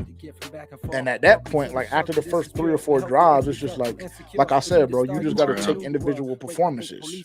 You know what I'm saying? Because at that point, it's you trying different things as a coaching staff, trying to put different pieces in place, seeing what works, what doesn't, etc. So I think we'll be okay. Like I like what I saw from Thornton and Mike Jackson on the outside going up against Judy and Deontay. Our run defense was it was okay. There were some times like we were getting pushed in linebackers' laps, and I didn't like that. But overall, like if you look at those first couple of drives, like it didn't leave me too alarmed. I'll just say that it didn't leave me too alarmed. And from what I saw from the joint practice today, like Mike Jack was cooking. Bro, Mike Jack was cooking. Like fucking Mike Jack just like cooked today, and it's be interesting to see if they can shore up that side of the defense. We got something. But yeah. Again, back to the linebackers. Excuse me. How many wins do you have us getting? Really like gone through each game. It's really like 11's attainable. That'd probably be like my ceiling. I think honestly, I feel like we clear the. So I want to say the line is 6.5. Yeah, pretty sure we clear that easily. I think that we demolished that. Bro, like so I've got a couple of lays already for the season. Okay. I don't know how they let me stack. Like they let me stack Bryce Young yards, which is like 3,000, and Tedoroa's touchdowns, which is like set at 4.5. Like ridiculous. You're lit. Too easy. Too easy. Free money. Free chocho. Free chocho. Man, you know what I was so I was watching some tape yesterday and kind of wanted to see what they were doing with Jalen Walker over in Atlanta. They had this dude on kickoff return. Dude, he went to the worst possible time. They had this fucker on kick return. I don't feel bad for him. I don't. You know he wanted to be a Panther too, like. Yeah, I know he wanted to be a Panther so bad, and feelings draft be drafted to to start chatting. Yeah, so it's just like fuck you are up now. I think it was either him or his dad that got to chatting, talking crazy, greasy. So it was just like, you know, no love lost, bro. No love lost. Like, he's an op now.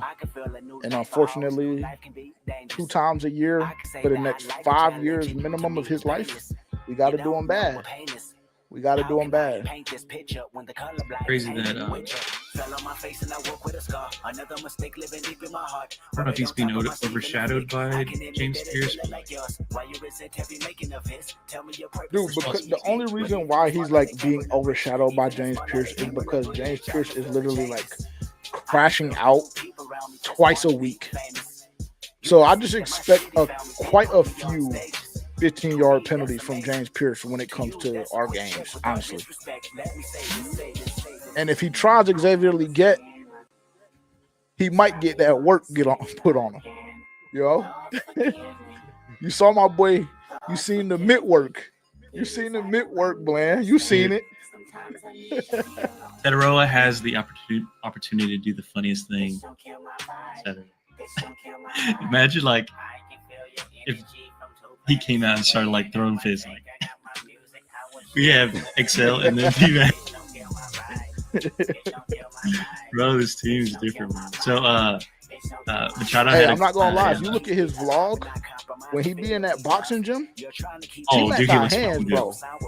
He got hands, dog. Like he can really throw them shit. He's athletic as hell.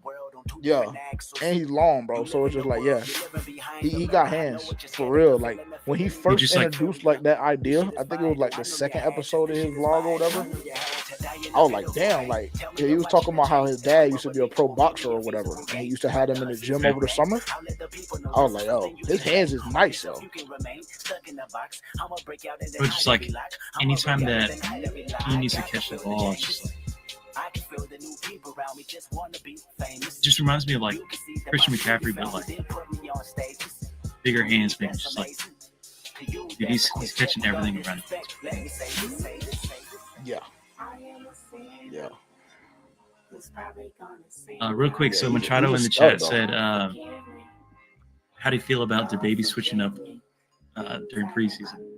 Did you see that? Yeah, I saw it in the luxury suites at that. I mean, listen, bro, it's like it's one of those situations where. Did you see my post? Oh, maybe. I was pretty much like complimenting him on being one of the real ones, saying like back in the Panthers for it was like not even I had to follow up with like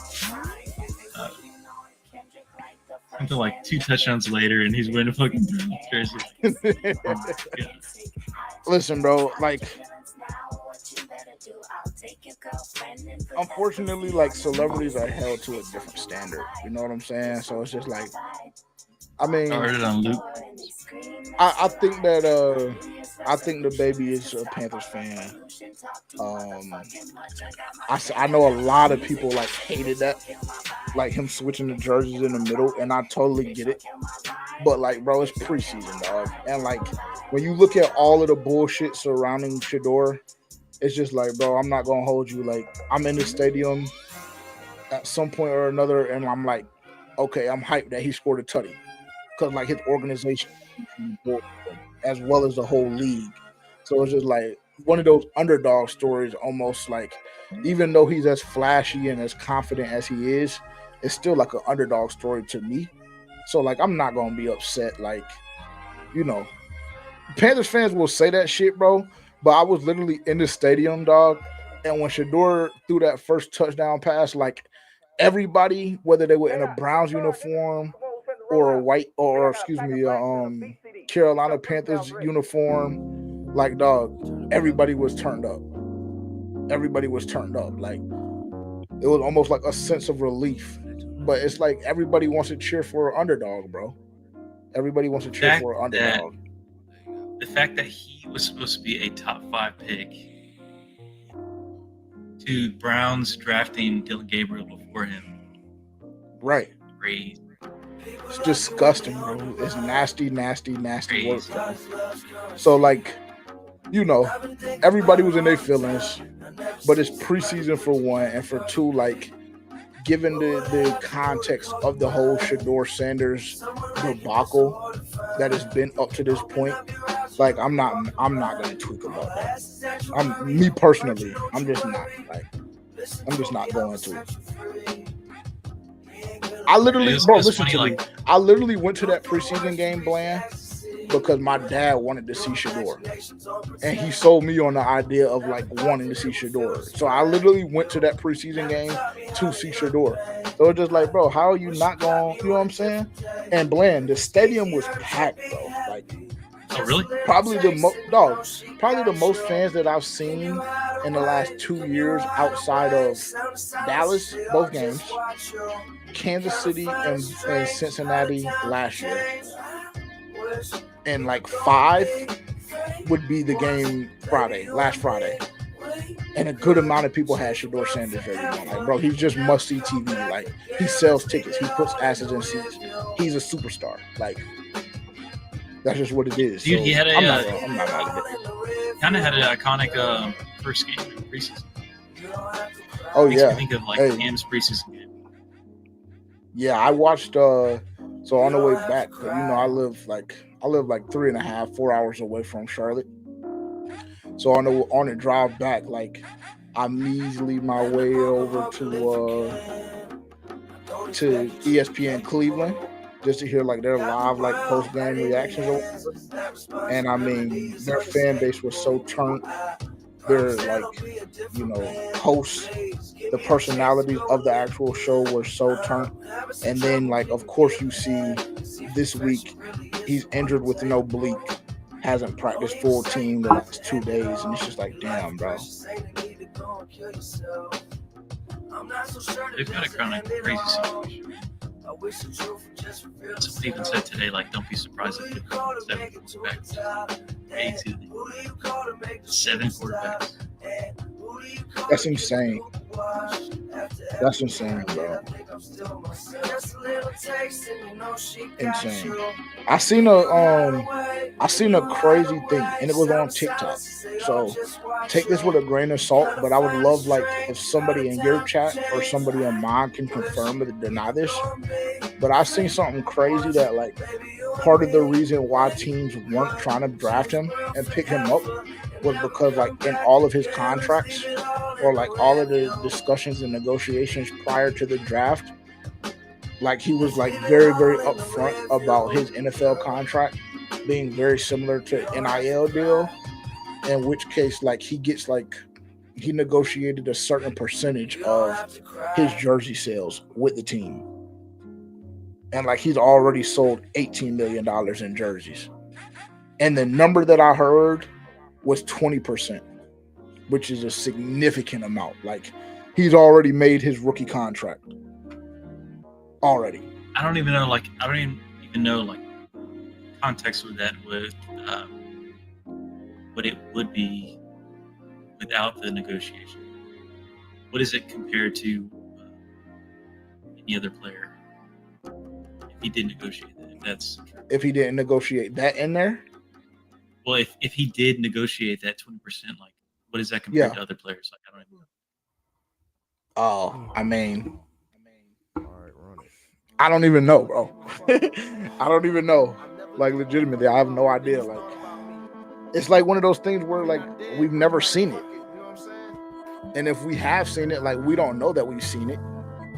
But yeah, that's what I heard, bro. I heard that shit, like a good portion of that was because of like that specific clause in his contract. And he was very upfront about that being in his contract with the teams that he was interviewing with.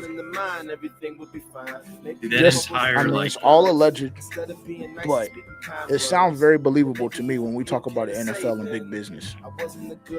Because, like, realistically, think about that, bro. He's made $3.8 million already just off a jersey sale. Those percentage points are accurate. That's insane. That's insane. That entire like Colorado Buffalo's fan base, loyal as hell. Like you can see it with Chador, you can see it with Jimmy, you can see it with Travis. It's like, bro, they are supporting him. Love to see it. It's like they're lifetime fans. Die hard. Kind of reminds me like when we traded for Baker. You see like all the OU fans like become Panthers fans because of Baker. You know what I'm saying? Why you shit like on the feel that? Did you sense that when that happened? Yeah. 1,000%. It was like an infiltration organization. Yeah. Get how like I don't get how we were so bad, how we fumbled so many like, different paths this team could have gone. Well, Eddie Pinheiro is partially responsible. And Matt Rule is partially responsible, and David Tepper is partially responsible. So once I mention those three names, like, you know, you can put the puzzle pieces together, but yeah. Because if Eddie Pinheiro makes that field goal in Atlanta, we go to the playoffs, bro. Like, we go to the playoffs, and I don't know if that's a good thing or a bad thing, but I just know it would just be a lot better feeling than the feeling that we currently have. So it's kind of crazy. That changed everything. Yeah, bro. It's like one of those situations where, like, you know how, like, in the time traveler movies or whatever the case may be, right? If you go back in time, like that's the old adage, like if you go back in time, my apologies, you go back in time and change one thing, and like everything in the world is changed after that. Like it's different than what it was like the first time around. If you go back in time and you change that Eddie Pinheiro field goal miss, multiple field goal misses to one make, the world is completely different, bro. Completely different. It's like we don't trade up for a quarterback. Steve Wilkes is still coach. Yep. And like I said, we don't know if that would be a good thing or a bad thing. I'm a huge Steve Wilkes fan, but somebody on Twitter told me to give it a fucking break not that long ago. So now I'm going to give it a break. I'm a huge Steve Wilkes fan. I believe he can coach at a high level. But, you know, who knows? It could be a good thing. It could be a bad thing. What I do know is that when Steve Wilkes was the head coach. Oh, they shamed you? Oh, they shamed me, bro. Yeah, they shamed me real bad, bro. Like I was catching strays. I was in the space, bro. I was in the spaces with Sheena, and she damn near was letting me host it. So like, you know, we just up there talking about everything. Like we just chatting. You know what I'm saying? I think I tuned in like towards the end of that one. Oh yeah, bro. They let me have it. And I was catching so many like indirect shots that it was OD. So I was just like, okay, y'all got it. I'll never mention Steve Wilkes again. Don't. I'm like a big like believer, like not I do it myself, like shaming people, but like I hate that it puts you in a shell, like not to be yourself, like facts. Facts. Yeah. Listen, we'll say that, but there's some hills that I'm like willing to fight for and willing to die on. And like unfortunately, like if somebody tells me stop talking about Steve Wilkes 5 years later, it's just like, all right, you got it, bro. Like, you know, whatever, you got it. That's not the hill I'm willing to die on. But the Trevin Wallace one, you know, we'll see. Dude, I was gonna talk to you about Xavier when we came on here. Like, dude, he's going like. It went crazy today. Based on what we saw. Before I bring up him, it's like I think it's like Dan Connolly with Dan. I don't know if watch him talk Panthers. Kind of put it perfectly. It's like if a player is not talked about enough, it's like he is bringing them up and like talking about them and having them leveled in the middle. If people are like talking about them like too much, it's like kind of bringing them towards that center. XL, it's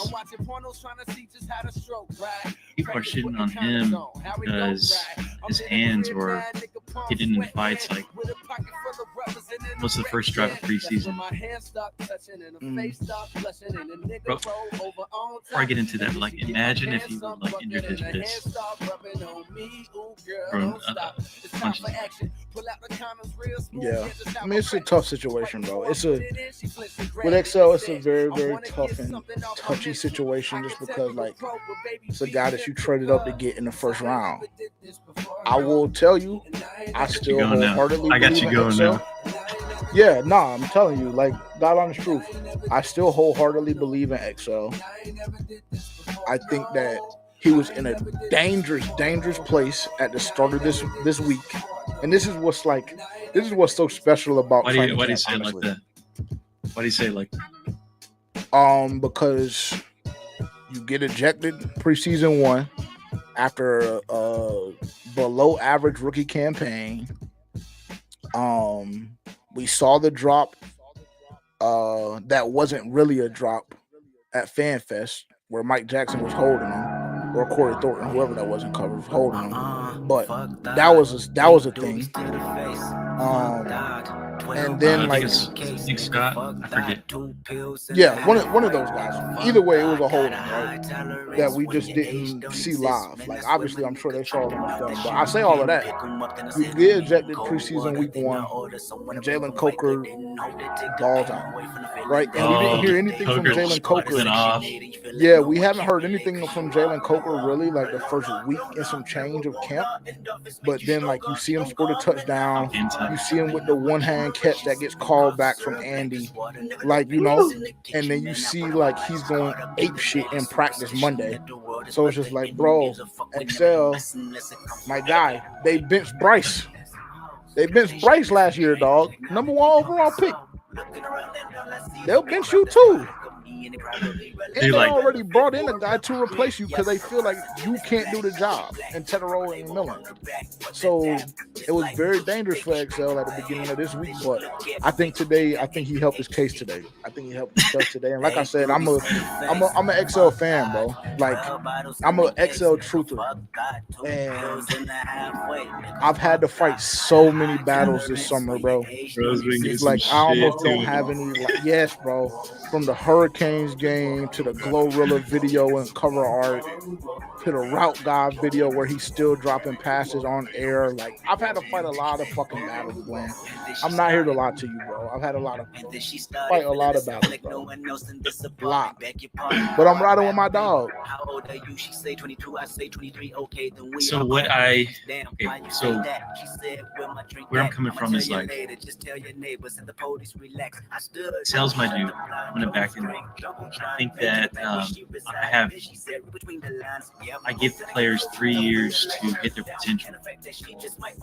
I was reading on Chuba when everybody was, I can't say everybody, majority of the fan base was against Chuba, saying like he's a buzz.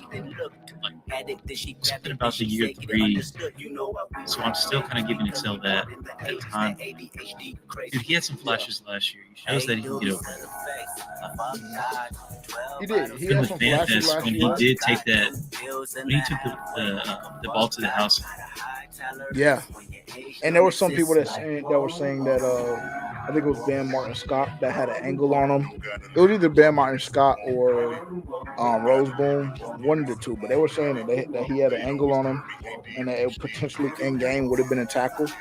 But I think he would have cribbed it in game too. So, like you say, we've seen the flashes, and I think that we all believe that he has the ability to do it, but it's just the lack of consistency that kind of triggers people, right? And then you go back and you think about the drop against the Chiefs, and you think about the drop against the Eagles, right? Like, so people will say that he had a drop problem last year, which he did, and I'll admit that.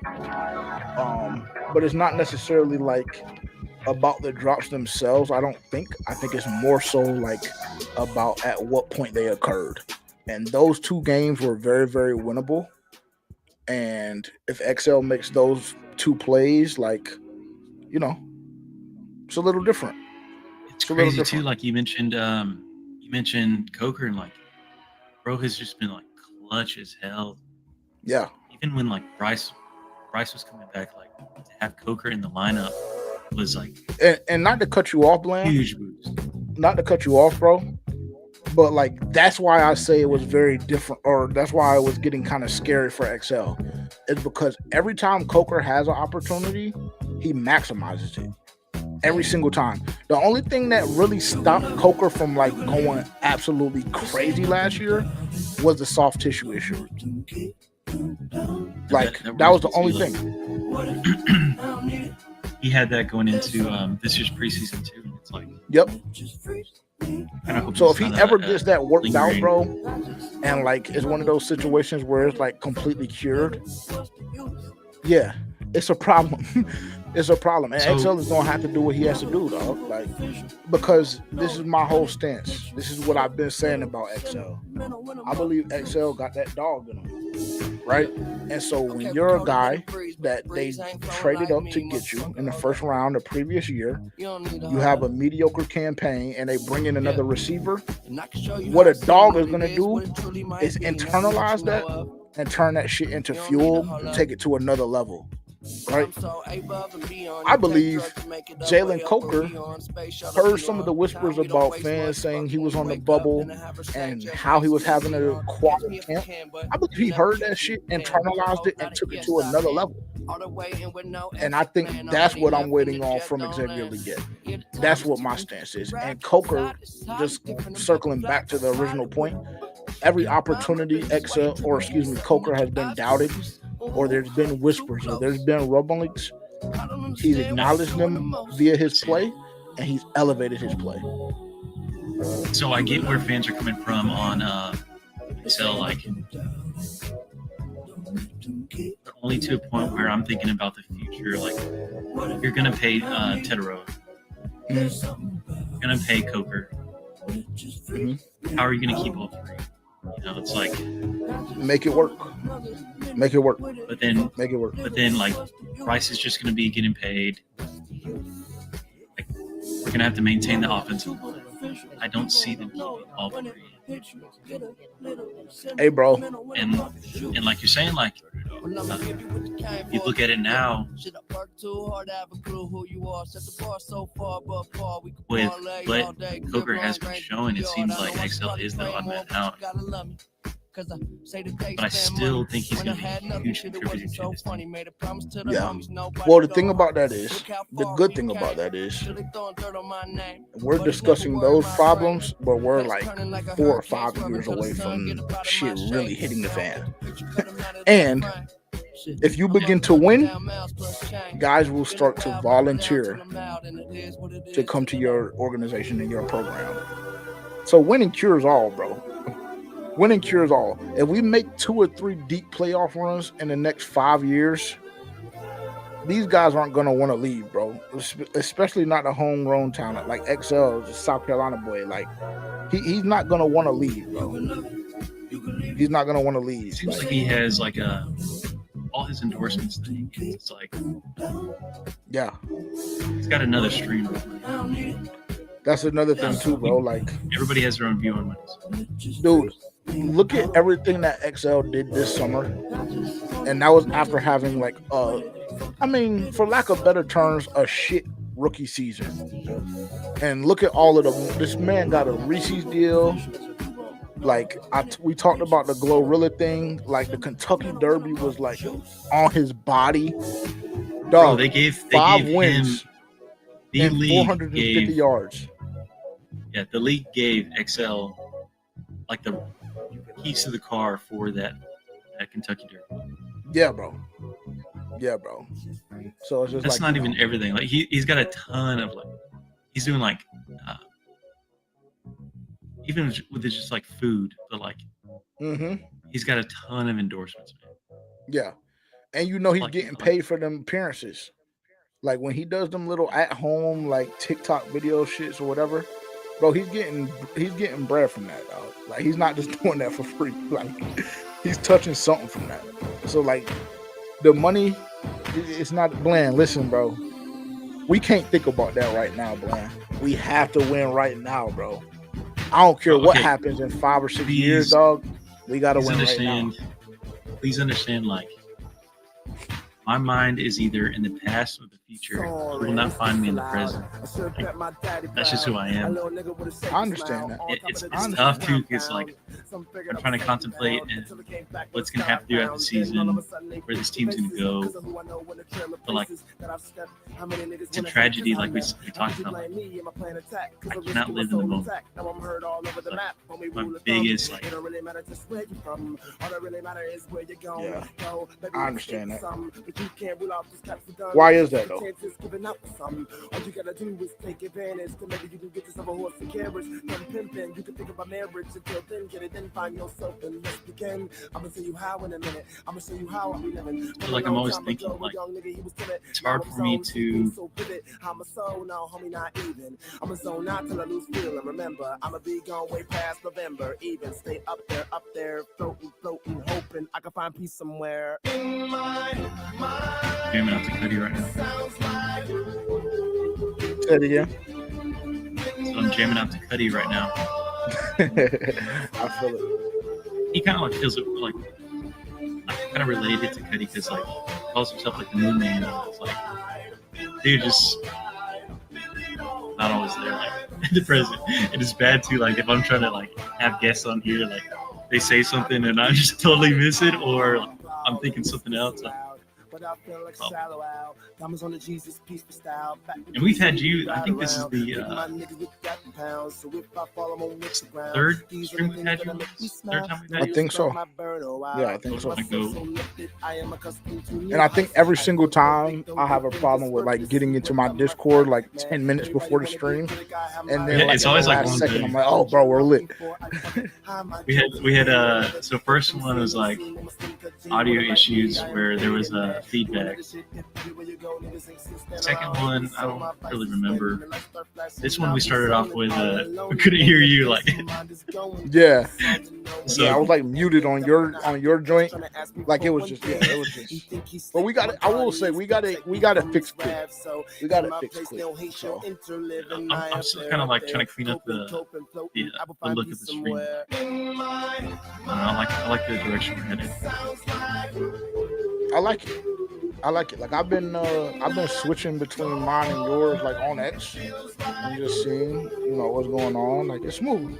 Yeah, I don't know what's going on with it. Dude, like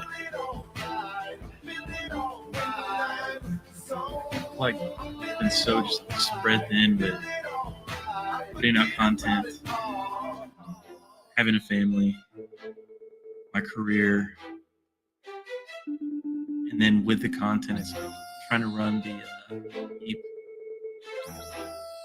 I'll look to y'all for like inspiration because I'm like,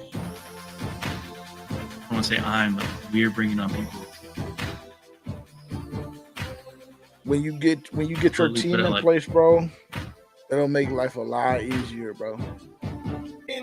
For real. You need that.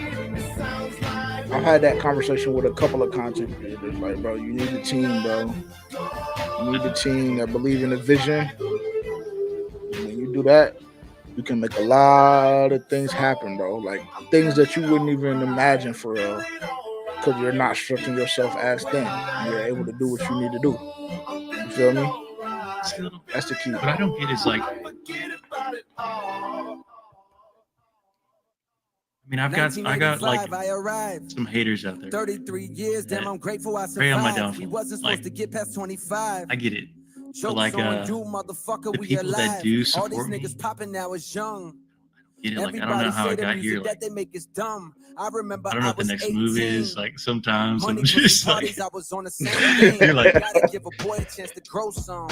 I feel it. What's Though. funny is like everything that I say on Twitter, people think I'm trolling. I literally believe everything I say at that moment. To tell them what they should do. Who the fuck am I? I heard one of them diss me. I'm surprised. Whether people like it or not, it's like these are thoughts through my head. Like literally, like throughout the day, I just get random ass thoughts that become random ass posts. Nobody knows what I'm gonna do next. Dude, nobody knows what I'm gonna do. Not even you, right? Dude, I don't know what the fuck I'm gonna do next. I'm fucking with your funky little rap name. No, we got a lot coming. JJ, I don't want to keep you up too long, but like, bro, appreciate you being on the stream. For sure, man. What's in store for the fans with for Panthers fans? They all got coming. Oh man, bro, we have a lot of things coming, bro. We have game day vlogs, more game day vlogs. If you guys didn't get a chance to watch our Vegas game day vlog, I mean, bro, one of the greatest days of my life, bro. Like legitimately, not even just saying it to promote the vlog, but insane. So we're gonna be doing more of those. We're gonna be doing a couple of streams, like for the away games. We're gonna be doing some like live reaction / commentary style content for that. So that's something new that we're implementing this year. Very excited about that as well. Gonna try some IRL stuff. Gonna try some IRL stuff at some of these games. We'll see how that goes. That might be something, a year or two in the future, but that obviously the merchandise, we got more merch coming. I actually spoke with my designer last Saturday. He's working on something special right now. Hey, you gonna let me drop a Land exclusive? We can make that happen, bro. Bro, yeah, we can make that happen for sure. So like, I grew up as like kind of like an artist. Like I didn't know where to go with my life. Like I almost went in business. Like I didn't do either of the two, but like I still love to draw and like I got ideas, man. Yeah, bro. And you know it's funny, like You know, it's funny. It's like I do have like some of the artwork in the back. You can kind of see Bryce and Lucas getting cut off. Yeah, and I've seen some of your work on X. Yeah, when AI ChatGPT came out, and, like, people were doing all those Ghiblis. I came out with the hand on the shoulder meme with Bryce and Canales. I think I posted it today.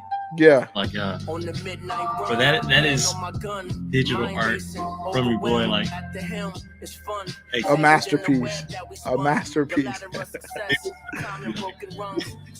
Bryce in the back. I feel like he can use it for anything. Like, that's right, he can use it for. But yeah, we definitely can make that happen for sure, bro. We can definitely make that happen. Be that Plain exclusive. Sure. But yeah, man, a lot of crazy things going on at FPFO, dog. I'm not gonna lie. Dude, y'all are killing it. Please Bro, I'll be understand. excited, bro. I'll be excited. Honestly. I love it. I love it. I love creating. I love creating and, you know, taking risks. Dude, y'all are out there grinding. Y'all are out there grinding. It's like, it's highly noticeable. Props to y'all. Appreciate that, man, for real. And appreciate you having me on, man. Appreciate you having me on. Oh, AJ, give parents a shout out and just like let him know that we gotta have him on the stream. Like, I gotta kick his parents. Yeah, for sure. We'll make that happen. We'll make that happen. I'll let them know. Actually, as soon as we hop off here, I'll let them know for sure, and you know, we'll make that happen. Like I said, I'm excited to see that. I haven't seen Terrence like on a different platform, like just Terrence. So I'm excited to see that shit. Actually, we definitely want that. So I'm not gonna keep you any longer, but like that's just like me with one-on-one is so much easier than, not easier, but like my comfort level rather than me in like a big group. Yeah.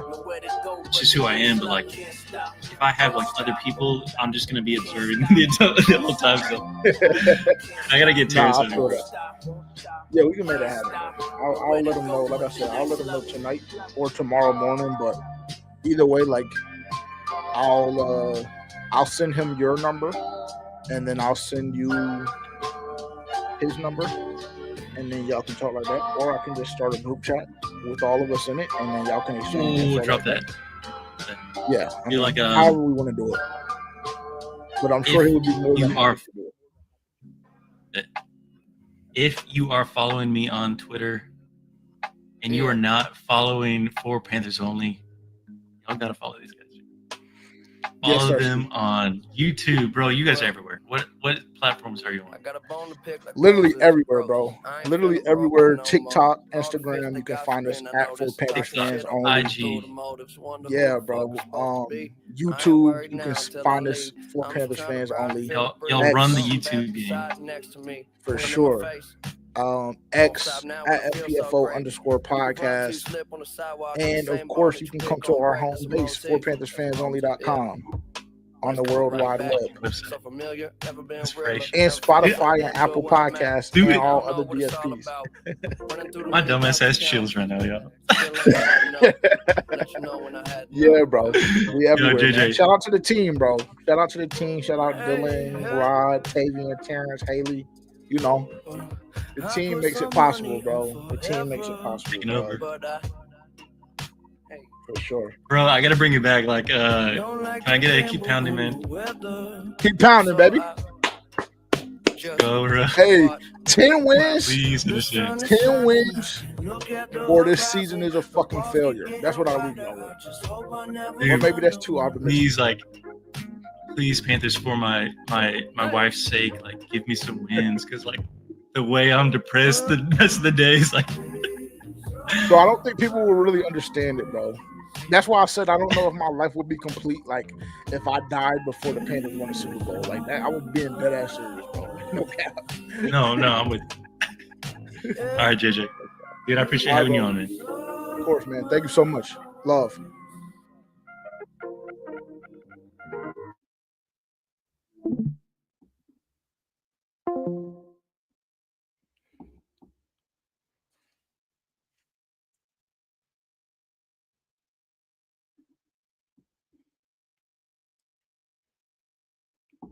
Oh, we still lit like that in here? Damn, y'all been rocking with me like that tonight? Oh man, bro. Oh, bro, that was like, I'm not gonna hold you. That's probably not even probably. That's the longest stream that I've ever done. Like me and Terrence to start the night, then me by myself for a little while, and then heading over to Bland. That's the longest string I've ever done. I think maybe the draft party, maybe round one. We stayed on stream for quite some time that night, but it was a little bit, it was a little different because I went off camera for a little while. We were drinking, et cetera, et cetera. That shit right there, we just thugged that. We thugged that for sure, bro. For shit show. I see the chat kind of died a little bit, but bro, we still got like 400 people in here, bro. I don't even know what to do with y'all, yo. Like I hate to even end the stream with this many people on. But like, I don't know. I'll give y'all 5 minutes, bro. I'll give y'all 5 minutes. Y'all can ask questions. Y'all can request pressers. Y'all can do whatever y'all want to do. I'll give y'all 5 minutes. If we don't come up with anything at that time, then I'm gonna end stream. If we do, then I'll just keep rocking out. I'll keep rocking out. Cause like I said, bro, we have so many people in here that I just like, I can't just dip out on y'all like that. So y'all let me know. Y'all let me know. I'm on whatever timing y'all want to be on. I'm on that timing. I'm on that timing. Like, y'all just let me know, bro. I would say we can get Terrence back on, but he's probably knocked out right now. And nigga is an old ass man, bro. Old ass man, bro. But that's my dog for sure. Also, for the people that were in here earlier, I'm so sorry about the audio issues. I honestly have no idea like what was going on. I've never had that problem at all, like with any of my streams. Not with this new mic. Not with the old mic that I was rocking with, yeah, for sure. But this one, not so much. But we got it worked out. We got it worked out. Shout out to Just Bland, man. If y'all don't follow him on X, at Just Bland on Twitter, go tap in. One of the more popping X personalities in the space. So shout out to him. He does great work, bro. I'm a fan. Legitimately. I'm a fan, bro. Extremely humble too, bro. Like some of the things that he was saying just about, what we're doing at FPFO and, the design, the t-shirt designs and just the team aspect of it, bro. Like just very, very humble, bro. Very, very humble. And y'all make this shit happen for real, bro. Like no cap. If y'all told me, like, I'm gonna be honest with y'all, bro, like just in the moment of vulnerability, and like I know that I need to get off. I know that I need to get off because like I'm not about to like be on no sentimental shit or nothing like that, bro. But honestly, if y'all told me, even last year, if y'all told me that on a random August night, like outside of joint practice, because like this shit happened Monday too. But if y'all told me on a random August night in 2025 that we would have 450, that we would have 450 in the chat at 12:30 a.m. Eastern time, I would be like, nah, I don't think so. But that shit hit different, bro. I'm not gonna lie. That shit hit different. Like, and it's a whole bunch of people like still in the chat right now that like I know have been day one supporters. I know like have supported us every step of the way. Like people copping the shirts, people tapping into the live streams, people tapping into the video productions. Like that shit means so much, bro. Like it means so much. Like honestly, like y'all probably can't even imagine, bro. Can't even imagine. Like, and that's the only thing that we really, really want to do here is just build a community within a community and just transcend the game, bro. Like I was just telling Bland, like maybe an hour ago, like or 2 hours at this point, because we were on stream for a while. I didn't think that shit was gonna go that long, but like I was just telling him, bro, like it's a lot of things that we've identified as a team that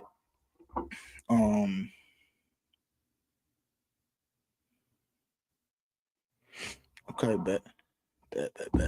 It's a lot of things that we've identified as a team that like people haven't done. Like, and obviously I'm not gonna say too much, but I think that people will have the ability to do it, but like they don't got the team, bro.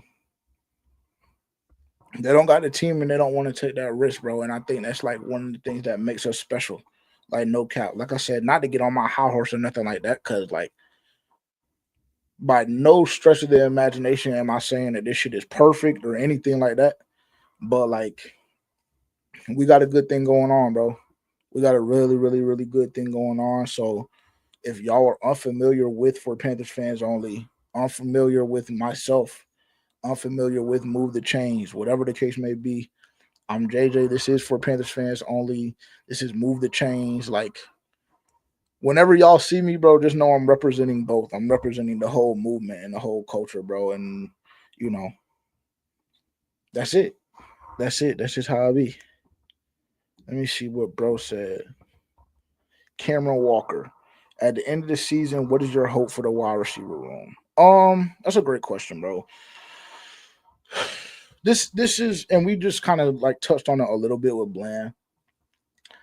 For the wide receiver room in particular, and actually, I won't even give a long drawn out answer. Actually, I'll just be very, very direct.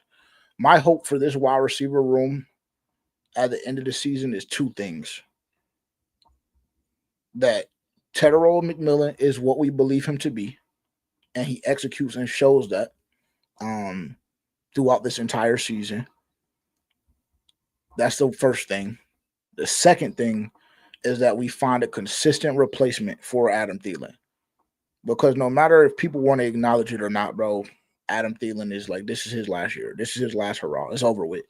It's over with. As far as the potential of the Panthers, this is Adam Thielen's last season. So those are my two things. T-Mac to be who we think he is. And secondly, a consistent replacement for Adam Thielen heading into next year. Because I've told people, and I've said it multiple times on our streams or on our videos, everything, I believe the Panthers window is open. And I believe when your window is open, you have 4, 5, maybe 6 years, and 6 is even stretching it. But you have 4 to 6 years to execute and maximize that window before things start to turn for the worst. So I think it's going to be imperative for Bryce Young to find that consistent security blanket outside of Thielen this year, because I think that that's going to be imperative going into, 25, 26, 27, 28, etc. So that is, for me personally, that's what I'm looking for outside of this, in this wide receiver room at the end of the season. But appreciate the question, Cam. Shout out to you, bro.